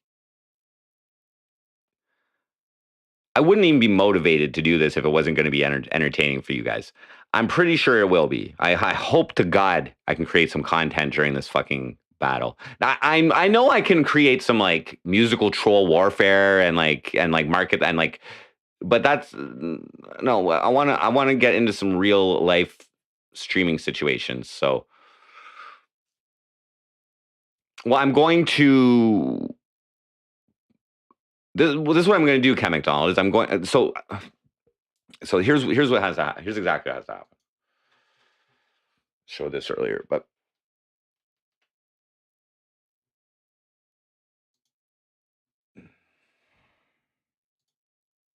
okay.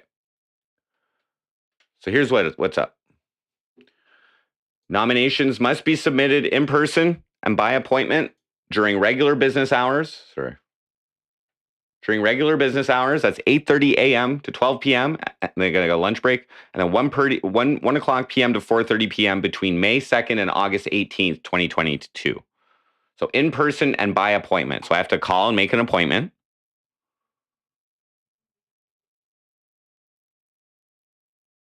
That's like right beside my welfare office. I can maybe drop my paperwork off at the same time and kill two birds with one stone kind of deal. You know what I mean? I can drop off my welfare paperwork and then I can walk over and nominate myself for mayor. That'll be a great day. So what I would like to do is for these are not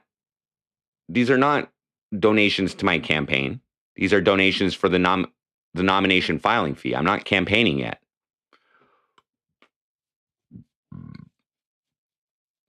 This is support for the MC Frosty show. This is paying for the content that's going to be delivered, basically.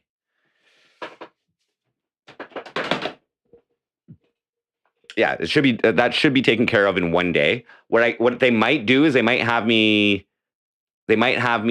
start up a bank account before I go in, perhaps, or that I might be able to do that once I'm nominated.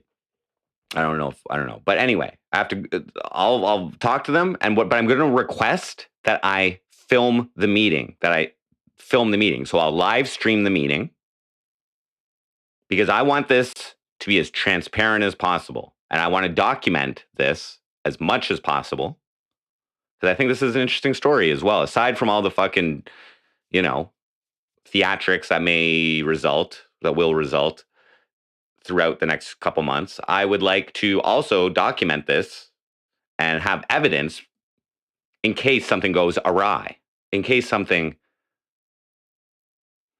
stinks. And it's not me. It's not my body odor. It's them. And the corruption, the smelly corruption. I do have my ID. I can't show it.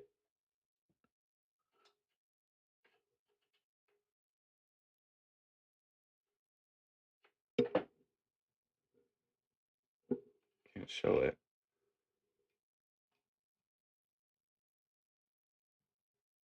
But I got it.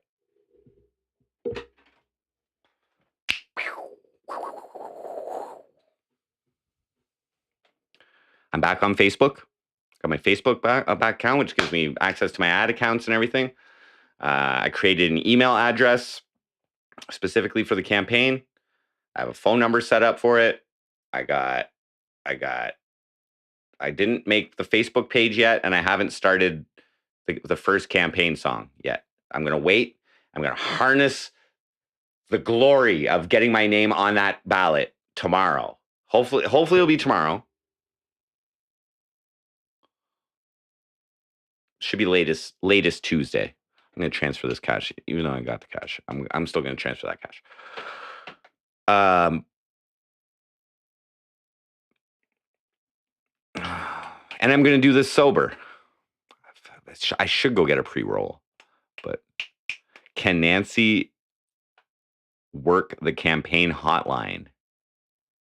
I didn't even consider a campaign hotline. Like, this is how I see most days of content. And I'm going to include you guys in this. So, like,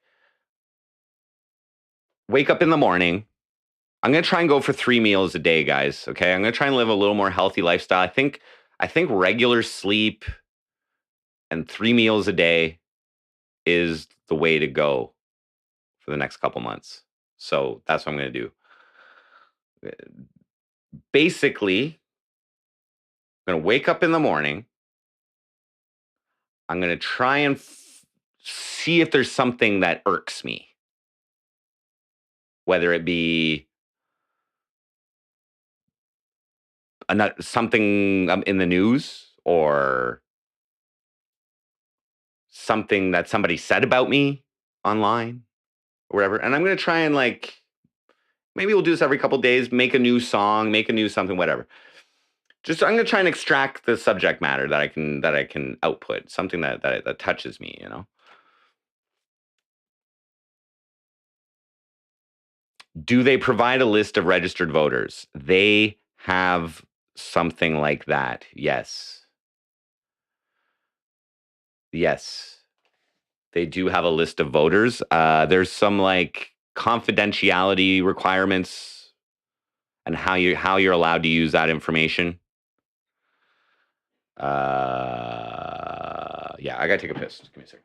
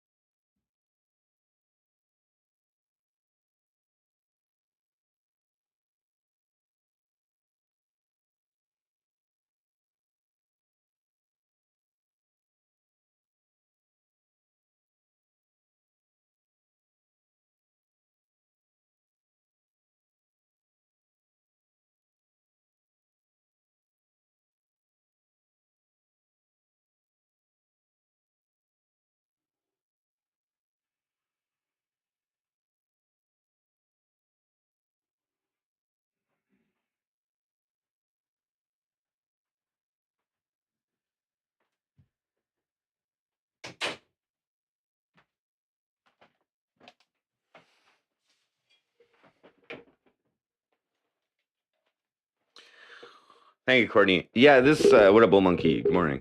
Yeah, this should be fun. This should be fun. I'm gonna try and, like, you know what I mean, I'm not gonna try and be mean and, like, negative about it. I'll be reactionary in my musical troll warfare. Like, I would probably, in all honesty, be very good at this job. Okay. The only thing going against me is biases and prejudice, okay? Which I've, for some reason, engulfed myself in, you know? But hopefully I can provide something unique for you guys. You know, like I don't think you'll have, like, I don't think there's too many people running for mayor and live streaming it. You know what I mean? So,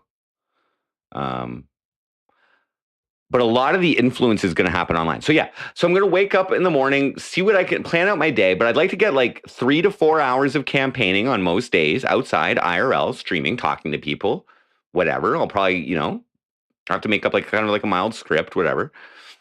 I've got to do monologues. And I'm going to like do a bunch of test monologues and just see which ones respond better. And we're going to save most of the Facebook advertising for like the last like 3-4 weeks of the campaign. I'm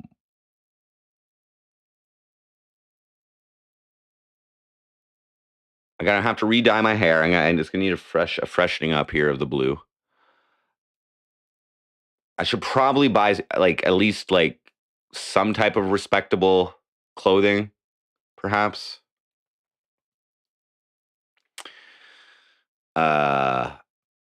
On the back end here, I need to set up like an alternate PayPal that people can do official campaign contributions if they're a resident of Ontario, tax deductible contributions. I will be able to set that up for them. That's why I have to have a separate bank account. So I keep all that stuff separate. I'd love to see the look on my social worker's face when I announced to her that I'm running for mayor.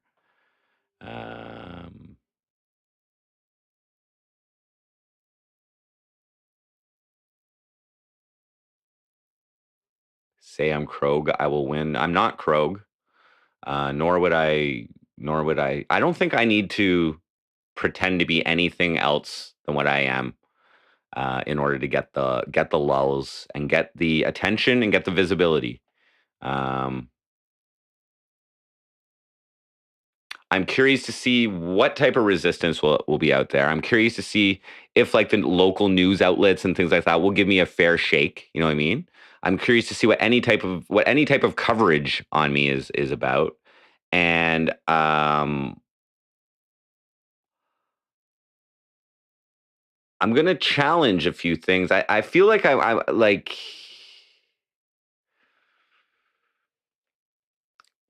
I don't know.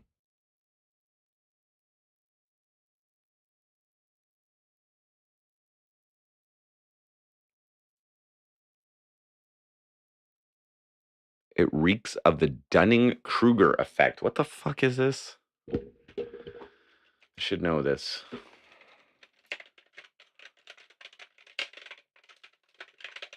Why don't you just like speak in like normal words?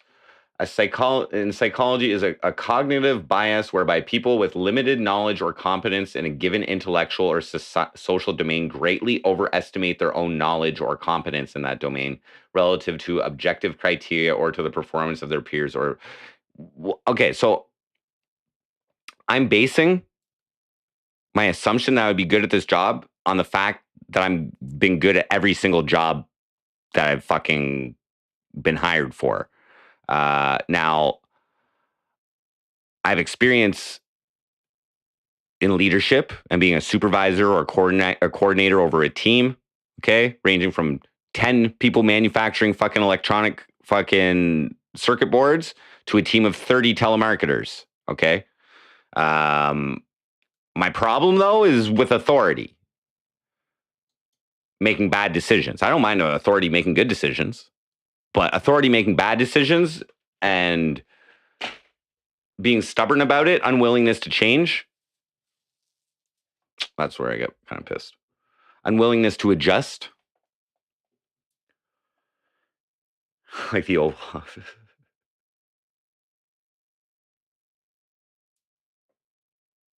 But when I look at the strategic, we did a little review of the strategic plan in Cornwall, and it's really, I'd have to say counterintuitive.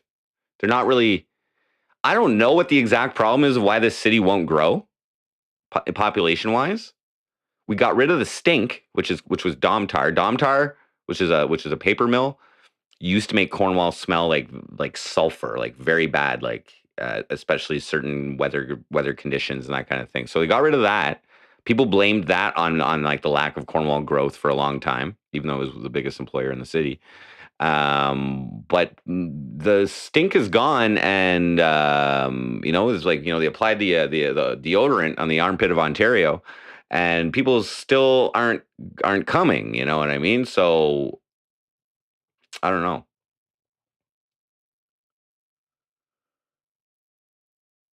Just saw Justin Townsdale's Facebook. Yes. So if I had to say, Courtney, I would say that Justin Towndale is the favorite. He's served multiple terms on council. I even personally don't have an issue with the guy from what I've seen. He has been vocal, standing up against the fire chief.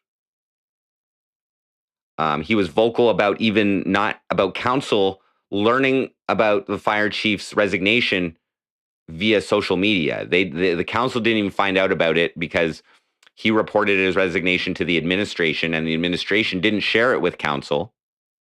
So they found out through social media, and he was a little upset about that as well. But yeah, no, he seems like a nice guy.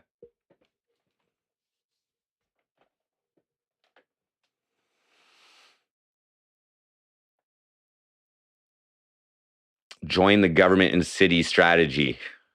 Better paying job than the elected positions, I would imagine.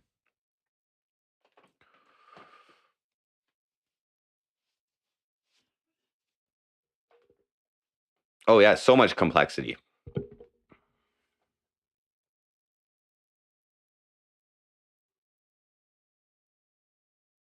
He's ex-military or something like that, or at least he's maybe on the reserve. Like there's like reservists or something like that. I think he's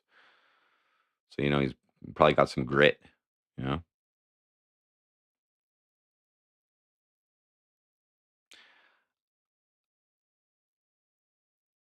I'm curious. Actually, I think I know the answer to this. I think that council members and the mayor, I'm not sure if they're like technically holding their position while they're campaigning. Like, I don't know if they're actually still receiving pay or anything like that. Not that the councilors' pay is very much, but maybe I don't know, because if they are still part of council and mayor, then they're required to uphold the code of conduct, which means that they can't really say anything unnice about anybody, anything insulting. They could be, I guess, direct. I don't know. I don't think I have to abide by a code of conduct for elected officials when I'm not elected yet. So that could be an advantage that I have. I don't know.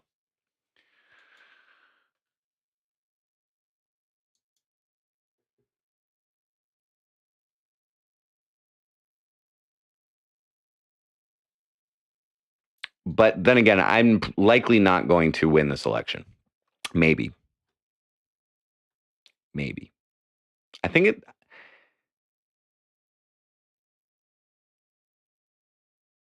Like, okay. Let's find out how much Justin Towndale put into his campaign last time for councillor. Let's just take a look at his financial statements here.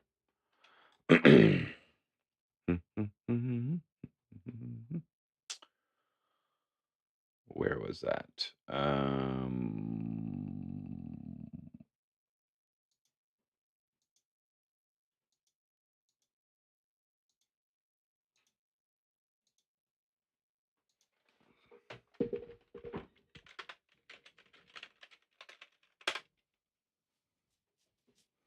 What if I do win? Well, I'll have two choices. Play by the rules or don't play by the rules. And I'll probably play by the rules at first and try and like adapt. We'll see. We'll see. Financial statements. Justin Towndale. It's how much did you spend, buddy? So, in the last election, a councillor had the right, in our municipality, had the ability to spend $33,488 on their campaign.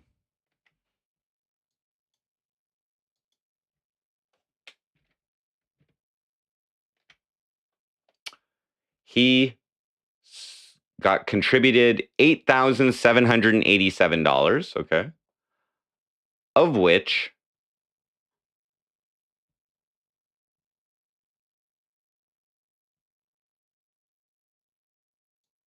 $4,059 was cash from himself,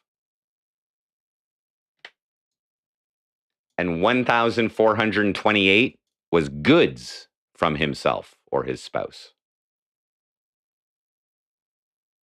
So he really only received from contributors $3,300, $2,750 and $550. But he still spent $5,000. What did he spend it on? What did he spend it on? Oh shit. Puts all their fucking contributors' information here. Oh shit. Campaign signs, 1,428.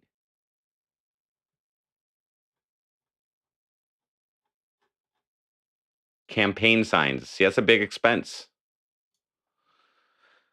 So for me to buy campaign signs, I would basically either have to put in my own money, which is basically your money, or I would have to get official campaign contributions from people in Ontario. So the maximum contribution from one person is $1,200.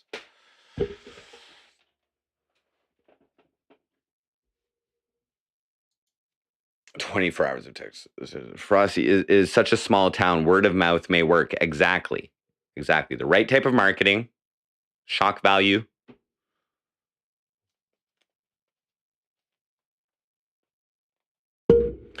Much easier, no expectation. Both positions rely massively on networks and contacts to get stuff done. If you have no connections, you're no more than a cotton wool hammer. Yeah. I'm doing this for the experience, for the campaign. If I happen to win, shit, that would be amazing.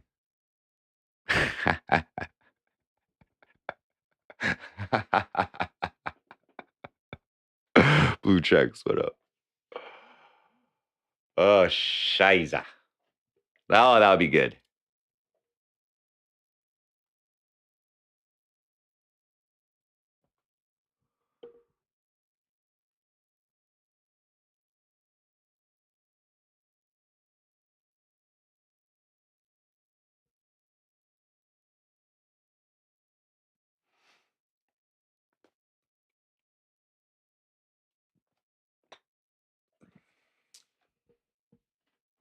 There's just a lot of non-voters.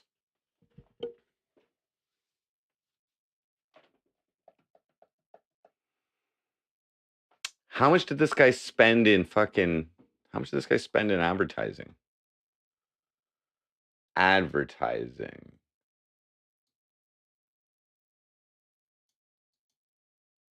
Huh. He spent $13 on advertising. And he spent $1,000 on brochures. It says $2,000 here on signs. Wow, that's a much different fucking. And he paid $3,300 in postage for mailing flyers. Jesus Christ. Yes, Ken McDonald, that is correct. Got to find the way. So Facebook, I believe, is the most used social media platform in the city. Okay. There's like 35,000 people in Cornwall and a 10-mile radius. that use Facebook between the ages of 19 and 55. That's what my targeting for my last Facebook ad that I'm running right now has shown that I could reach.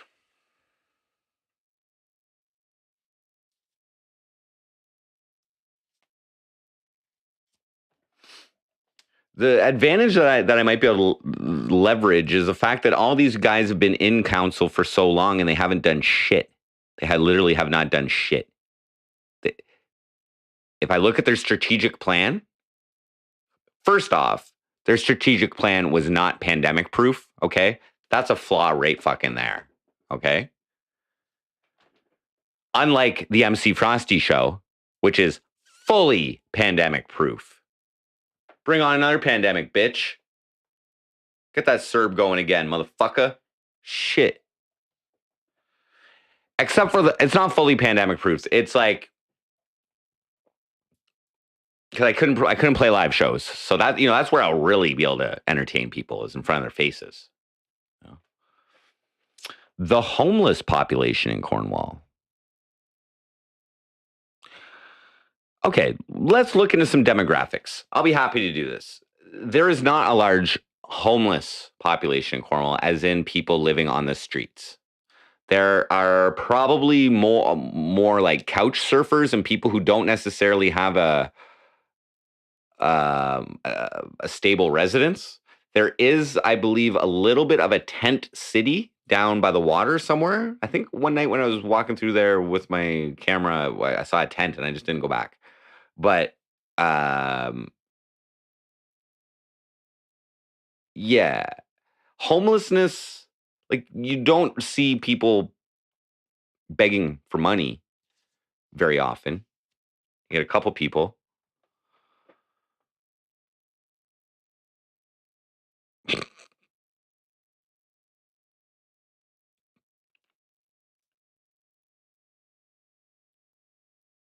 Yeah, so you don't have to be registered to vote either. You can actually just show up.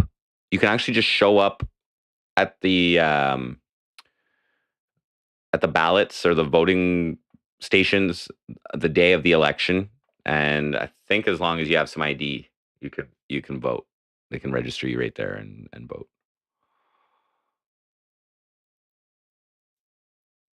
I don't know, Snurk Gonzo.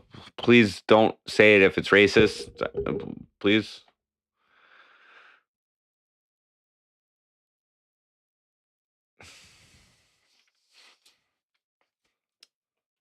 It's horrible.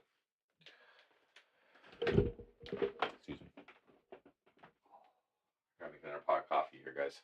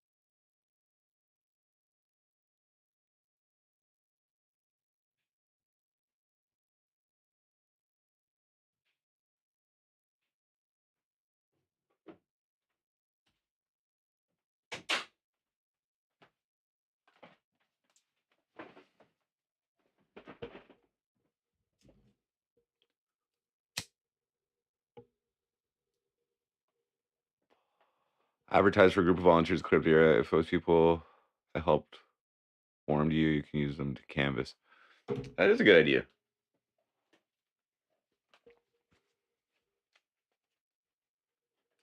You're proposing ideas that might actually help me win, maybe.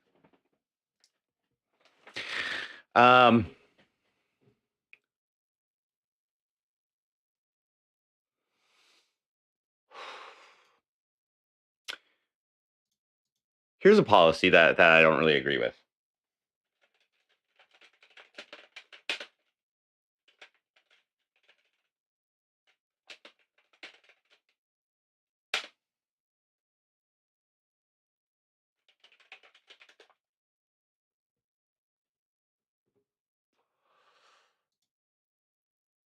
So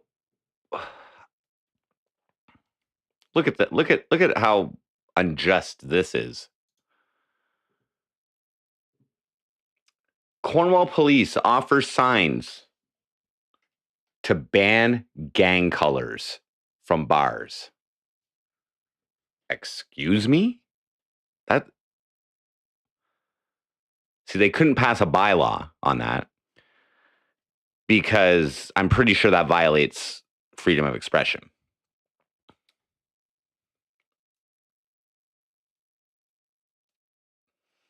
The Cornwall Police Service is launching the first initiative related to Project 1%. 1%? Why would they go after the 1%? A program to address the increased presence of motorcycle gangs in the city, which it received nearly $100,000 from the provincial government last year to implement. $100,000 for signs, guys.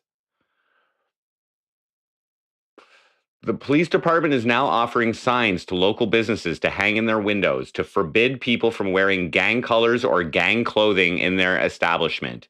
This is an idea implemented in several other Ontario communities. The purpose of this program is to assist businesses in maintaining a safe and secure environment, in addition to preventing criminal activity associated with outlaw motorcycle gangs.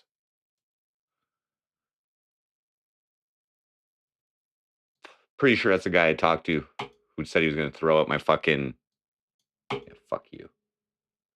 Drug trafficking, fraud, human trafficking, and contraband smuggling are all known to be criminal activities conducted by outlaw gangs, and we want to help our local businesses community ensure these activities are not occurring on their premises.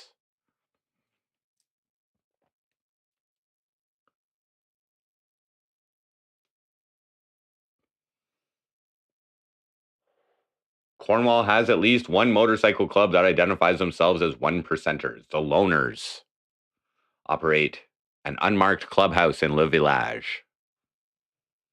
Gang colors do not necessarily refer to clothing of a certain color that signifies membership in a particular gang. The vests with patches that bikers wear are also known as being their club's colors.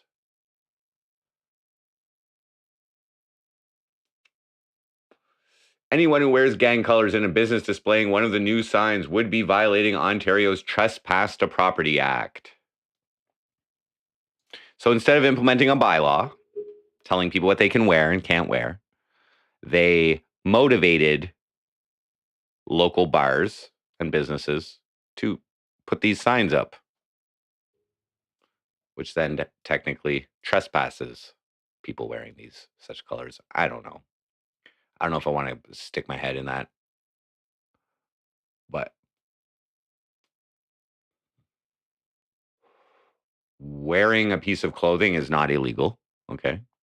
I know in the States they have, right? I think in the States, some cities, if you're tattoos or colors or whatever are like gang affiliated, they can search you or something. I don't know. Maybe. I don't know. But I don't agree with penalizing people for wearing colors. I know the whole thing. But anyway, the loners, they left apparently after. But now there's more.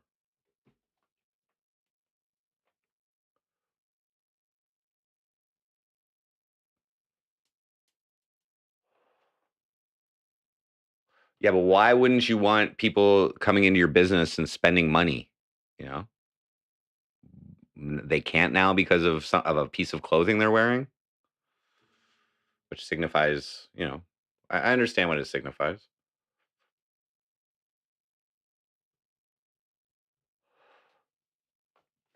Maybe their initiative worked. I don't know.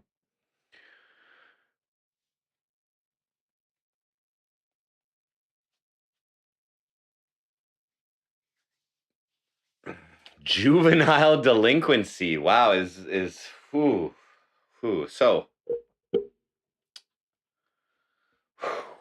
juvenile delinquency. Wow. Huh. I never really thought about it. I never really thought about it.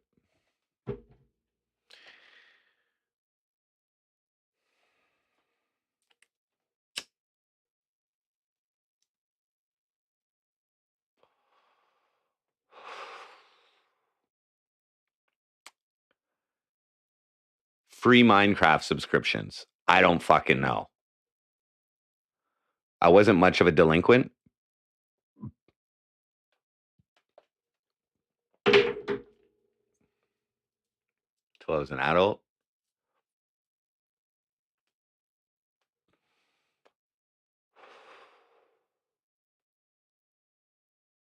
What could stop or reduce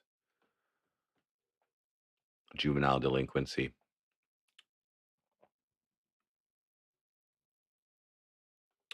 And when I was in high school, there was definitely some bad kids. Bad kids. Am I a positive influence on the youth of Cornwall? I would not say that MC Frosty is in any regard. Well, I won't say any regard. On the surface, MC Frosty on the surface was not intended to be positive influence. But those who peel back the surface a little bit may find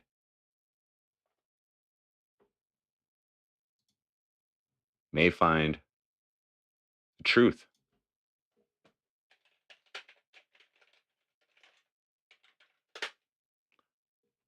They may just find the truth.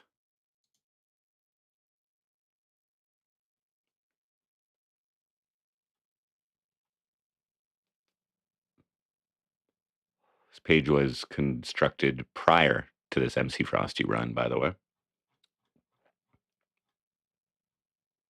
August 30th, 2017 is when this page was created.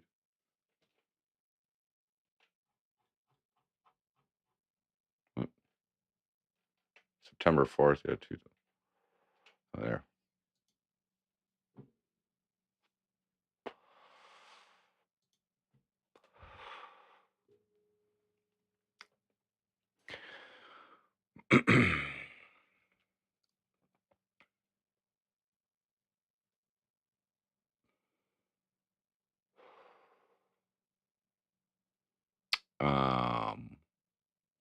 Like I kind of waited.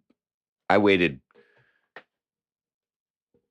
Like all I have is my own personal life and experience to influence people from is stories of my history. What I can say is, you know, my 20s,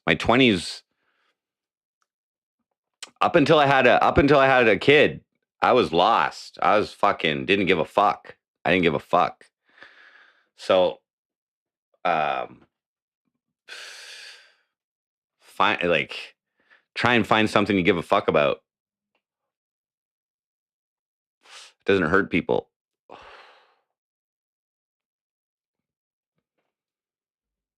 Hot potatoes. No bad kids. What up, John? Here. No bad kids, just misunderstood kids.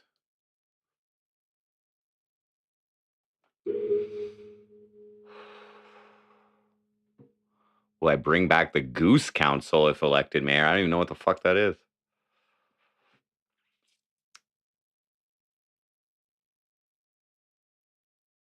Do I think my music contributes to juvenile delinquency? No.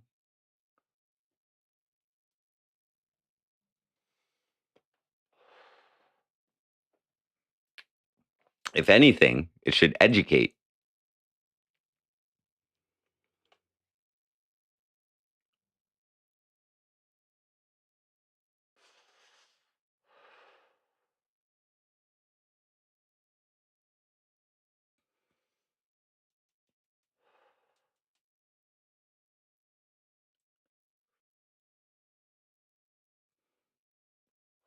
Is there a particular song you're referring to?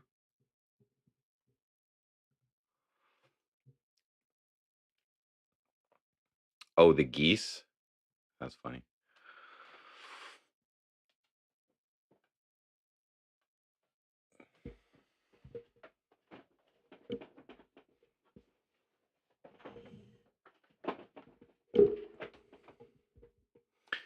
My tough on crime policy? I wouldn't. I. Uh, I think laws. I think laws. Should be adhered to.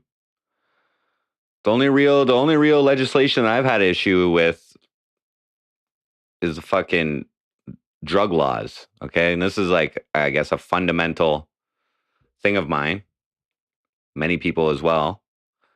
That the prohibition of substances, or at least the prohibition of doing something to yourself, is rather futile.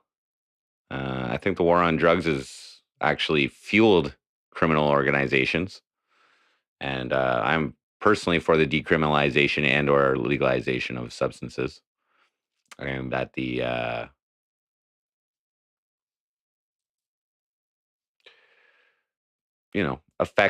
negative effects of it should be treated in different ways, addictions and that kind of stuff.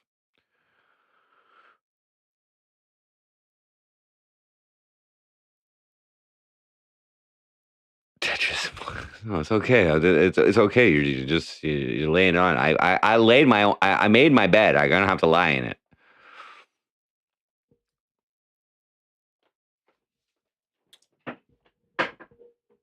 I agree. I think like following the charter is important. There's like personally, I feel our current city administration lacks transparency, and there's a lot of there's it I have evidence of them impeding my ability to express myself. And if one area of the city who's supposed to uphold people's freedoms, i.e., the police, is conducting themselves in this way, it leads me to believe that there's a culture of silencing people, and I think that's what's going on, and I don't agree with that from a government standpoint. Silence anyone you want in your personal affairs, but the government has these rules that they're supposed to uphold. Would I work to decrease the jail population? We don't even have a jail here, dude. Do we have do we even have like, do we have a couple holding cells or something? I think that's what we have here. They send everybody to Innis.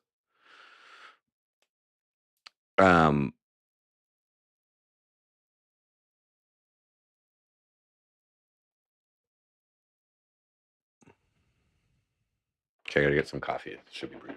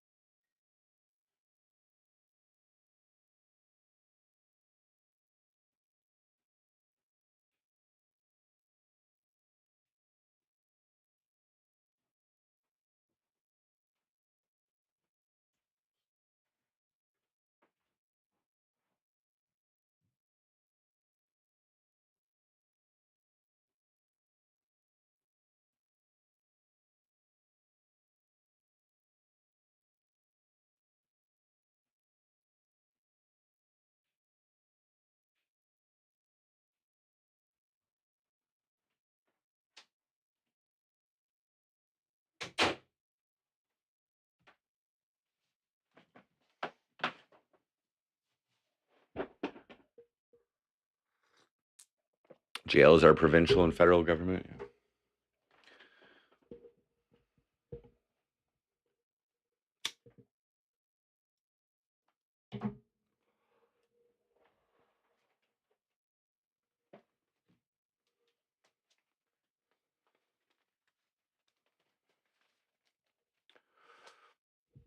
I should probably run through my set list. I did it last night, but I kind of sucked. It's fucking too stoned.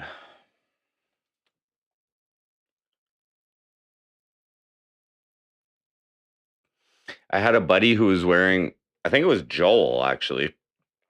He was wearing a Sons of Anarchy attire. And he went into a bar and they asked him to take it off because it was like gang colors. And he was like, dude, it's a TV show.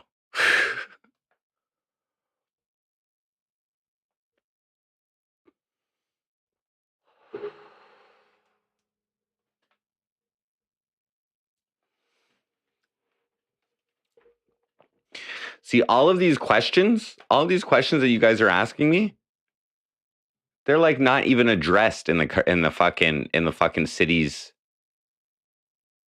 strategic plan. Okay, guys? Previous councils have determined these as the priorities for the city, okay? Nothing to do with crime.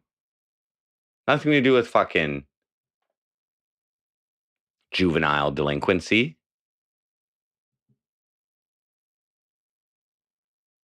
They want to develop the waterfront. They want to attract a workforce. They want to grow quality housing stock. They want to grow the population to 50,000. And they want to be leaders in sustainability and climate change. Okay? That's the priorities of this fucking city, guys.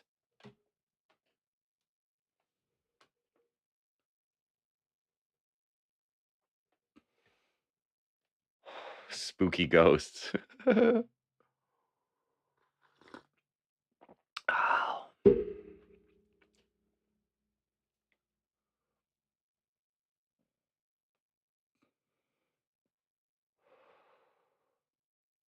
So, attracting workers, attracting a population, that's along my lines. Growth. Okay? Improvement. That's where I believe I could be an asset, is to evaluate certain situations and provide ideas on how to improve things. I don't think the initiatives that they've set out in their current strategic plan necessarily do anything. And I think they're proven not to be effective.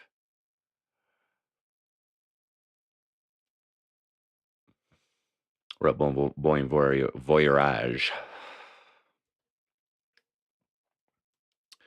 A new industry, cannabis tourism, absolutely.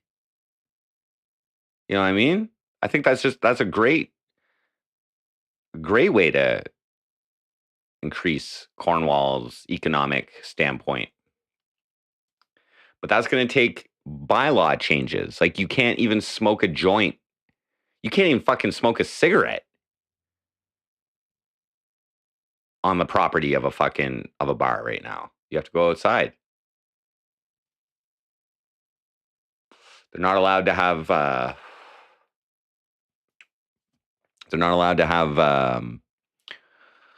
you can't smoke on the patios and shit like that, even if it's outdoor. Or you're not allowed to do that. So that would change some bylaws.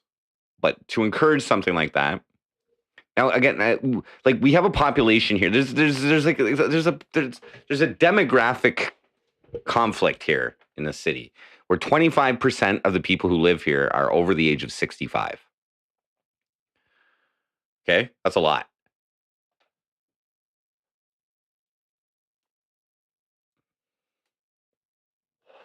So when you talk about like tourism and shit like that, like, these people just want a fucking retirement community, basically. They want safe streets to walk on, and they want quiet, likely. You know what I mean? I'd love to be able to like turn this into an entertainment hub of Ontario. You know, like I believe in the arts. I believe in the value of developing a culture. Not a lot of people do, though. Not everybody does. There's opposition to this art center in town. I support that, obviously. If I could, I would impose a ban or at least a restriction on how much non-original content a live entertainer can fucking specifically for music can fucking perform. Like I'm not down with covers. Okay? But then again, that would be imposing on people's freedom of expression. So I can't really fucking, that's just like a personal thing, but I can't really, there's nothing really illegal about doing a cover song. You know what I mean? Like technically. Art has taken a fall. Well, the nice thing is that my city has purchased a fucking building for an art center because right now the only venues in the city for people like big venues, there's not very many. There's our Cornwall Civic Complex, which I think the city owns, and it's costly to put on an event there. It's an arena. And then we have this Altsville Hall Theater, which is at the college, and I think you can pay to rent that. But there's nothing else smaller really that the city operates. So they have they bought a building and they made an art center, and they're gonna like take a loss on it, like $170,000 loss operating it for the foreseeable future. They predict, but whatever.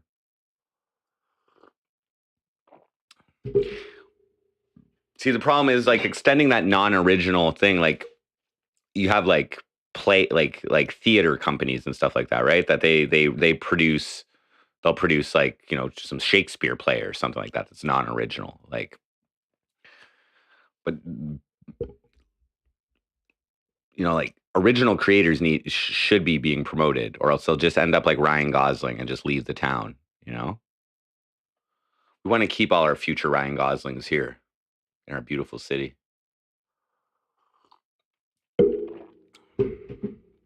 We're taking this really deep though right now, like a lot of thinking.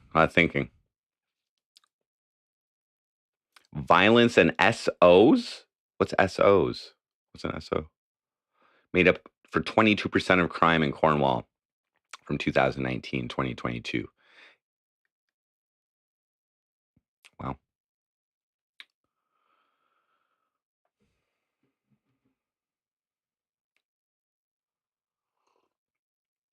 I'll show this city what art is.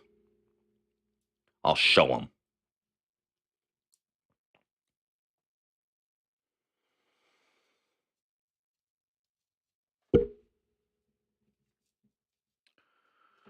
All right, so I'm going to sing some songs here, guys.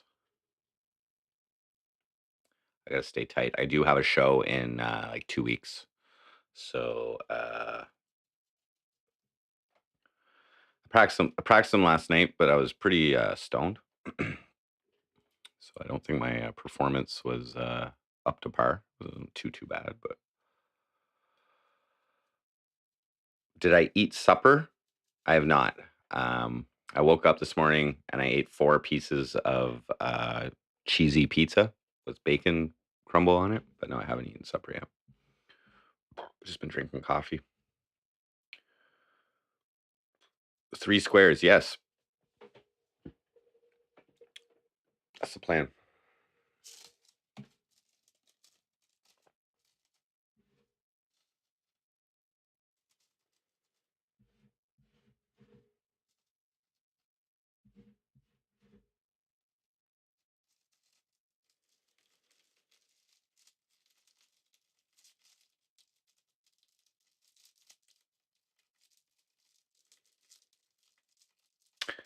How about this? We'll check out the before I sing. We'll check out some of the other dudes' Facebook pages here. Some of the other campaigners. Let's check them out.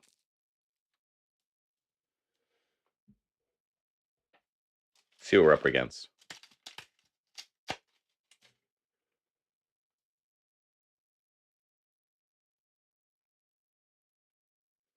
These guys might have been campaigning for months already. I'll show you this one particular counselor as well. I'm not impressed with his social media acumen. So I should be. I'm not even going against him, but I think this guy could be. Anyway, Justin Towndale.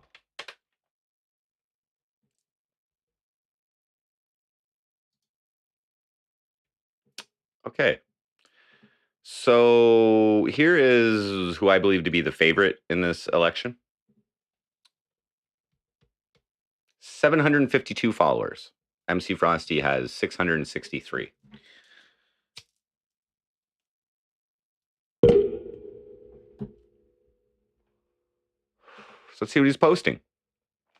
Photo dump. Thursday, Miracle Treat Day at DQ, Little Melted. Friday, attended the retirement announcement of a true boxing champion and my friend, Tony Lewis. Congratulations on everything you've accomplished. Follow up this weekend with the Cornwall Night Market by DG Vintage. Was awesome. Awesome and to see so many people and vendors out. Saturday, Cornwall Waterfest. Happy to see his festival back after hiatus. Gets bigger, better every year. Also, stop by Cornwall Chaos, organized by Ryan O'Neill and in support of Cornwall Hospice. Great job, Ryan. You put on a fantastic show and raised over 2,000, more like 3,000. 12 likes? 12 likes? Oh, 27 likes. Ooh. So let's talk about how decisions can have an impact, be it small or big. How many comments you got on here? 2 comments. Yeah, let's talk about it. Last night, I joined several hundred others in taking in a great night of boxing at the Civic Complex featuring our very own Tony Lewis.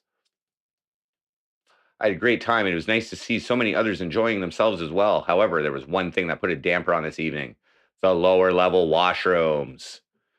The men and women's washrooms on the lower level are in the process of being renovated. While the renos look great so far and are almost complete, the are not quite done yet. Bro, proofread your shit. Both washrooms only had one working sink each. The quick fix was hand sanitizer and Lysol wipes in both washrooms. I did hear people commenting on it, either to me directly or secondhand. Brett. The general consensus was that it was not an ideal situation, especially when COVID is still lingering around and just for hygiene in general. Some comments were that it was embarrassing or typical of the city. Both of these are terrible to hear. But the worst part is that this could have been prevented. The 2021 budget presented to council had a number. You're seriously talking about bathrooms, bro. Had a number of projects slated for the Civic Complex. 2 of these were the replacement of the lighting. What the fuck?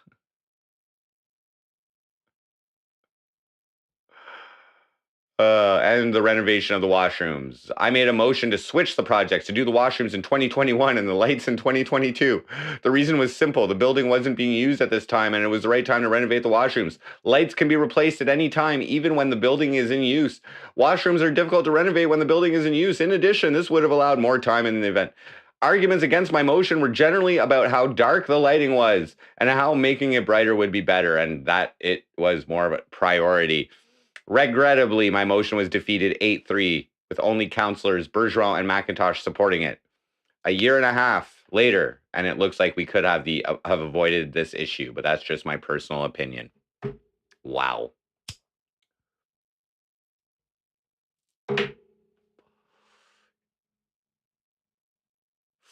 This is another girl running for councillor. Randy Sauve. 3 were right and 8 were wrong. Changes coming in October. This guy, This guy runs a fucking. This guy runs a fucking.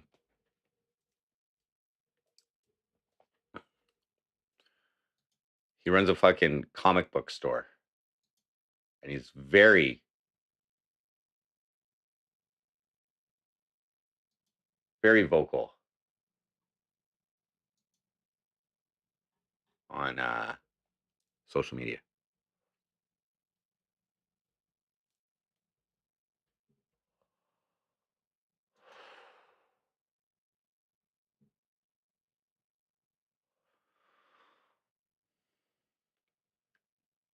What else? 11 likes.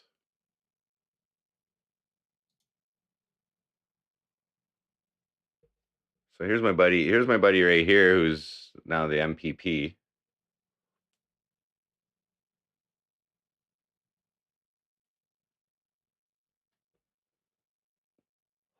$18 likes, 2 comments.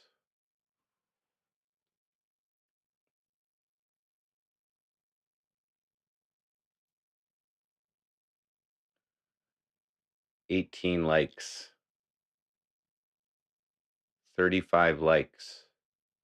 There you go, bud.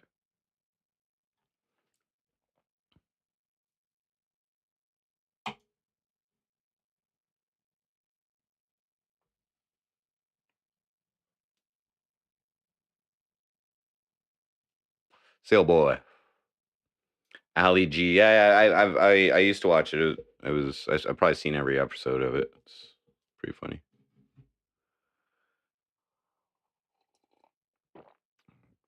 Justin is the true competition. Yeah, I know. He doesn't have a lot of engagement. He didn't use any Facebook marketing in his last campaign. So I'm going to. His social media presence here is fucking boring as fuck. Doesn't even have any fucking videos, bro. Do you? Maybe I spoke too soon. Yeah, let's see your videos, bro. He can't even hold the camera in the right direction, guys.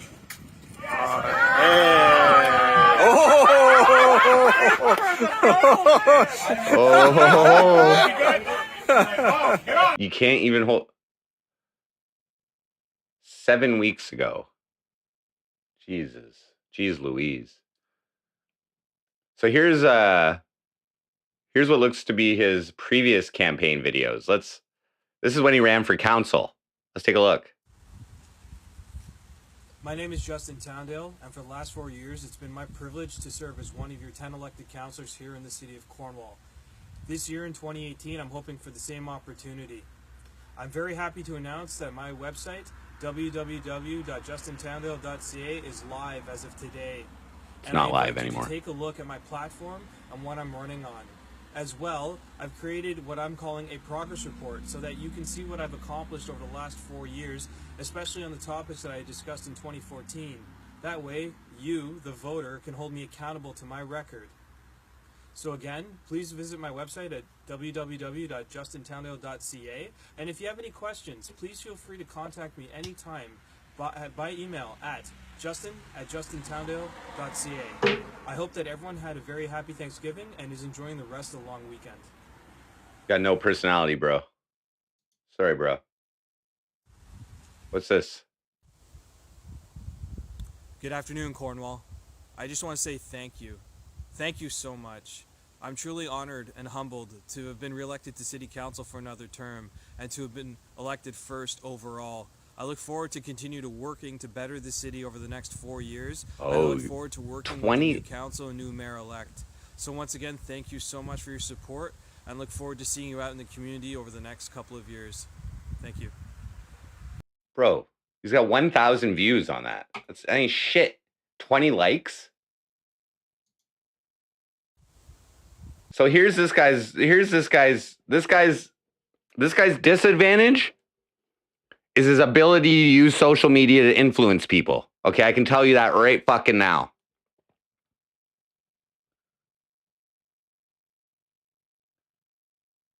It's because I burned my chest hair off. Okay? Okay?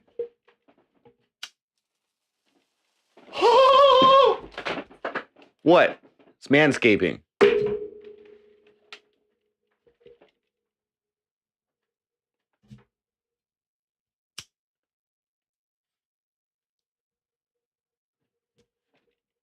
What up, no name? That's mayoral conduct. That burning your chest hair is not a violation of the Cornwall Code of Conduct, okay?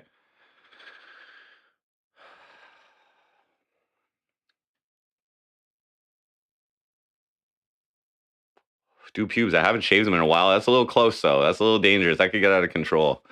We're not looking for a fucking forest fire here, guys. Some wood down there that might fucking catch fire. You know, it's flammable.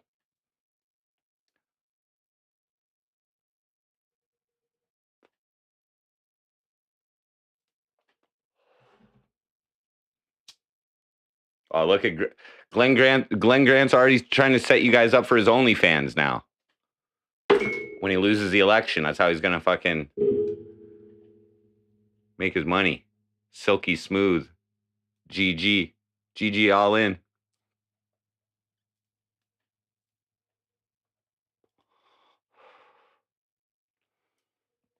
He clearly doesn't need. Yes.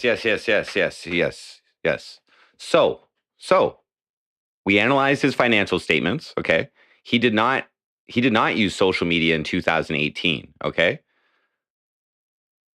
I believe as the years go on and social media becomes more integrated with people's lifestyles, the more influential these platforms have been. And I believe the power is shifting from organic, real life influence, which, hey!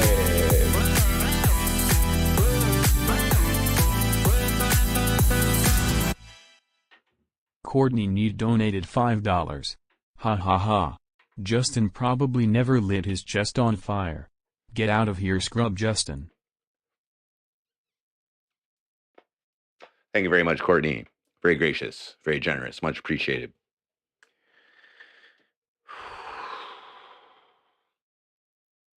NYC Cherry Groove. I thought about that. I thought about some videos of me helping her with her groceries and things like that. Trying to get the elderly. Yes, that type of marketing is under consideration. But we should make a really hilarious video. Yeah, I like that idea. Endorsing me, like just like zoom up on her face, like, yee, vote Jordan.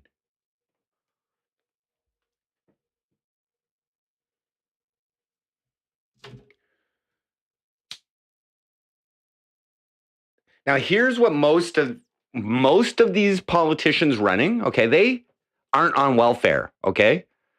They have money and they hire companies to run their election campaigns for them and create the content and create the videos and go out and filming fucking shit and blah, blah, blah, blah, blah, blah. Now, I'm not saying I'm the best, but I have the ability to create that shit in pretty good fucking time. Now about the signs and stuff like that, I believe that election signs we're not fully technologically fucking advanced here in Cornwall. Okay, we're a little behind the curve technologically. So the visibility of campaign signs, people are just so accustomed to seeing that type of activity that I believe that those still have some pull. I don't think I'm going to go that way, though. I'm going to go with just those little images that people can put on as their profile picture that shows support. So, what up, Mega Roll? One billboard? Okay, so these types of expenses are highly dependent on how much money I have available. Okay? The only money I have available, I got like $200 that I can spend on this shit, and I'll probably make a little bit of money at the show, at my show. So that's what I got like right now. You guys are helping me out with this. Gives me a little bit of leeway.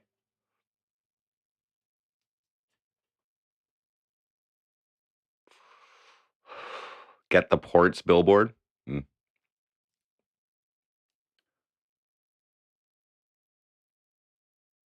That's right, Bull Monkey. I'm not targeting the elderly. I'm not targeting the elderly.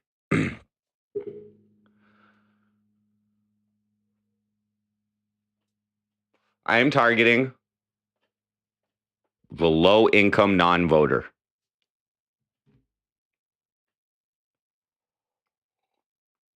These are my people.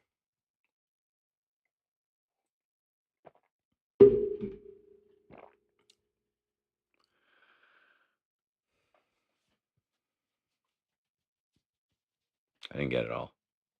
Whatever. Like, I could go and offer free shows at the retirement homes. You know what I mean? Free MC Frosty performance. Vote Jordan Pops. I care about you. I want you to laugh. Hey guys, was meth around when you were a kid? Oh, it was for me. Oh, I like meth.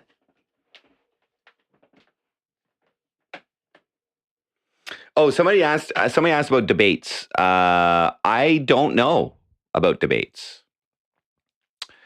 I believe if there are televised debates, they will occur via our local cable station, which is called Your TV. I was asked to do an interview by one of the guys who has a show on there like 3 years ago, but he never followed up on it. I started heavily going against the police, Cornwall Police Service, for their situation with me at that time, so I think they backed off. But I know a couple people who run a couple shows there too, so we'll see. We'll see if I can get on there. I'm curious to see how the local media outlets will receive this.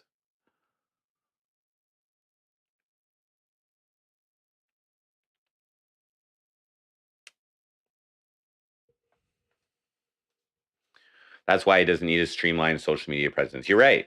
And he was able to get fucking, let's see how many votes he got.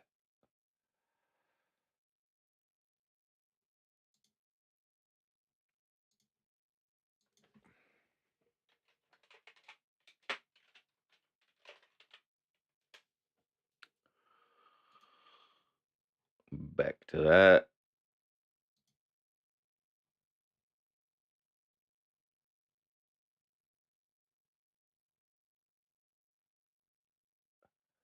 So he got 5,323 votes to put him into counselor.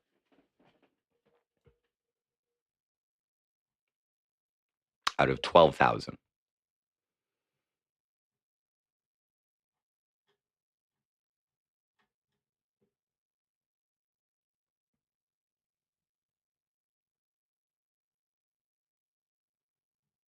So he's already got the votes. He's already got votes.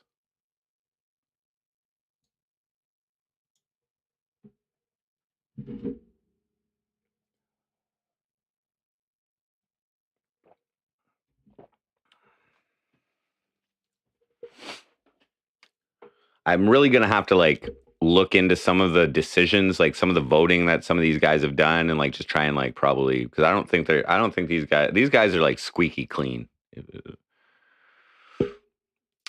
I smoke a lot. Come on by.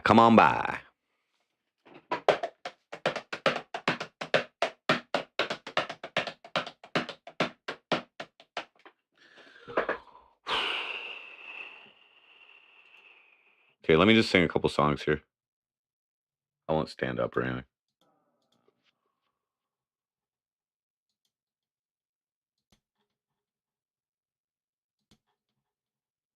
This is a classic election song from 2018.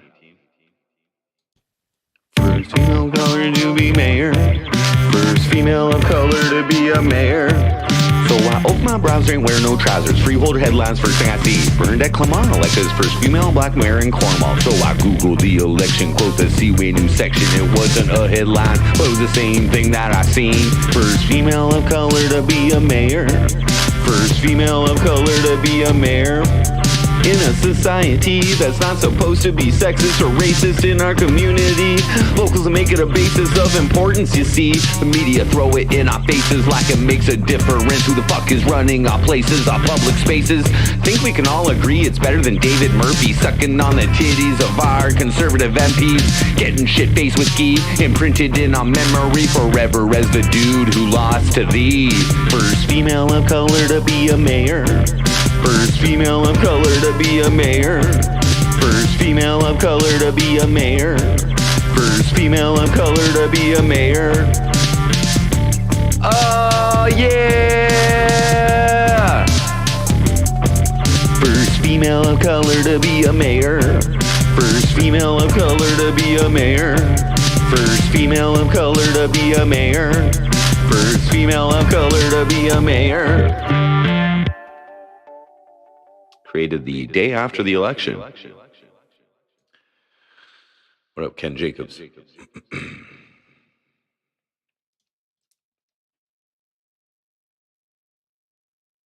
I took the exact headlines from the newspaper and put it in as the song title of this song. Okay? You think that's racist? You think that's fucking racist? You think that's fucking racist?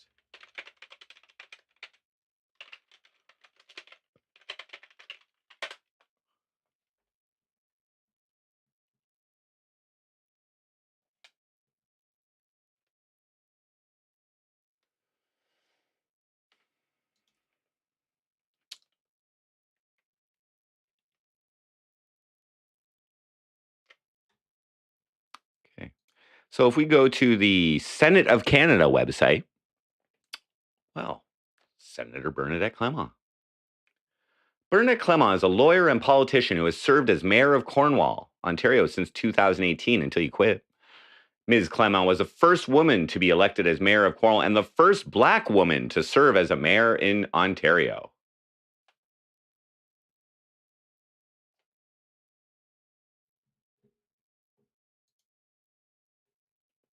I didn't tap that. However, I did hug her. We've hugged. We've embraced in public at a solidarity thing she put together after the mosque shootings in New Zealand or whatever. She put a showing of solidarity for the community at the mosque. So I went to the mosque and I was sat down and showed my solidarity with the community. And afterwards, she came and talked to my buddy that I was talking to, and she recognized me, and we embraced.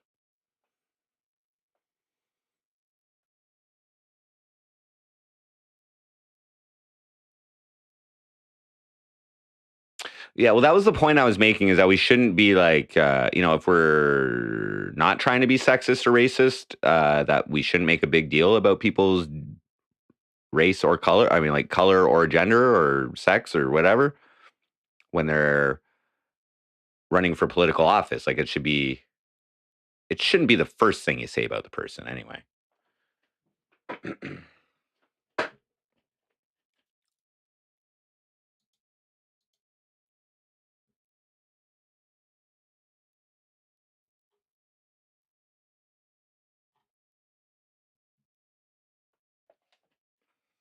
No, it's just mayor.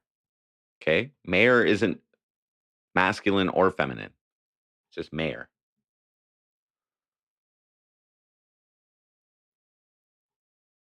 Oh, she got a new email address. Beautiful.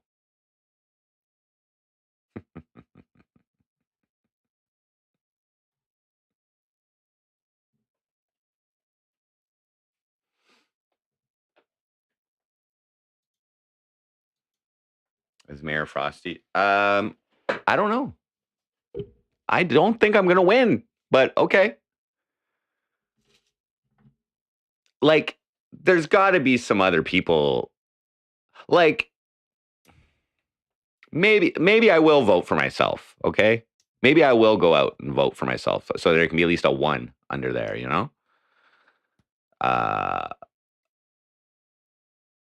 But like that silent majority, you know? I won't win with that attitude. What if I do win? I'm going to serve the people of Cornwall to the best of my ability. And I will, as I said, be more mindful of the vulnerable in our community, even the elderly, okay? Even the elderly. Everybody. But with my main focus being on people in vulnerable situations. What up, White Tupac? I would love to keep an eye out for corruption. I'd like to maintain transparency. If I do win, I will likely be subject to their code of conduct. I don't know how that relates to MC Frosty exactly, because they do have a blurb that as long as you state, as long as you're on, so like YouTube is technically social media, I believe. So I believe as long as I put a disclaimer on my posts that my views as MC Frosty do not represent the city of Cornwall or blee, blee, blee, blee, blee, or my position as mayor, these are my personal or my entertainment value opinions. I don't know. I'll have to discuss that. I will not donate my earnings from being a mayor. I will hoard them and try and keep my living expenses as low as possible.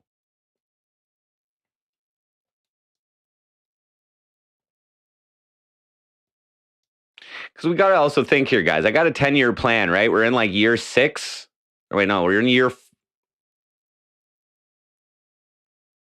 4 or something on my 10-year plan. Okay. And that's to bank 250 grand for my daughter. Okay. If I win this, I should be able to bank at least 100 grand. If I'm getting paid $55,000 a year, and I'm living right now off of like $10,000 a year, let's just say. I should be able to bank 100 grand.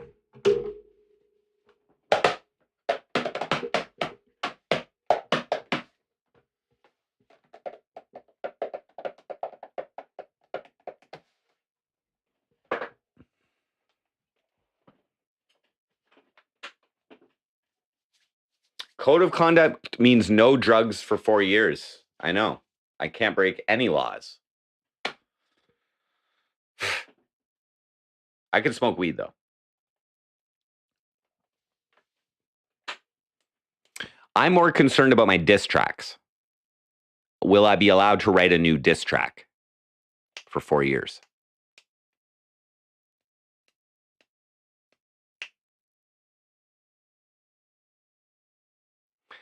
I may have to look into some adjustments to that code of conduct. I don't know. If I win this, people are going to shit their pants.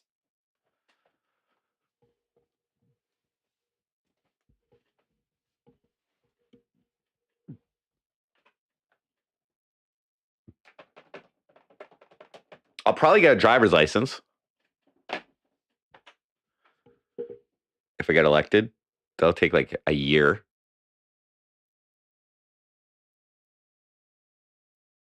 I got 2. No, I'm. Yeah. It's the it's the last part of the plan that's supposed to bring in the cash. You know, I got some crypto holdings which may appreciate in value. They were high. My crypto holdings were like 50 grand at one point. My value of my crypto wallet, but it's highly sunk.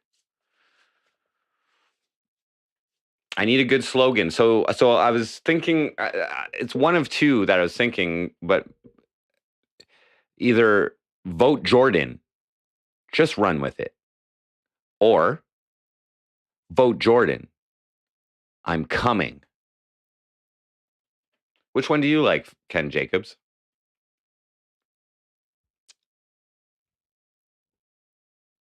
I'm coming? That one makes me smile the most. I'm coming. Ah.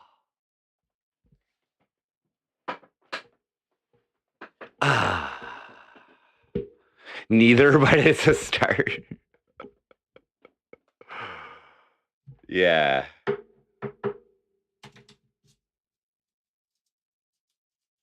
No, it's COMING. Like I'm coming for office. Coming for you. It sounds a little sexual. Oh, I'm coming to take the seat, the mayoral seat.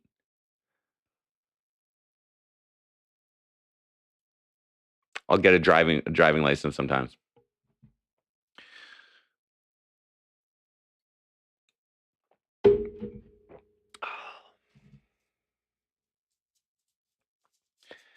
Let's just be honest, guys. I don't know what the fuck I'm doing in this political sphere. Okay, this is going to be like a real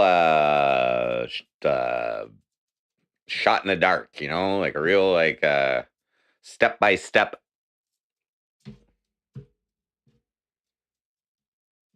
But ultimately, the goal is just to get publicity and visibility.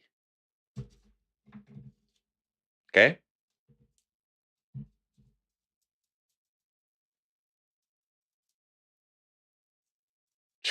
Try and talk like Razor Ramon. Chico. Vote Jordan Pops, Chico. No, I don't know. I don't watch wrestling, bro. I'm so cool. I'm Frosty, fool. But I'm really just Jordan Pops. Once you pops, you can't stops. That's my pickup line. But maybe that could work as my campaign slogan. NYC. How you like that one? Once you pops, you can't stops.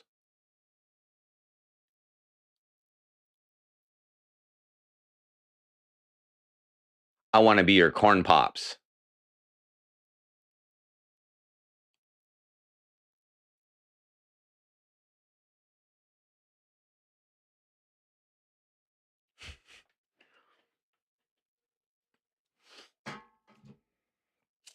I'm going to work to abolish all property taxes.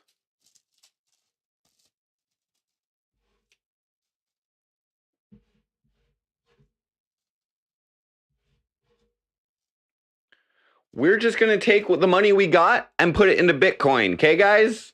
That's...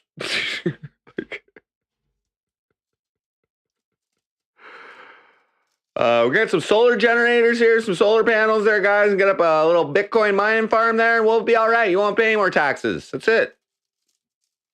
Cornwall coin, baby. It's time for change. That was Bernadette Clemont's fucking statement. That was her fucking campaign. We need change. Corn coin.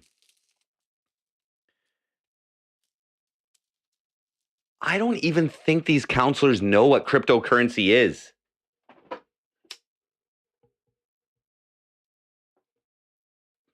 We literally have some of the lowest electricity rates in Ontario in a city, which makes it prime for mining.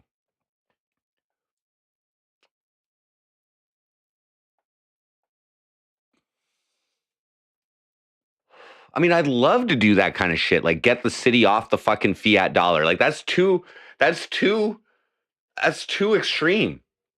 Like the next thing will be seceding from Canada, you know? Like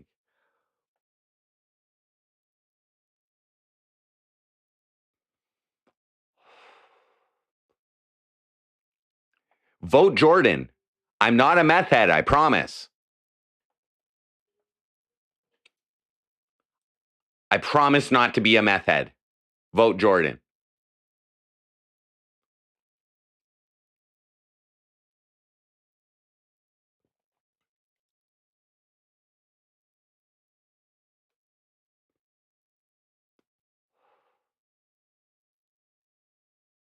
I promise to do better than Bernadette.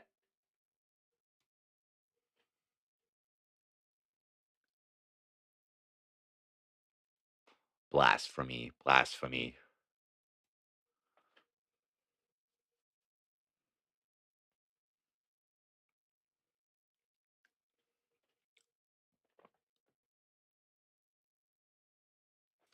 Here, let's take a look at a Cornwall fucking. You just want to see how, like,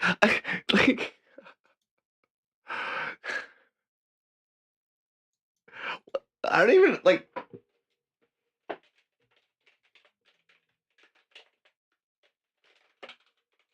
If I win, fuck my life.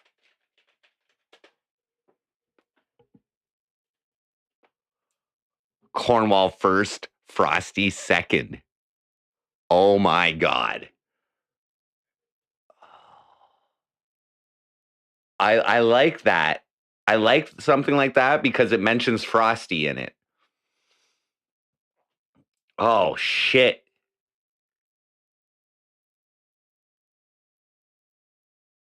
It's butts. Okay? It's butts.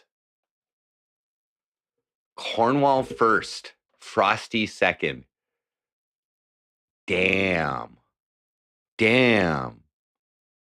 Damn, that's a good one. That is simple. It's to the point. It's true. It's true.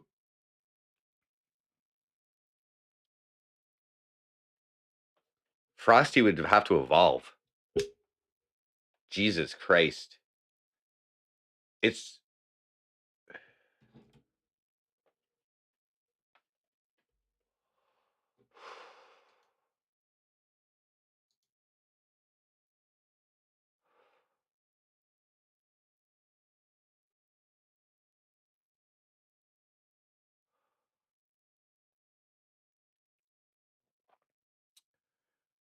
Jesus Christ.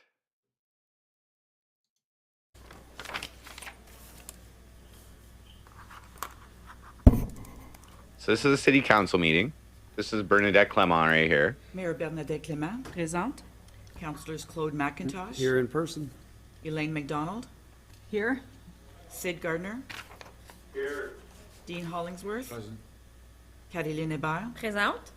Maurice Dupel. Present. Glenn Grant. Present. Todd Bennett. Present. Justin Towndell. Oh. Councillor Justin Towndell. Ooh, missed a meeting, bud. He was on a line. We may have lost him. Councillor He was on a line. I relate. I'm here.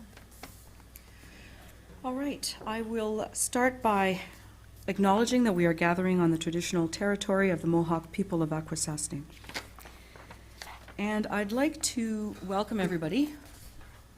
It's been a while since I've seen people in person, and it's good to see those of you who are here and hear those of you on the phone. So, a lot of us have been hearing the same thing. We are in this together, right? And yet we are urging everyone to be apart. So it is a difficult and strange time. But I think we're working our way through that. I don't know about you, but I spend a lot of my days on Zoom meetings and teleconference calls, and then I spend much of my lunch hour with the premiers, Premier Legault, Premier Ford, the premiers from all across Canada, learning a lot of lessons in good communications. I am very proud to be in Ontario and to be in Canada at this time.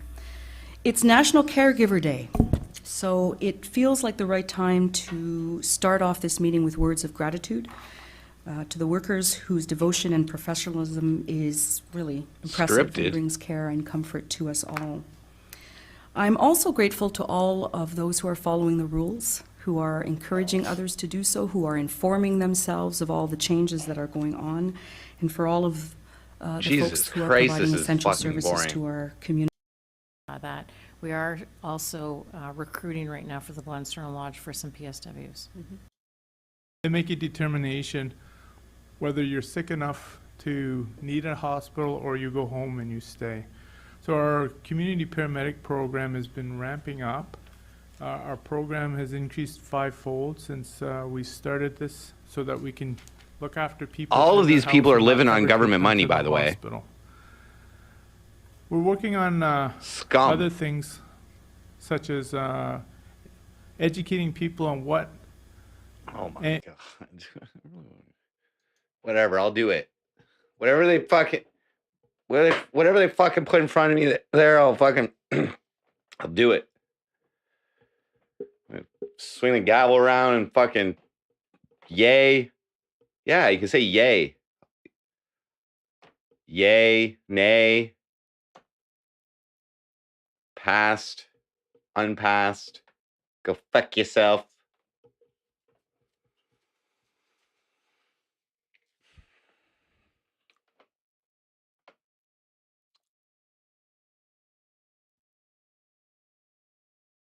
Maudit. Maudit calice. Tabarnak, the tabarnouche. White Tupac, what up?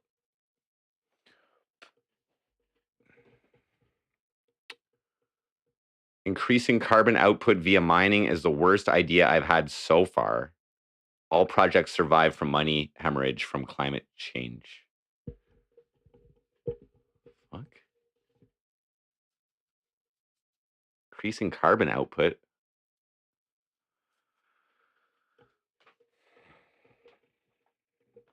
Fine. Granted. We'll just build all the fucking solar panels then, okay, bud? Shit. Wind turbines. Renewable. Bitcoin mining. God fuck. God fuck. Vote for Jordan.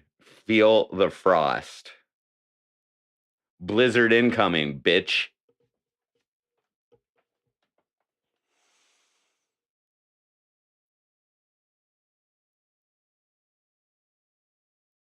How exciting do I think it should be?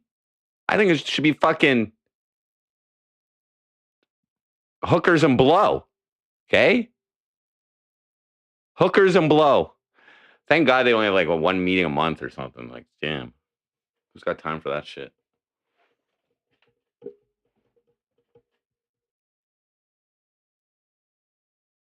Did I hear something?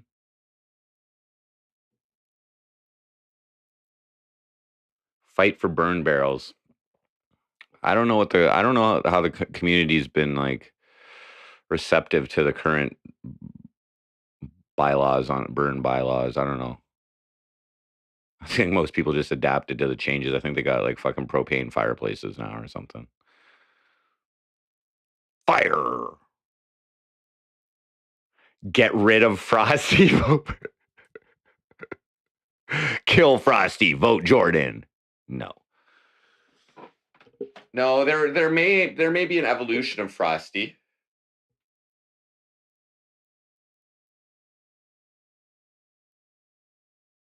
If anything, I'll be like, come see MC Frosty, also mayor of Cornwall.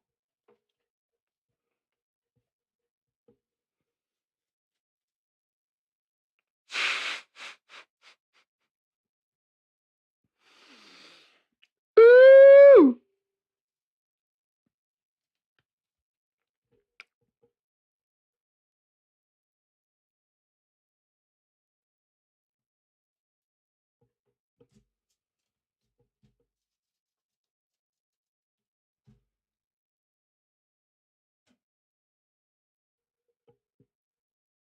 Fuck was that? I gotta make more fog too. More fog.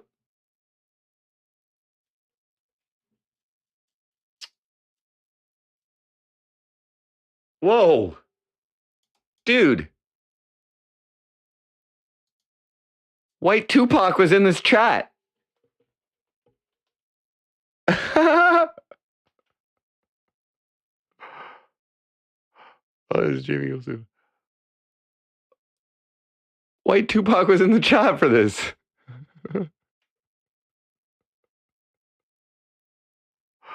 Crazy.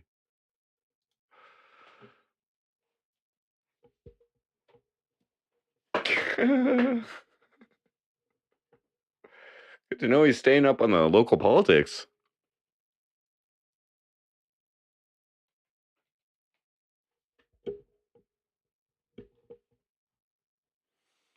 That's funny. Okay, let's check out Glenn Grant's Facebook here.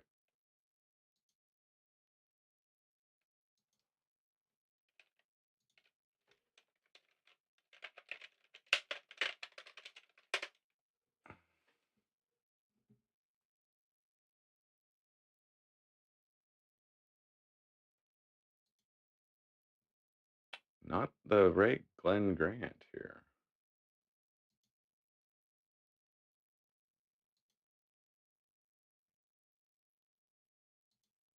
Oh my God.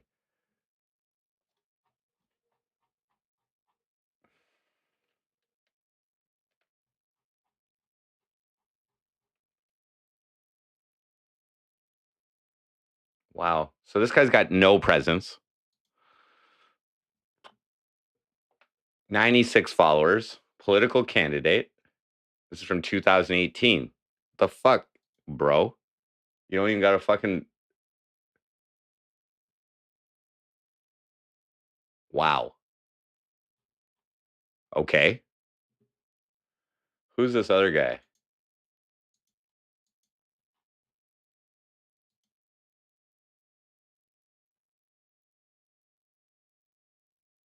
Soyez gentil.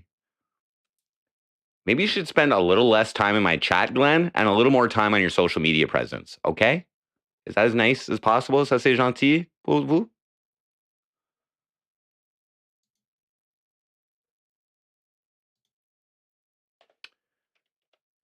All right, let's check out this other guy. This guy's the wild card aside from me. What's this guy's name?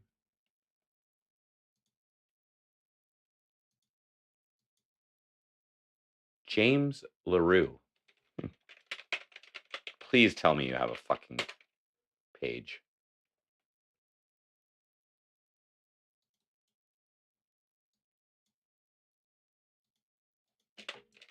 Mayor?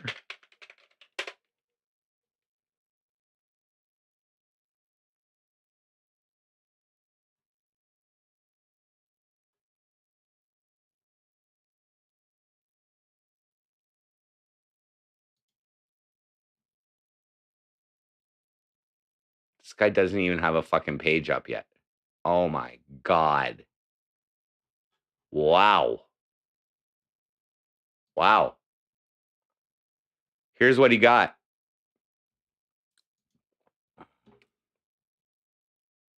LaRue, this is June 25th, became Cornwall's third candidate for mayor when he filed his nomination papers last month. 2 likes, 1 comment. Hell no. Haha.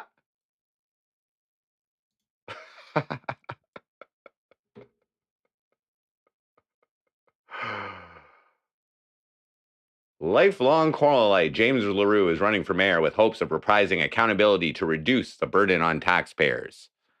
Reprising accountability to reduce taxes. Okay. Lifelong Cornwall resident and entrepreneur James LaRue is running for mayor with the goal of restoring accountability for municipal spending, attracting profit to the municipality, and reducing homelessness. I didn't realize that was a big problem. I feel it's time to step up to the plate and see if I can make my city operate a little bit better. LaRue was born and raised in Cornwall and has been running his independent property management and estate cleanup company, JL Salvage, for the last 25 years.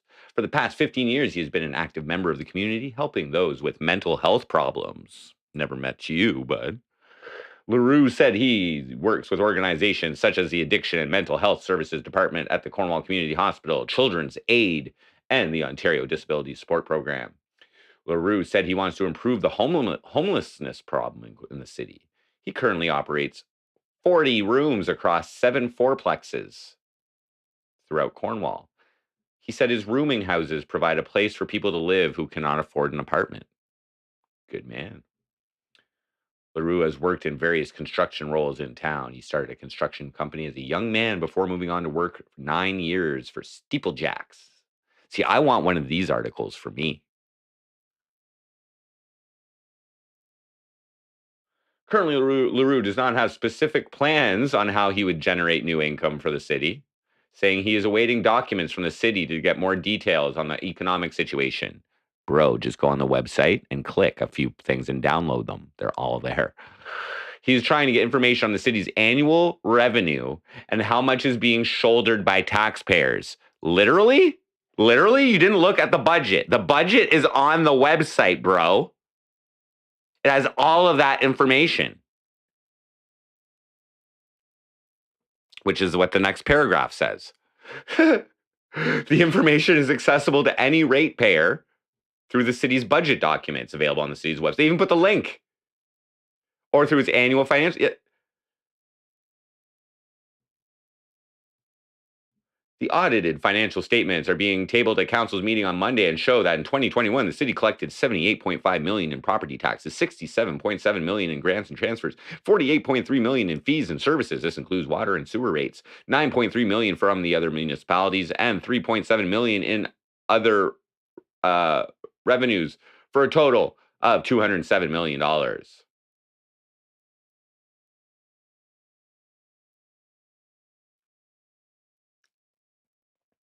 Of that revenue, the top 3 expenses were $68 million in social and family services, such as Ontario Works, Ontario Disability Support Program, housing services. Wow. LaRue and his campaign manager, Nicole Spahich, she ran last election, who was a mayoral candidate in 2018. She was the last place.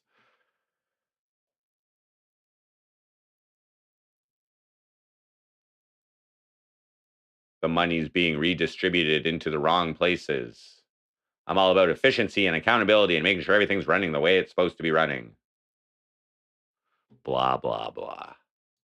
Blah, blah, blah.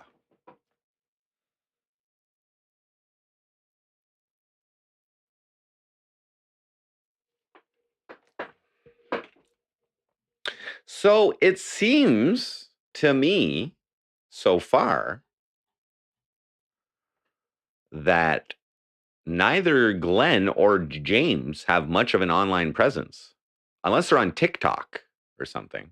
And I'm missing the, maybe I'm the fucking obsolete one here. Just using my Facebook. How many do I need?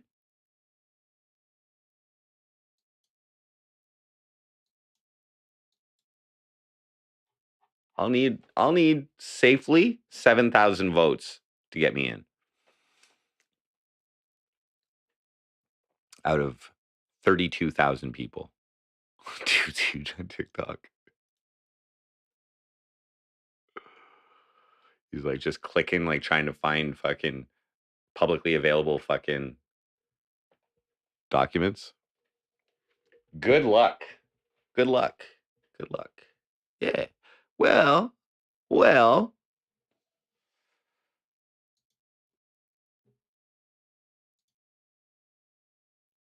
I need banners and stickers. If this was 1944, maybe.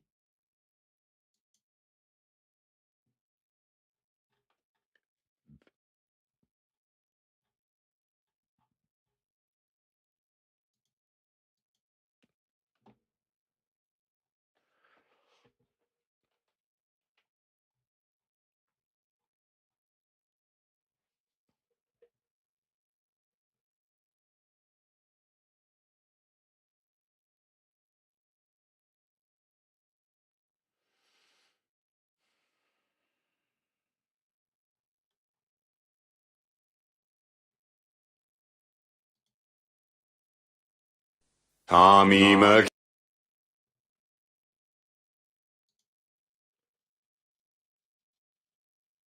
Sorry, I'm just checking some analytics here.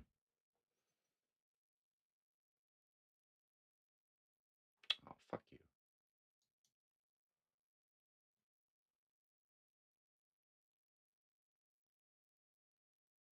I'm confident that like 1 in 3 or 1 in 4 people in this city who use Facebook know who I am.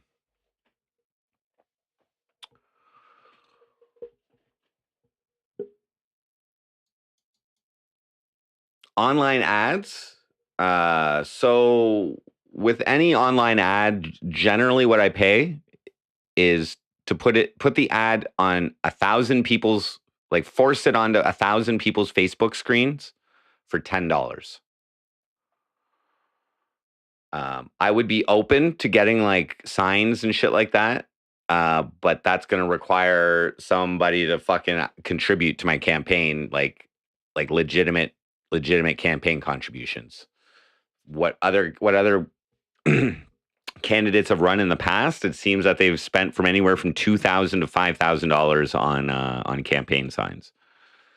It's a little out of my fucking welfare budget there.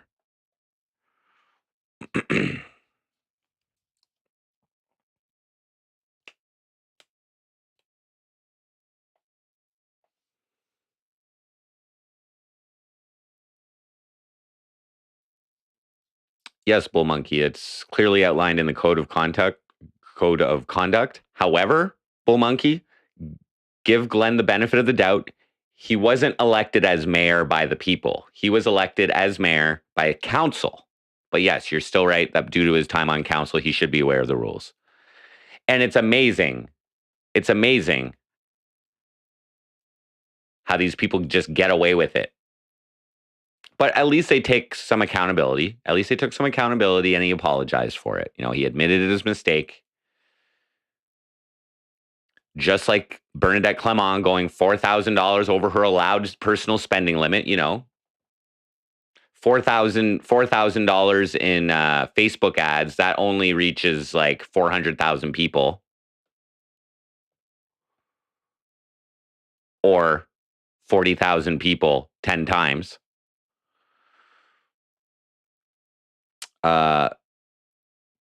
There was no election. There was an election amongst council to replace the previous mayor.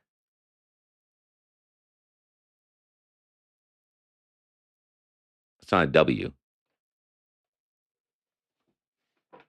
Knock on doors. Yeah, I don't necessarily want to be knocking on doors with the camera. Necessarily. We'll see how the reception is on the streets. I just don't want to be like violating people's privacy potentially, you know. So, but I know where the people are.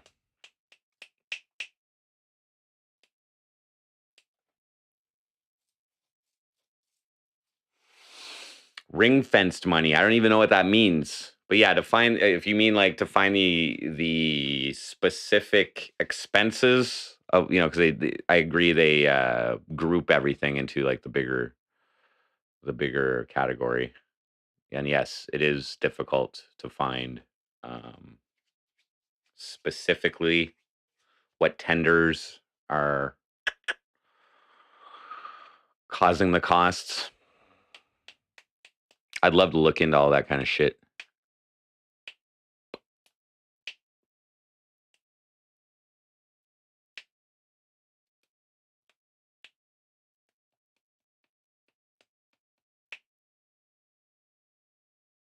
A no-knock search bond?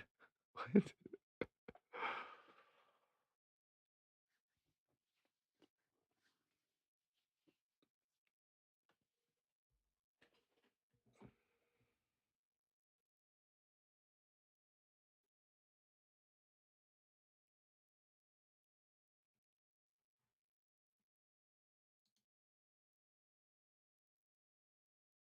Okay. Sorry.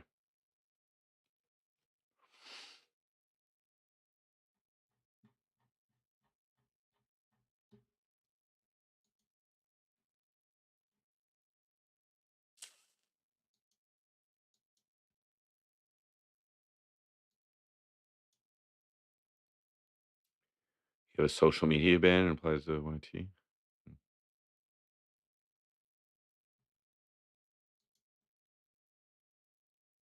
I need a campaign song. Yes. So when I get nominated, I'm going to take the excitement that I have at that point. So when I go file tomorrow, I got to call them. I got to see. It might be Tuesday. I'll actually, if they call and give me the choice of when to do the appointment, I'll say Tuesday. That way I can go deal with my bank and shit tomorrow too. So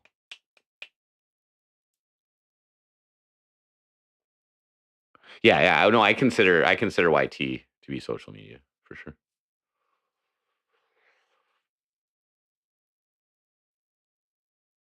But yeah, I'm gonna take my excitement, and once I've filed and I'm in the books, then I will, and there's no turning back.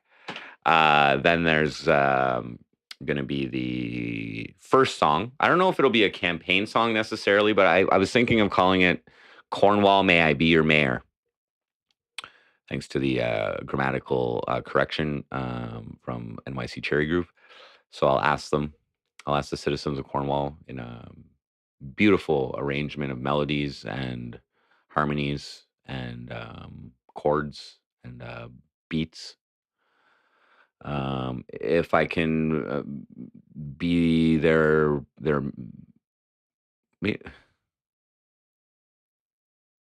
I can be their man, you know, but may I be their mayor, man, woman, it doesn't matter. May I be your mayor? I have blue hair. I'ma treat you fair. Don't look, just stare. Better prepare.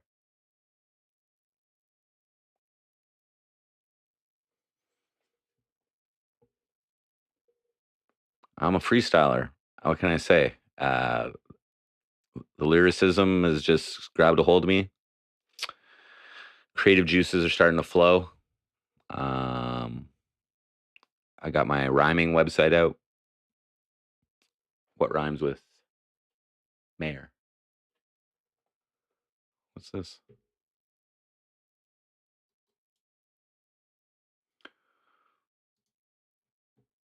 Yes, he issued an apology. Yes.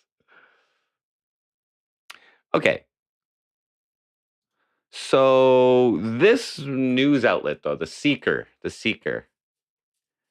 um, one of the women who run this newspaper, she used to be on site Team Frosty. She used to be on Team Frosty, but I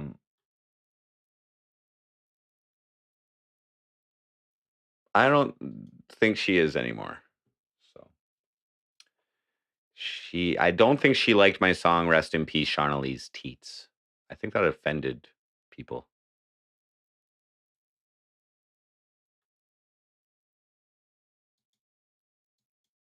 It's not about me accepting your apology. It's about the integrity commissioner accepting your apology. You don't need to talk to me, bro. You fucked up. At least you admitted to it because you have to.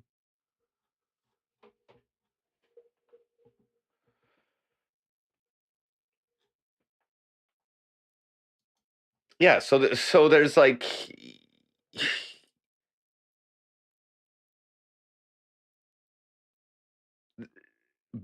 bare minimum, there's incompetence going on in our local politics.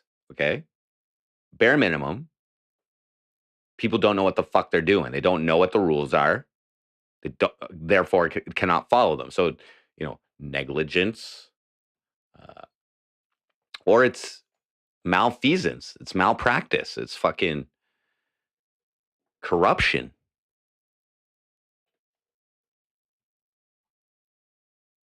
I inadvertently sent a press release from my city computer announcing my intention to run for mayor in 2022 municipal election. I didn't realize at the time that I was breaching the code of conduct.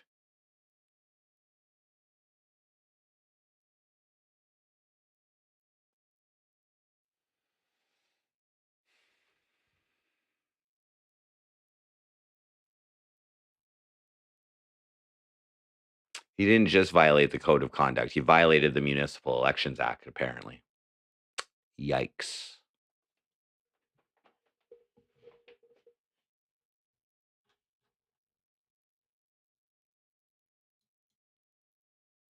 Yikes.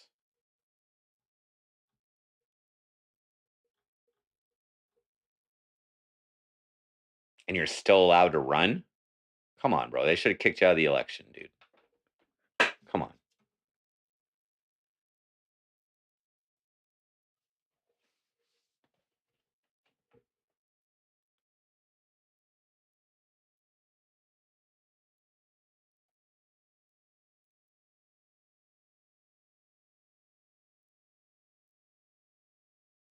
I mean, technically,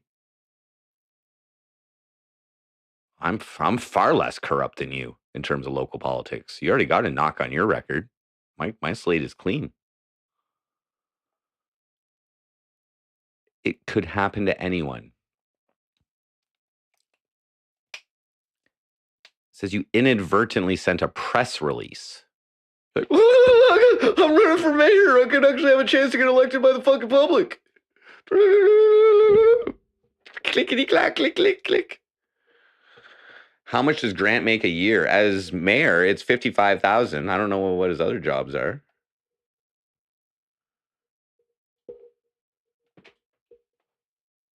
So it's like $2,500 every, or $3,000 every fucking, $2,500 every fucking couple weeks. 3 times. Oh wait, that's like 7 times what somebody on welfare makes. Put aside and maybe omitted from budgets for years in expectancy of a project to go ahead. I found $300K that had been set aside for updating a playground that was never built. Yes. Okay. So yeah, I can understand that. They do list some of their intentions in the budget, but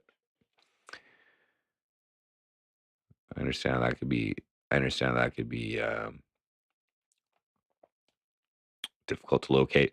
Like the tenders that get approved to different corporations and shit. Like I gotta just assume that there's like just like a fucking local network of businessmen who just like thrive off of city contracts. I have a buddy who's a photographer, and he's like the man that the city calls for their fucking shit. Okay, and he's built up a nice business for him and whatever. And I think he's pretty good at whatever he does. But he gets that government money from the city, for his contracts and shit. So like, I personally believe it limits what he would be able to like personally create if he was to go more of a content creator route. Sell out.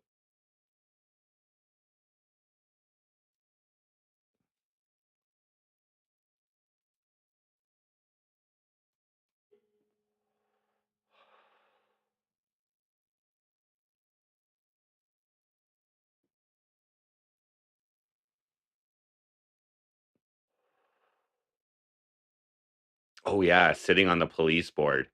Whew, that'd be fun.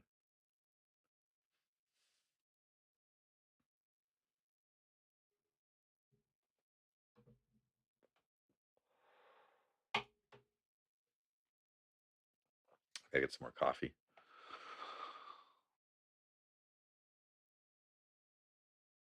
One sec.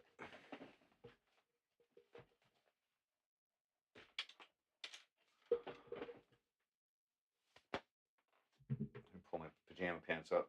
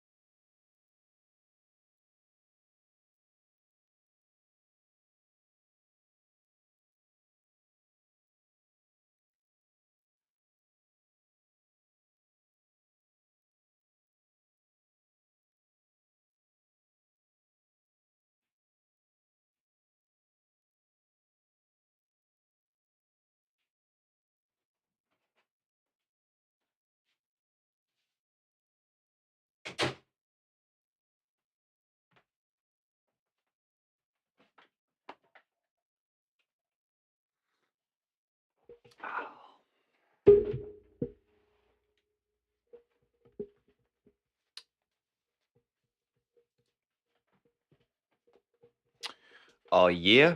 Oh yeah.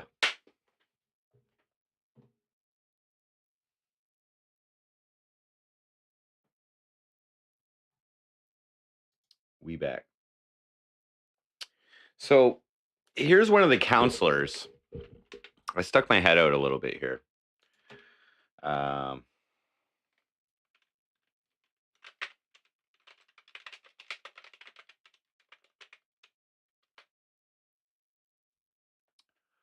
what's this guy's name?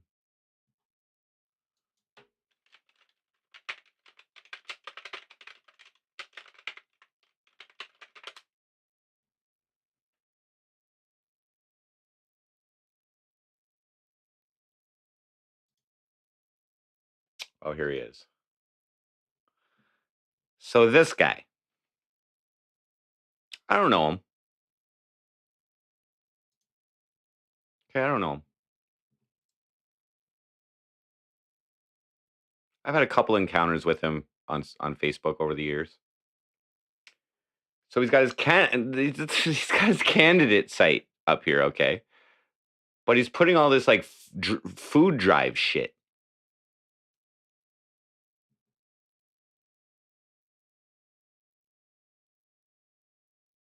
He's got 31 people like this page, okay? Now here's where I commented on him, okay?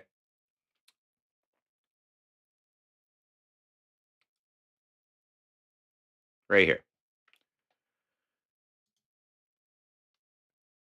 Do you support this guy? By the way, this guy's fucking typing and shit. His grammar in English and whatever is horrible. Anyway, do you support funding the local art center? Do you support the local future art center? So he spells center like this here, and then he spells it differently here.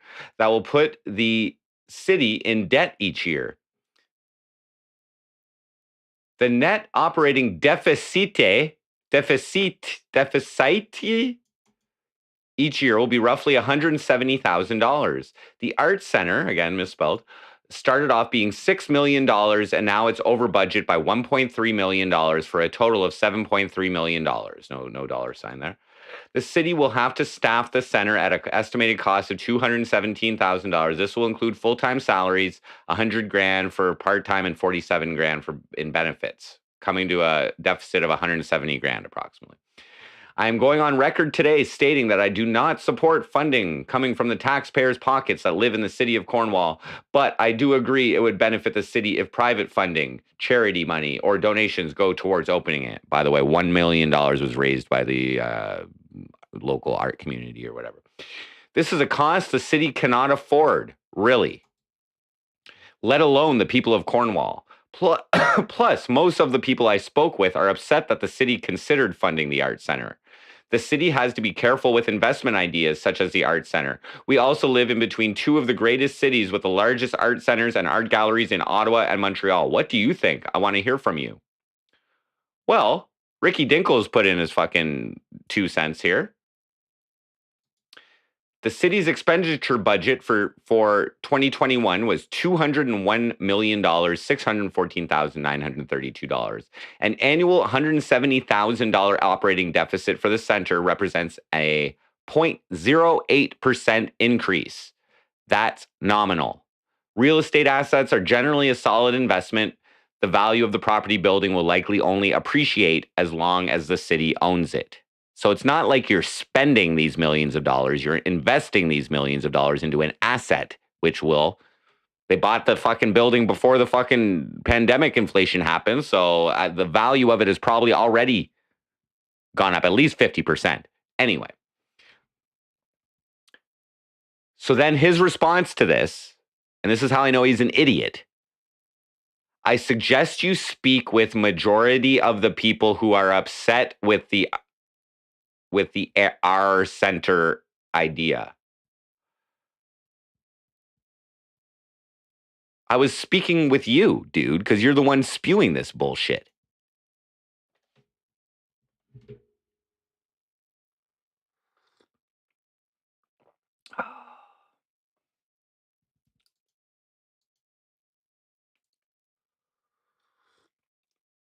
He had nothing to gain.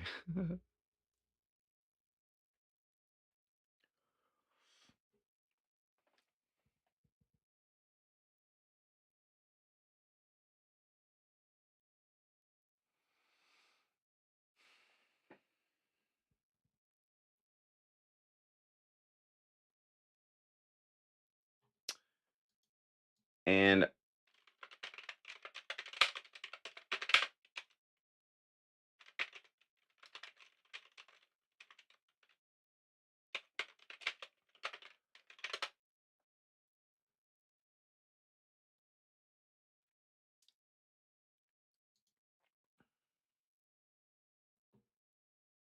so back when people were making a big deal about masks and shit, that dude organized an event. So the Cornwall Police has warned organizers of a bi-weekly anti-mask rally not to exceed 100 individuals at their event or face a fine. Blah, blah, blah, blah, blah, blah, blah. Organizer Christopher Leclerc was defiant in a video on social media. Let's have more than 100 people, he said. We're not going to take this threat lightly. I won't be taking this threat lightly. Urgh. Last week, more than 100 people were at a similar march in Hamilton. Hamilton police broke up a similar march in front of their city hall with organizers there facing a fine of up to $10,000. Oh, Chief Danny Aikman was still here. Blah, blah, blah. I think this guy got... Yeah.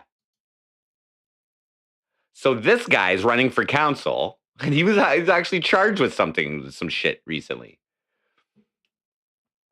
3 pleas entered to charges from May 1st Cornwall protest.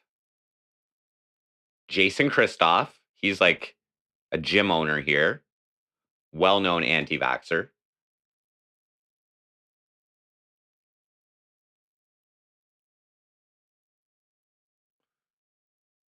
Christopher Leclerc Thompson. Maybe that's not the same guy.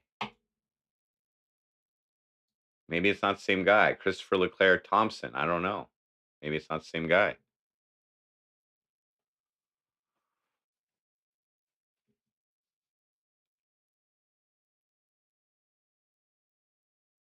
Gotcha.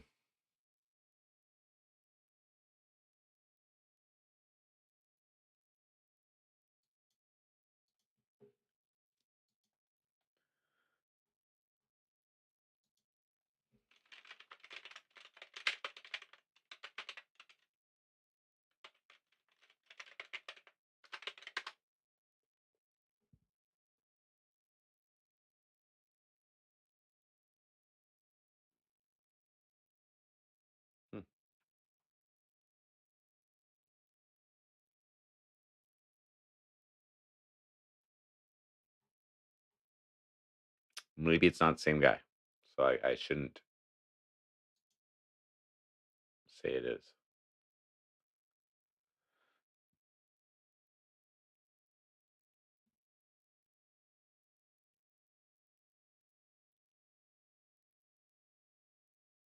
Wow. He has a separate page.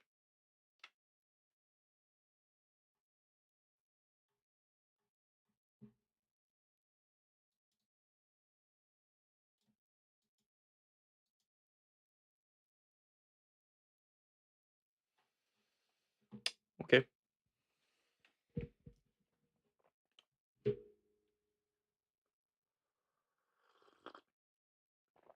Oh, yeah. Anyway, I'm going to stick 4 basic ideas, okay, that'll never be implemented, okay? Again, municipal minimum wage. 2, attempt to expand the geography of the city and amalgamate with the outlying areas. Greater Cornwall area, basically, a type of idea. 3rd, have the Cornwall police absorbed by the provincial police to reduce policing costs in our non-growing city as city fucking police budget expands every year, but the amount of people here do not. 4th, look into electronic voting.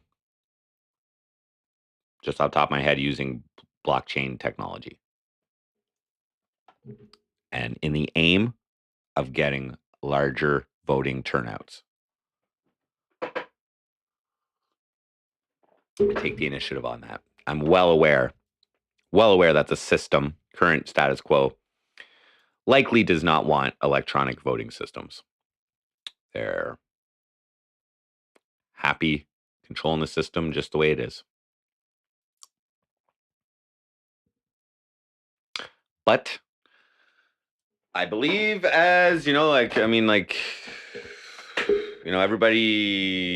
thinks that the direction of heading towards digital ID is a step closer towards social credit scores and all that. Could be, I think, just using technology to expand or to get a little more strength out of a true democracy, I guess. 38% voting turnout is horrible. How can anyone say that they represent the majority of their constituents when the majority of their constituents don't even vote?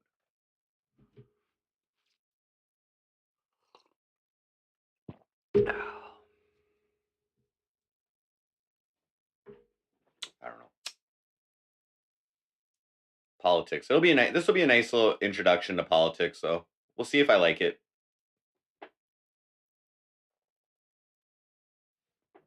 Seems like there could be a high level of stress involved with the job. So we'll see.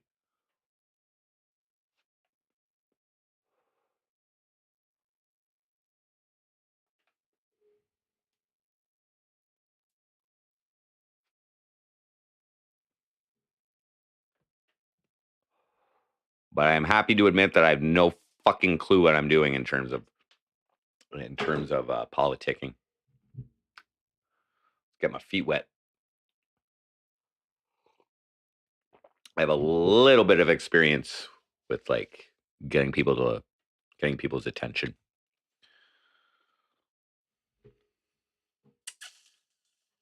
Oh yeah. Oh yeah. Oh yeah.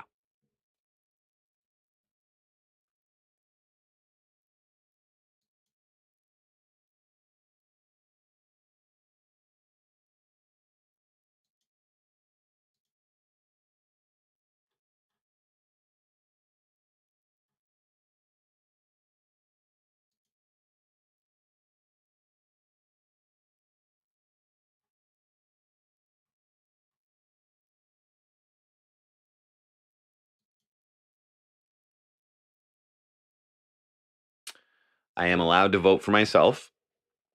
Proxy votes, I don't know what that means.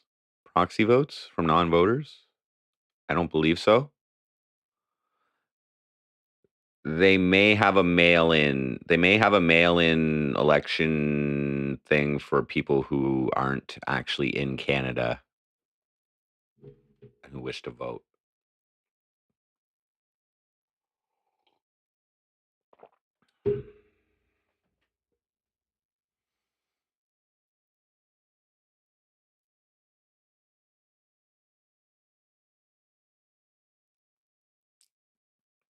Whether I agree with him or not, he's garnered support from like-minded folk. Well, yeah, I suppose in a way. I don't disagree with some of the things that he's saying. I just can tell he's not very smart.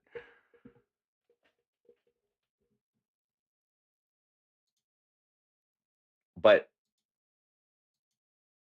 let's just take this guy's page here again.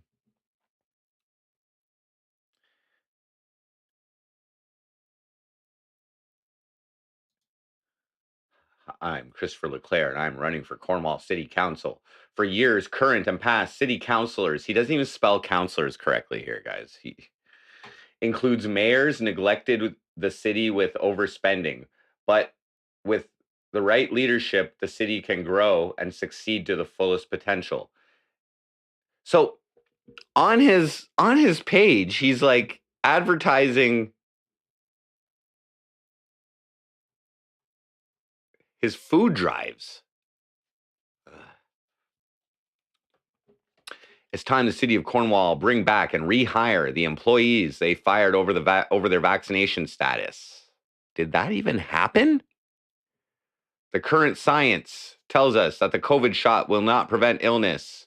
People should have the freedom of choice and no longer be discriminated. I don't even think they are. There should be an option where employees can get tested daily to prove they do not have COVID. The city of Kingston have this option for their employees. Why can't Cornwall have the same option? Is there different science in the city of Cornwall we do not know about? I have always believed in freedom of choice for the individual. After 2 years of COVID, we now know the science and how to protect ourself. It is time Cornwall drops all mandates like the province of Ontario.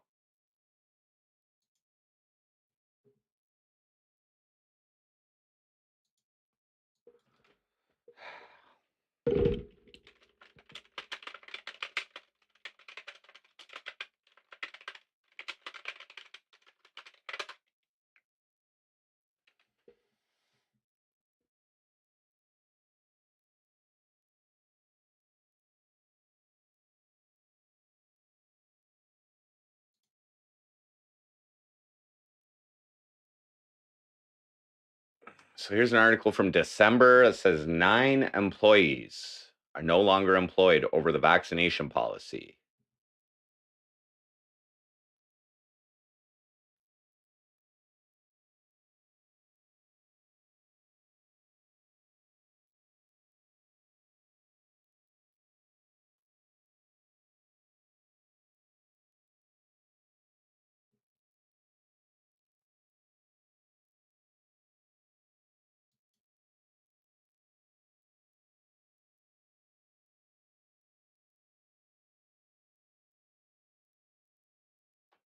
Maybe they do still have a vaccination policy. That sucks for me.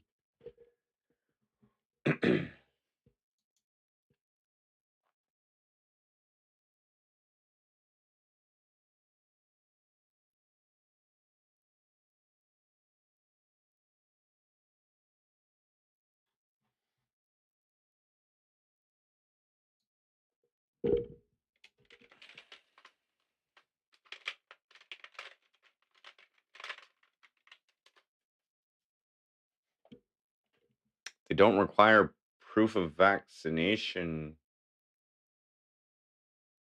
to visit.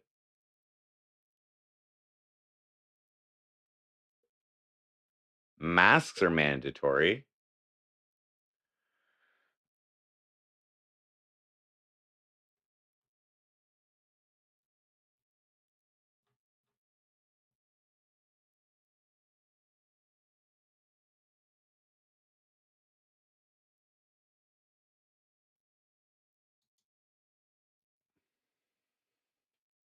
Jesus Christ.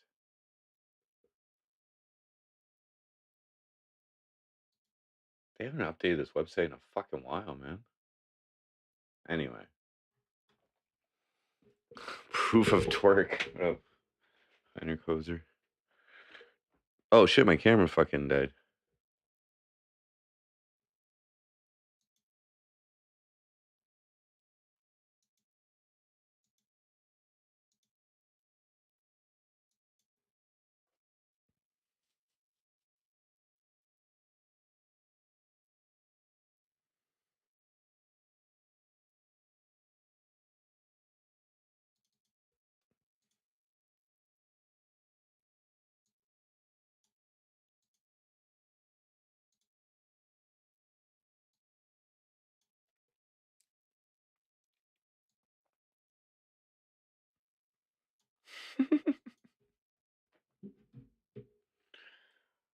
Maybe I will shave my neck.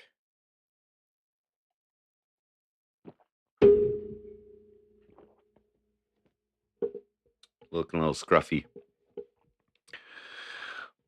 I should stand as a counselor first to learn procedure. Absolutely right.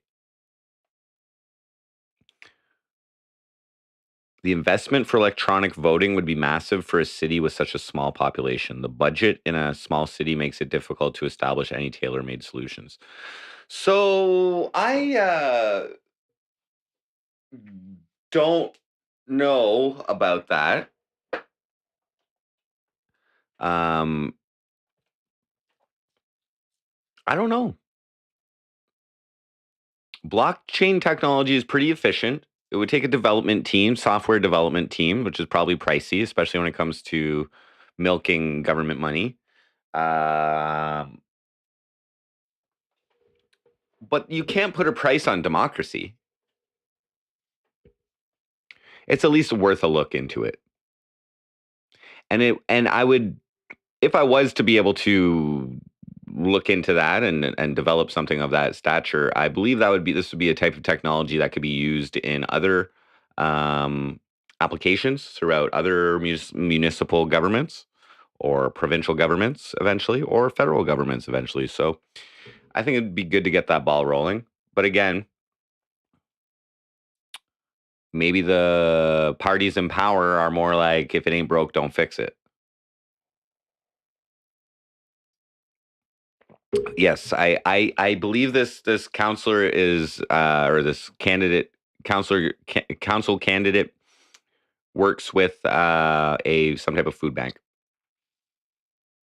which is, yes, like a food drive. They have food drives at the food bank so that people can donate food and then they redistribute it to their poor people.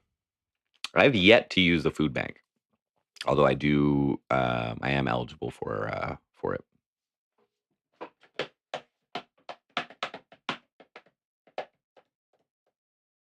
It'd be funny if I went to his food bank while I'm running for mayor. Be like, hey, dude, you hook me up with some fucking spam? See you at council meetings, bro. Thanks for spam.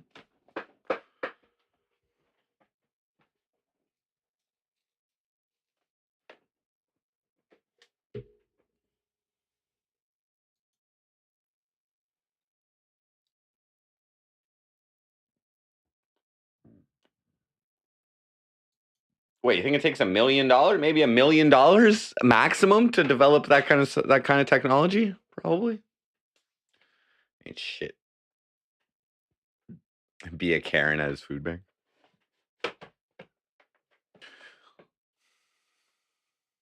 No name brand? What are you thinking? This is discrimination. I need Kraft dinner, not no name mac and cheese. Oh, what? What? Spank bank.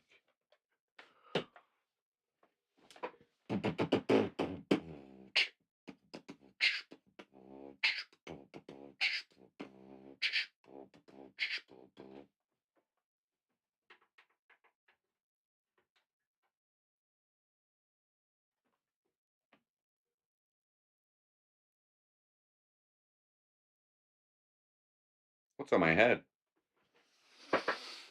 Spank bank needs replenishing.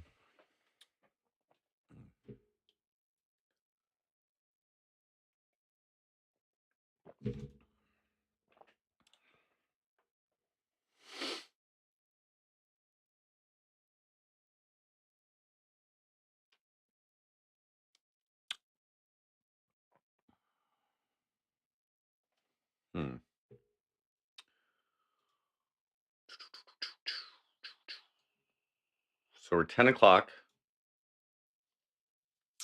My smoke lad said he was coming by. I don't know where he is. Oh, congrats, Pure Gosu. There you go. Congratulations. Breaking 1K. Here, let me go add to that.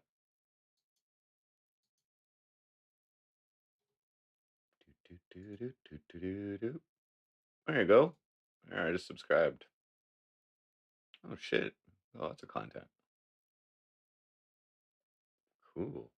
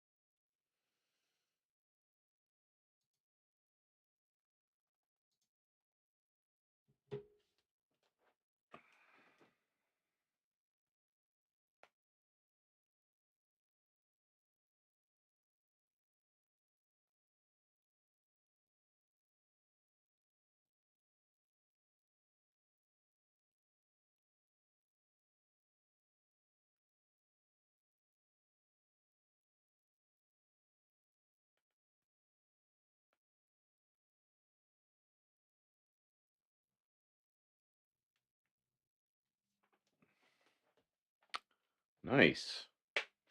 There you go.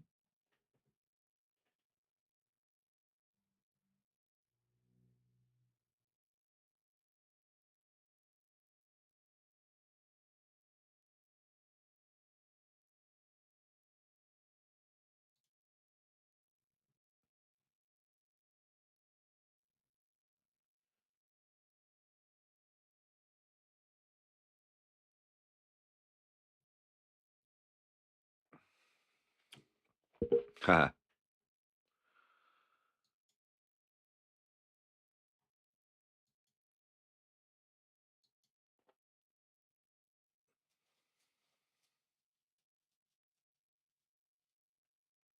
Cops were next door for the 8th or 9th time this year. Shit's getting so old. You better move, dude.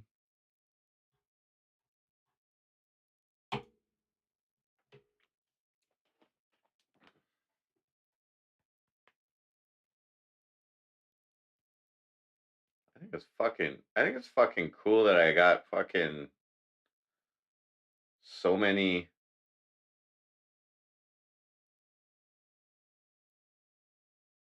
I got so many fucking audio streams out of. They finally showed me all the platforms.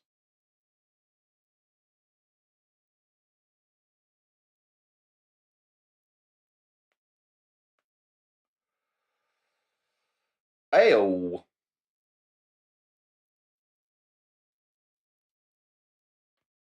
That's cool.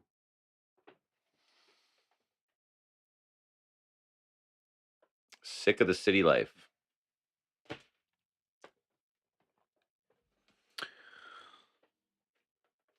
Well, then move into the country and eat a lot of peaches.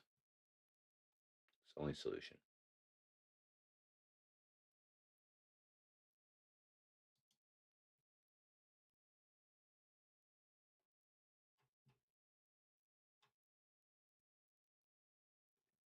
I called I called him an idiot. I didn't call him stupid. Okay, I called him an idiot based um, on his spelling, punctuation, and communicative skills. when I challenged him on the point he was making, which was that the city can't afford $170,000 a year, his somewhat misleading statements as though it's like a cost to buy property. It's not really a cost. It's a transfer of, so it's just a different type of asset. When I challenged him on that, he said, talk to the majority of people. Like, no, I'm talking to you, bro. And if you can't rebut, talk to the people. That's not very intelligent.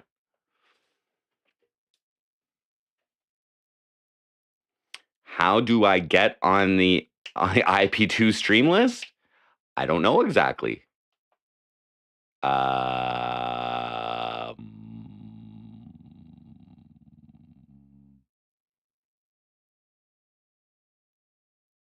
What band was that again? What band? Oh, that was Presidents of the United States of America.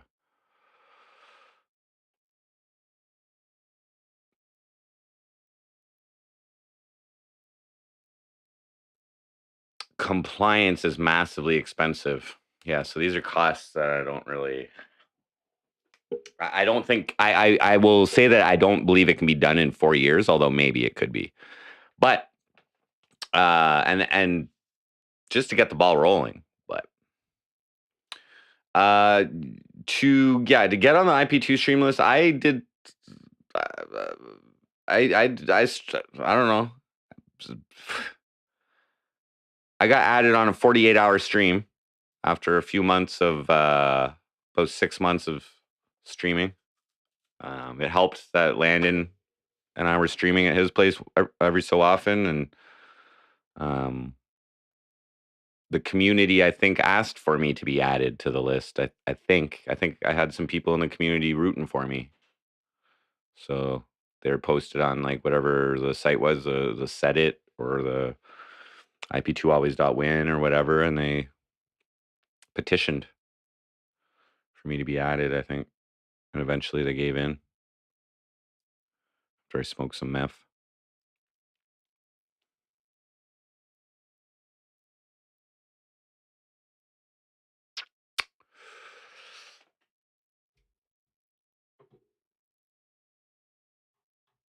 I was already on the network when Attila and I collaborated. I was added, I think, in like the end of April or May 2020. Start of May, end of April, something like that.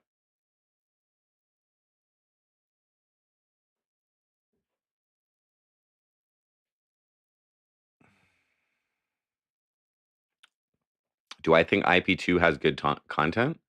I watch, or I have watched a few streamers. I'm not like really that big into, first off, consuming content. I do if I'm not busy or whatever. Sometimes I use it to like decompress, but like I don't watch a lot of movies. I don't watch a lot of TV shows. I don't even listen to a lot of music regularly. So streaming, I'll turn it on once in a while. Sometimes it's good. So I don't know.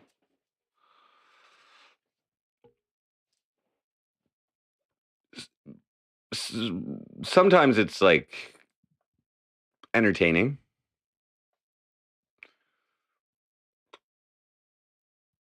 Well, it depends. It depends. There's all different kinds of streamers. You know what I mean? On the like, sometimes the RV has some interesting stuff. Sometimes, like, I like watching Captain Content just play guitar. You know what I mean? Like, um,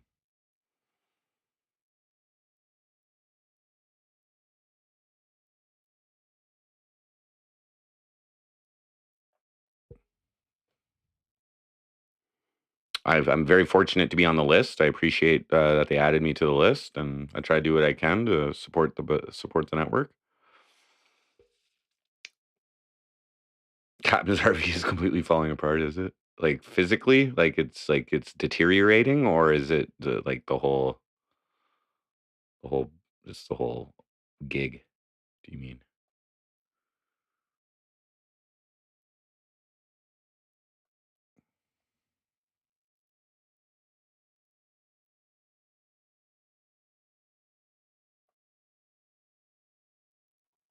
No way. That sucks. Moldy and rotten.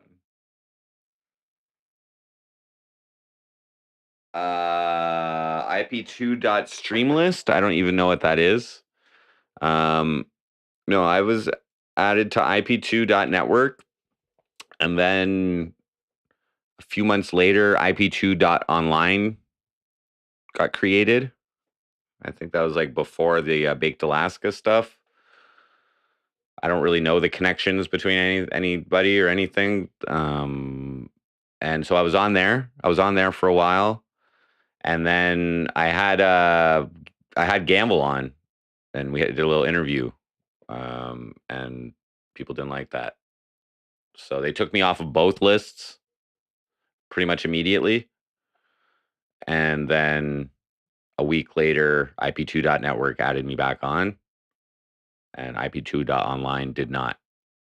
So I would imagine that the IP2 streamlist is probably the faction of IP2 that doesn't like me.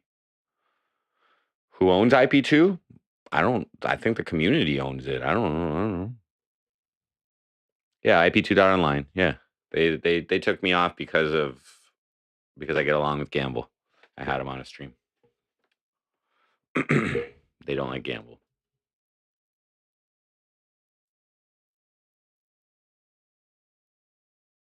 Oh, I said he was stupid? Well, yeah, I don't think you're supposed to be tying that kind of stuff in together. I don't know. You shouldn't, like, I don't know.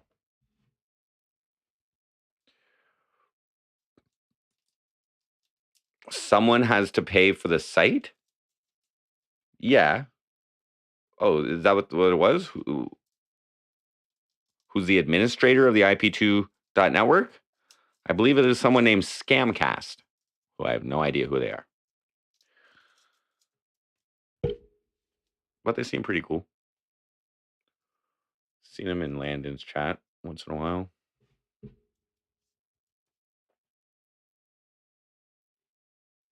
I've sent one email to them. There's like an email address at the bottom of the site. I sent one email during my last strike. I was like, "Can you add my Twitch?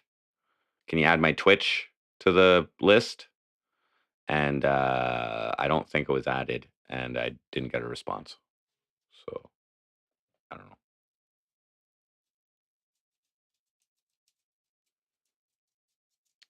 Didn't I do Scamcast podcast?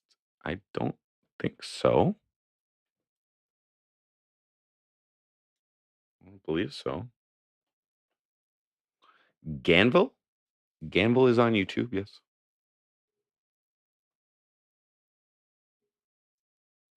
I think he's doing like a troll-a-thon right now or something, maybe.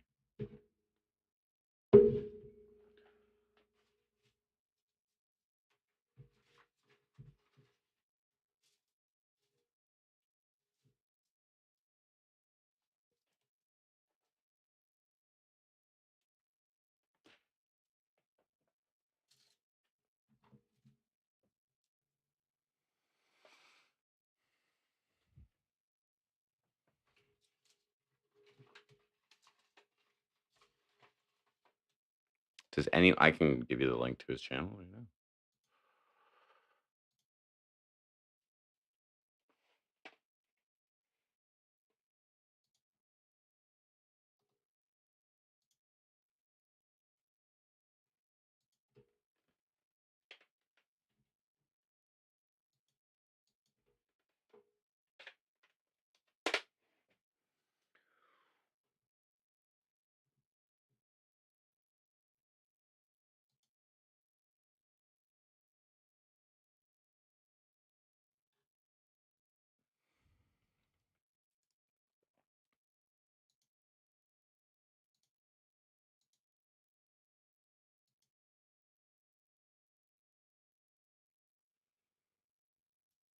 Thank you, Easy Kappa. Yes. We are at the signatures. And tomorrow I'll be making a phone call to set up the appointment so that I can file my nomination for mayor of Cornwall. So that I may campaign.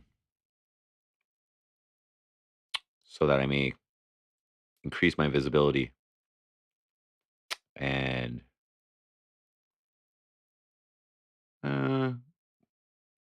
we'll just treat it like a popularity contest. I think it's the best way to work.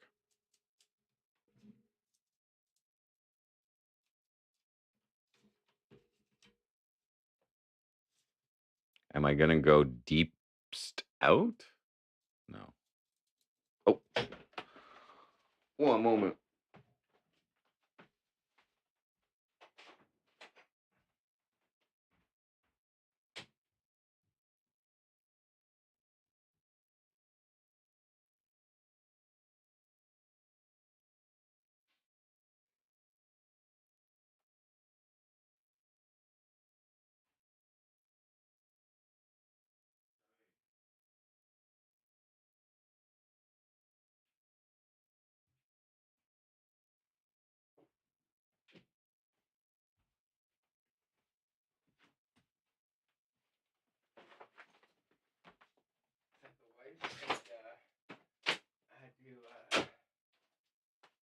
Procure for.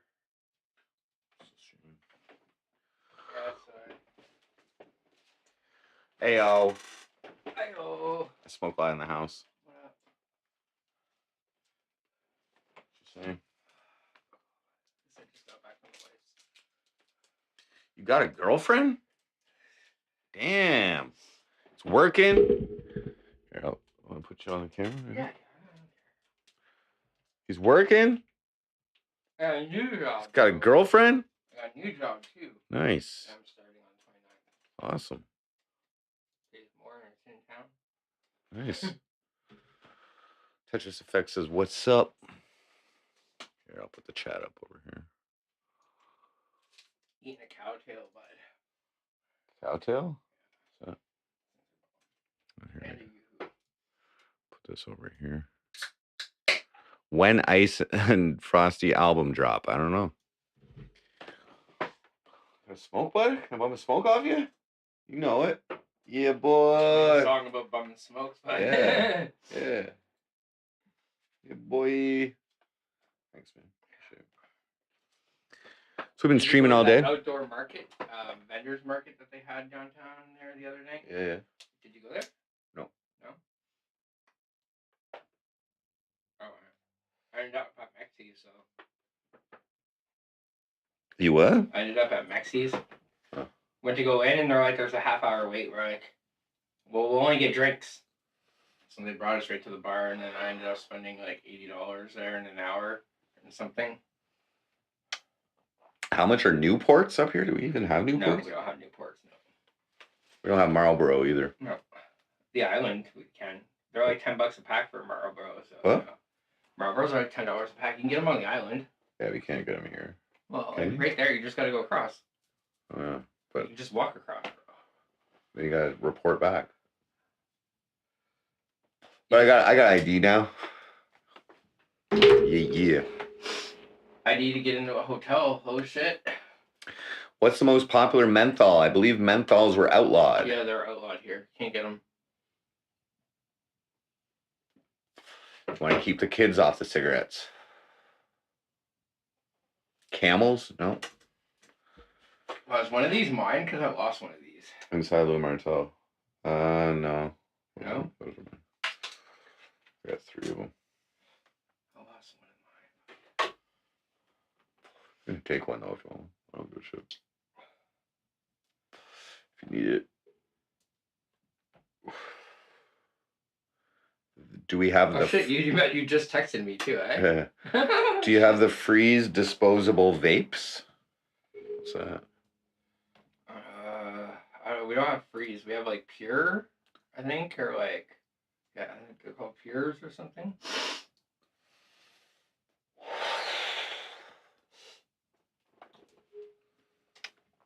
We'll see how things like that go. I'm running for the shock value. I don't expect to win. I don't know how we're gonna run like some tests, little like fucking like. I don't know how the community is gonna respond to this. So you got the amount of There may be some citizens in upheaval.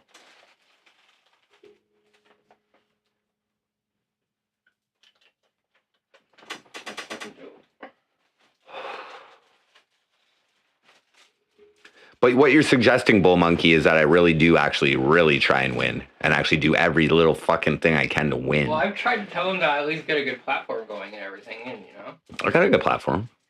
It's not. I just need to make songs and videos, and I'm kind of making fun of the whole fucking process here. Like. Why? Because anybody can run? Yeah. I'm pretty sure the United States has already done that with a lot of their elections, bro. Yeah. Like, hi, I'm on welfare. Vote for me.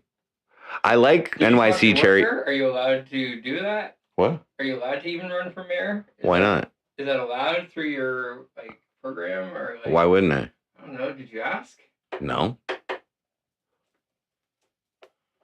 It's completely separate. It's not personal income. They're like any income goes into a specific account. Like any fundraising goes into a specific account, which is separate, and I can't profit from it at all. So there's no reason to.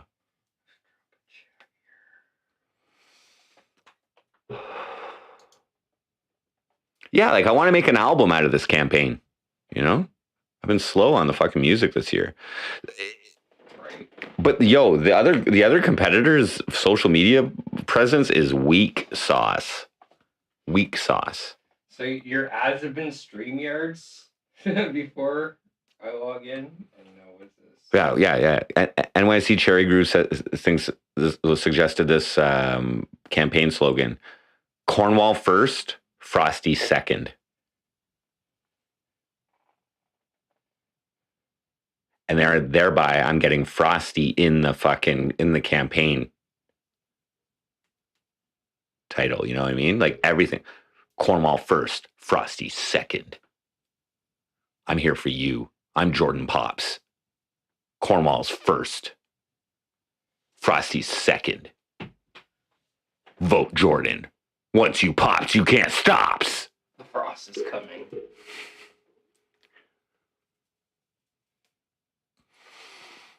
Make way for a frost advisory. Frost D's nuts, Cornwall. Frost D's nuts.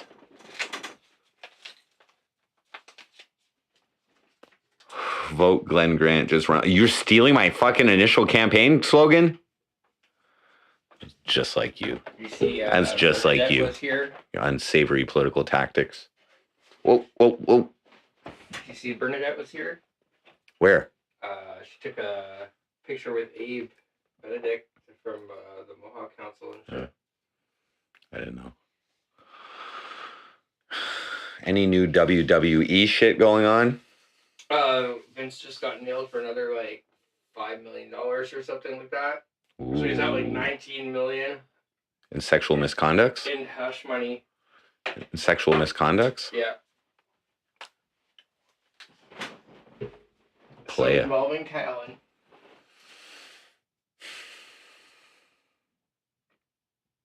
Didn't he retire? Charge, so a lot of people that got fired are coming back, so it's all right. Sponsored by Wendy's.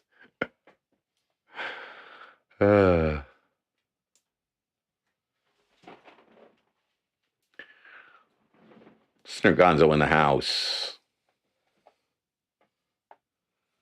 That's right, I showed up. Gangsta.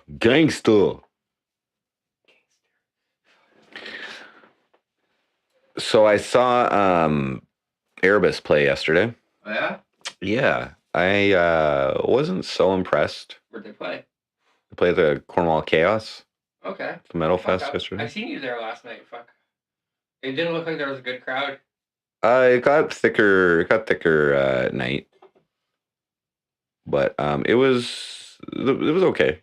It was okay. The sound could have been better. Thicker yesterday, fuck. Erebus, I don't know. They're only one guitarist now. I think they're better with two guitarists, but whatever. I missed probably the best band that was there, which is Salem Trials. Why? Because that's why you think I'm a gangster? Because I have my hat on backwards and sideways. It just looks weird like this because it's not a full back. So. Retrofitted. We don't have any good stores in Cornwall anymore, so like legit, I am limited to Walmart, Marchwork Warehouse, Winners, and Echo. So I choose to shop at Echo, and I spend like a day's pay there every time I go. Does this guy behind vote? And does he have your vote? Yes, he has my. I signed the fucking papers. That was one of the first ones. I even tried to endorsed. Give him his first $5 donation and shit too. He endorsed.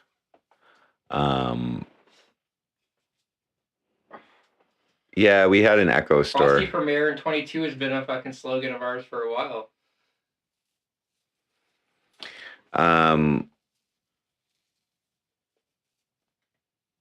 Yeah.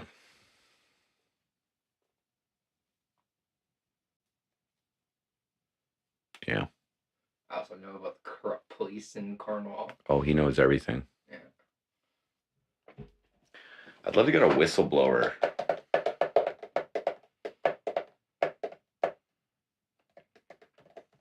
I don't think it's going to happen. What kind of whistleblower? Cops are the same. Like an ex-cop. Like an ex-cop. Like Martel or something? Yeah. Dabij, what up? Tommy McKay. Does he work at Walmart? No, he does not. No. But currently, I work for cheese company. Cheese? I make cheese. Get that cheese. Make that cheese. Get that cheddar. An entourage. The posse. The intimidating fucking campaign posse. No. Just me and the selfie. Just me and the gimbal. Getting votes. Oh, that'd be amazing. Yo, RG, man. Well, you mind saying a couple kind words for your Cornwall brethren? We're like the same age almost. You're like 2 years older than me, but don't worry about it. I remember you on the basketball court, boy. That's right, man. If you're in Canada and you eat craft dinner, there's like a 40% to a 50% chance that I made your craft dinner, or if you eat Parmesan cheese in Canada. So, that's a lot of motherfucking people. I guarantee that.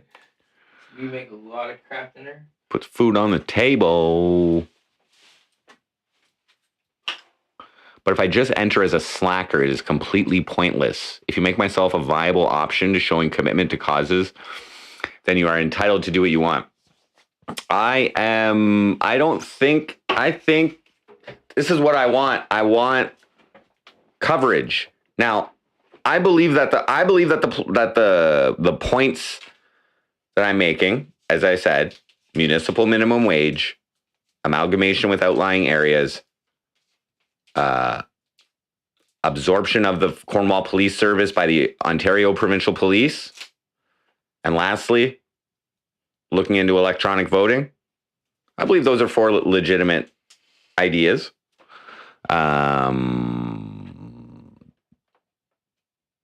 And they do relate to the current strategic plan,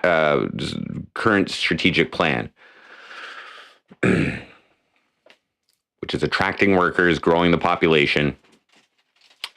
I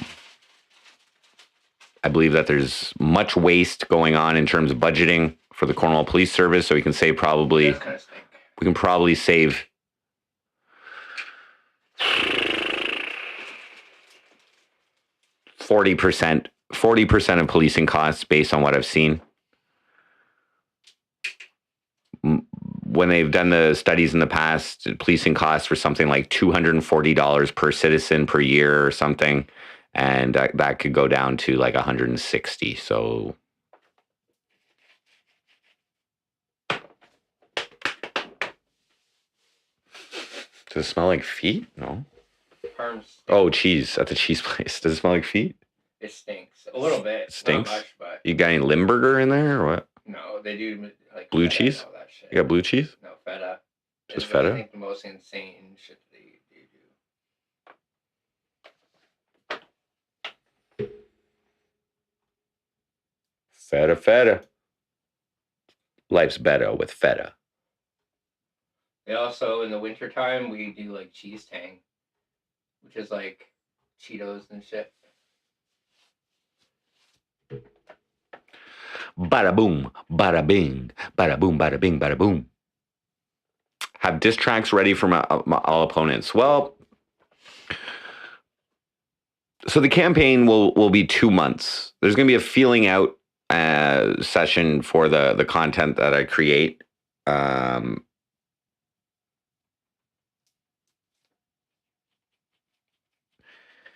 We're going to see.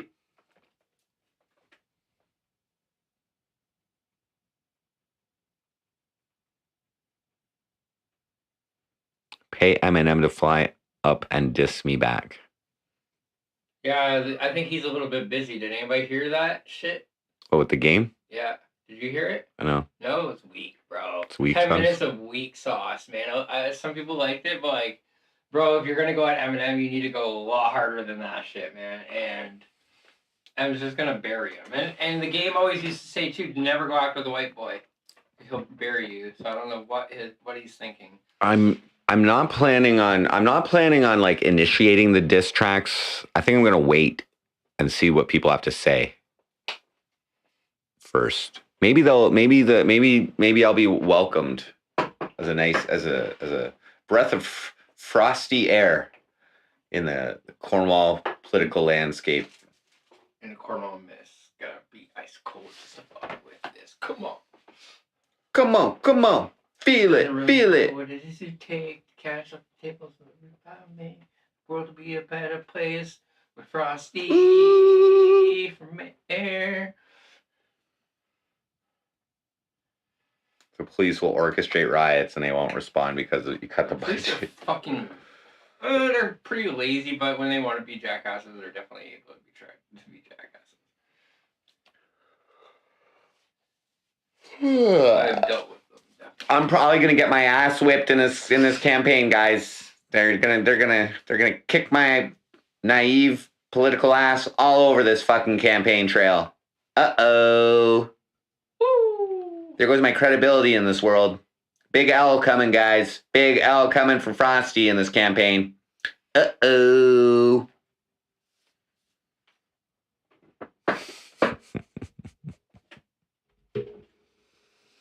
So I actually don't know yet if I can go to it or not. So I might have a Tom Green ticket available. I might end up having to work that day. Ooh. They didn't sell it second show yet. It's like there was 40 tickets left last day I heard or something like that, like less than that.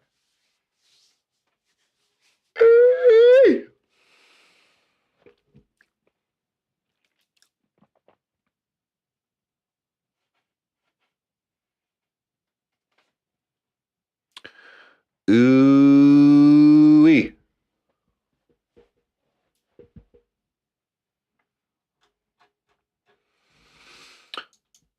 Alrighty. I think, guys, I'm going to end the stream. I'm going to chill here with I Smoke a Lot for a little bit, catch up a little bit. Feels good being the mayor. We've been streaming for a while. I want to thank everybody who has donated today to help subsidize my nomination filing fee. So we've got Courtney Knight, Ken McDonald, NYC Cherry Groove, Michael Furberger, Farmers United. Thank you guys very much. I will likely. Well, I'm gonna set up the appointment, and I'm gonna set the appointment up for Tuesday. That way, the donations from here will hit my bank account tomorrow, and I will go and take care of that. But the plan is to bring you guys with me to live stream the actual filing. So when I talk to her, I'm gonna let her know that I plan to film the experience of being nominated for mayor, as I am documenting the entire process here. And Do you want me to film it so it's a better, or would you? No, I'll handle it. I'll likely be recording all phone calls as well, just so you guys know. I'm going to document this entire experience as much as I possibly can. So that's just cover my ass in case they don't want to play fair, which I doubt's going to happen. I doubt that's going to happen. If they didn't kick Glenn Grant out of the race for actually violating the code of conduct as mayor right now, for actually violating the Municipal Elections Act, I think I'll be just fine. So, thank everybody in chat. Snurt Gonzo, Pure Gosu, Fake Glenn Grant, Animosity, Scotty 1D. I Smoke a Lot. It's right here. Bull Monkey, thank you for your input. Much appreciated. Tetris Effect. Dubige. Insalu Martel. No Name. Maybe we can get Aaron Carter to back me. That's fucking.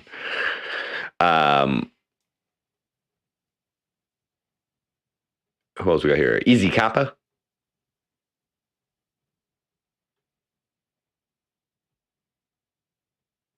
Heinrich Hoser. Ken Jacobs. Hate Goes Here. Find It, Fix It. Courtney Knight. Sailboy. White Tupac.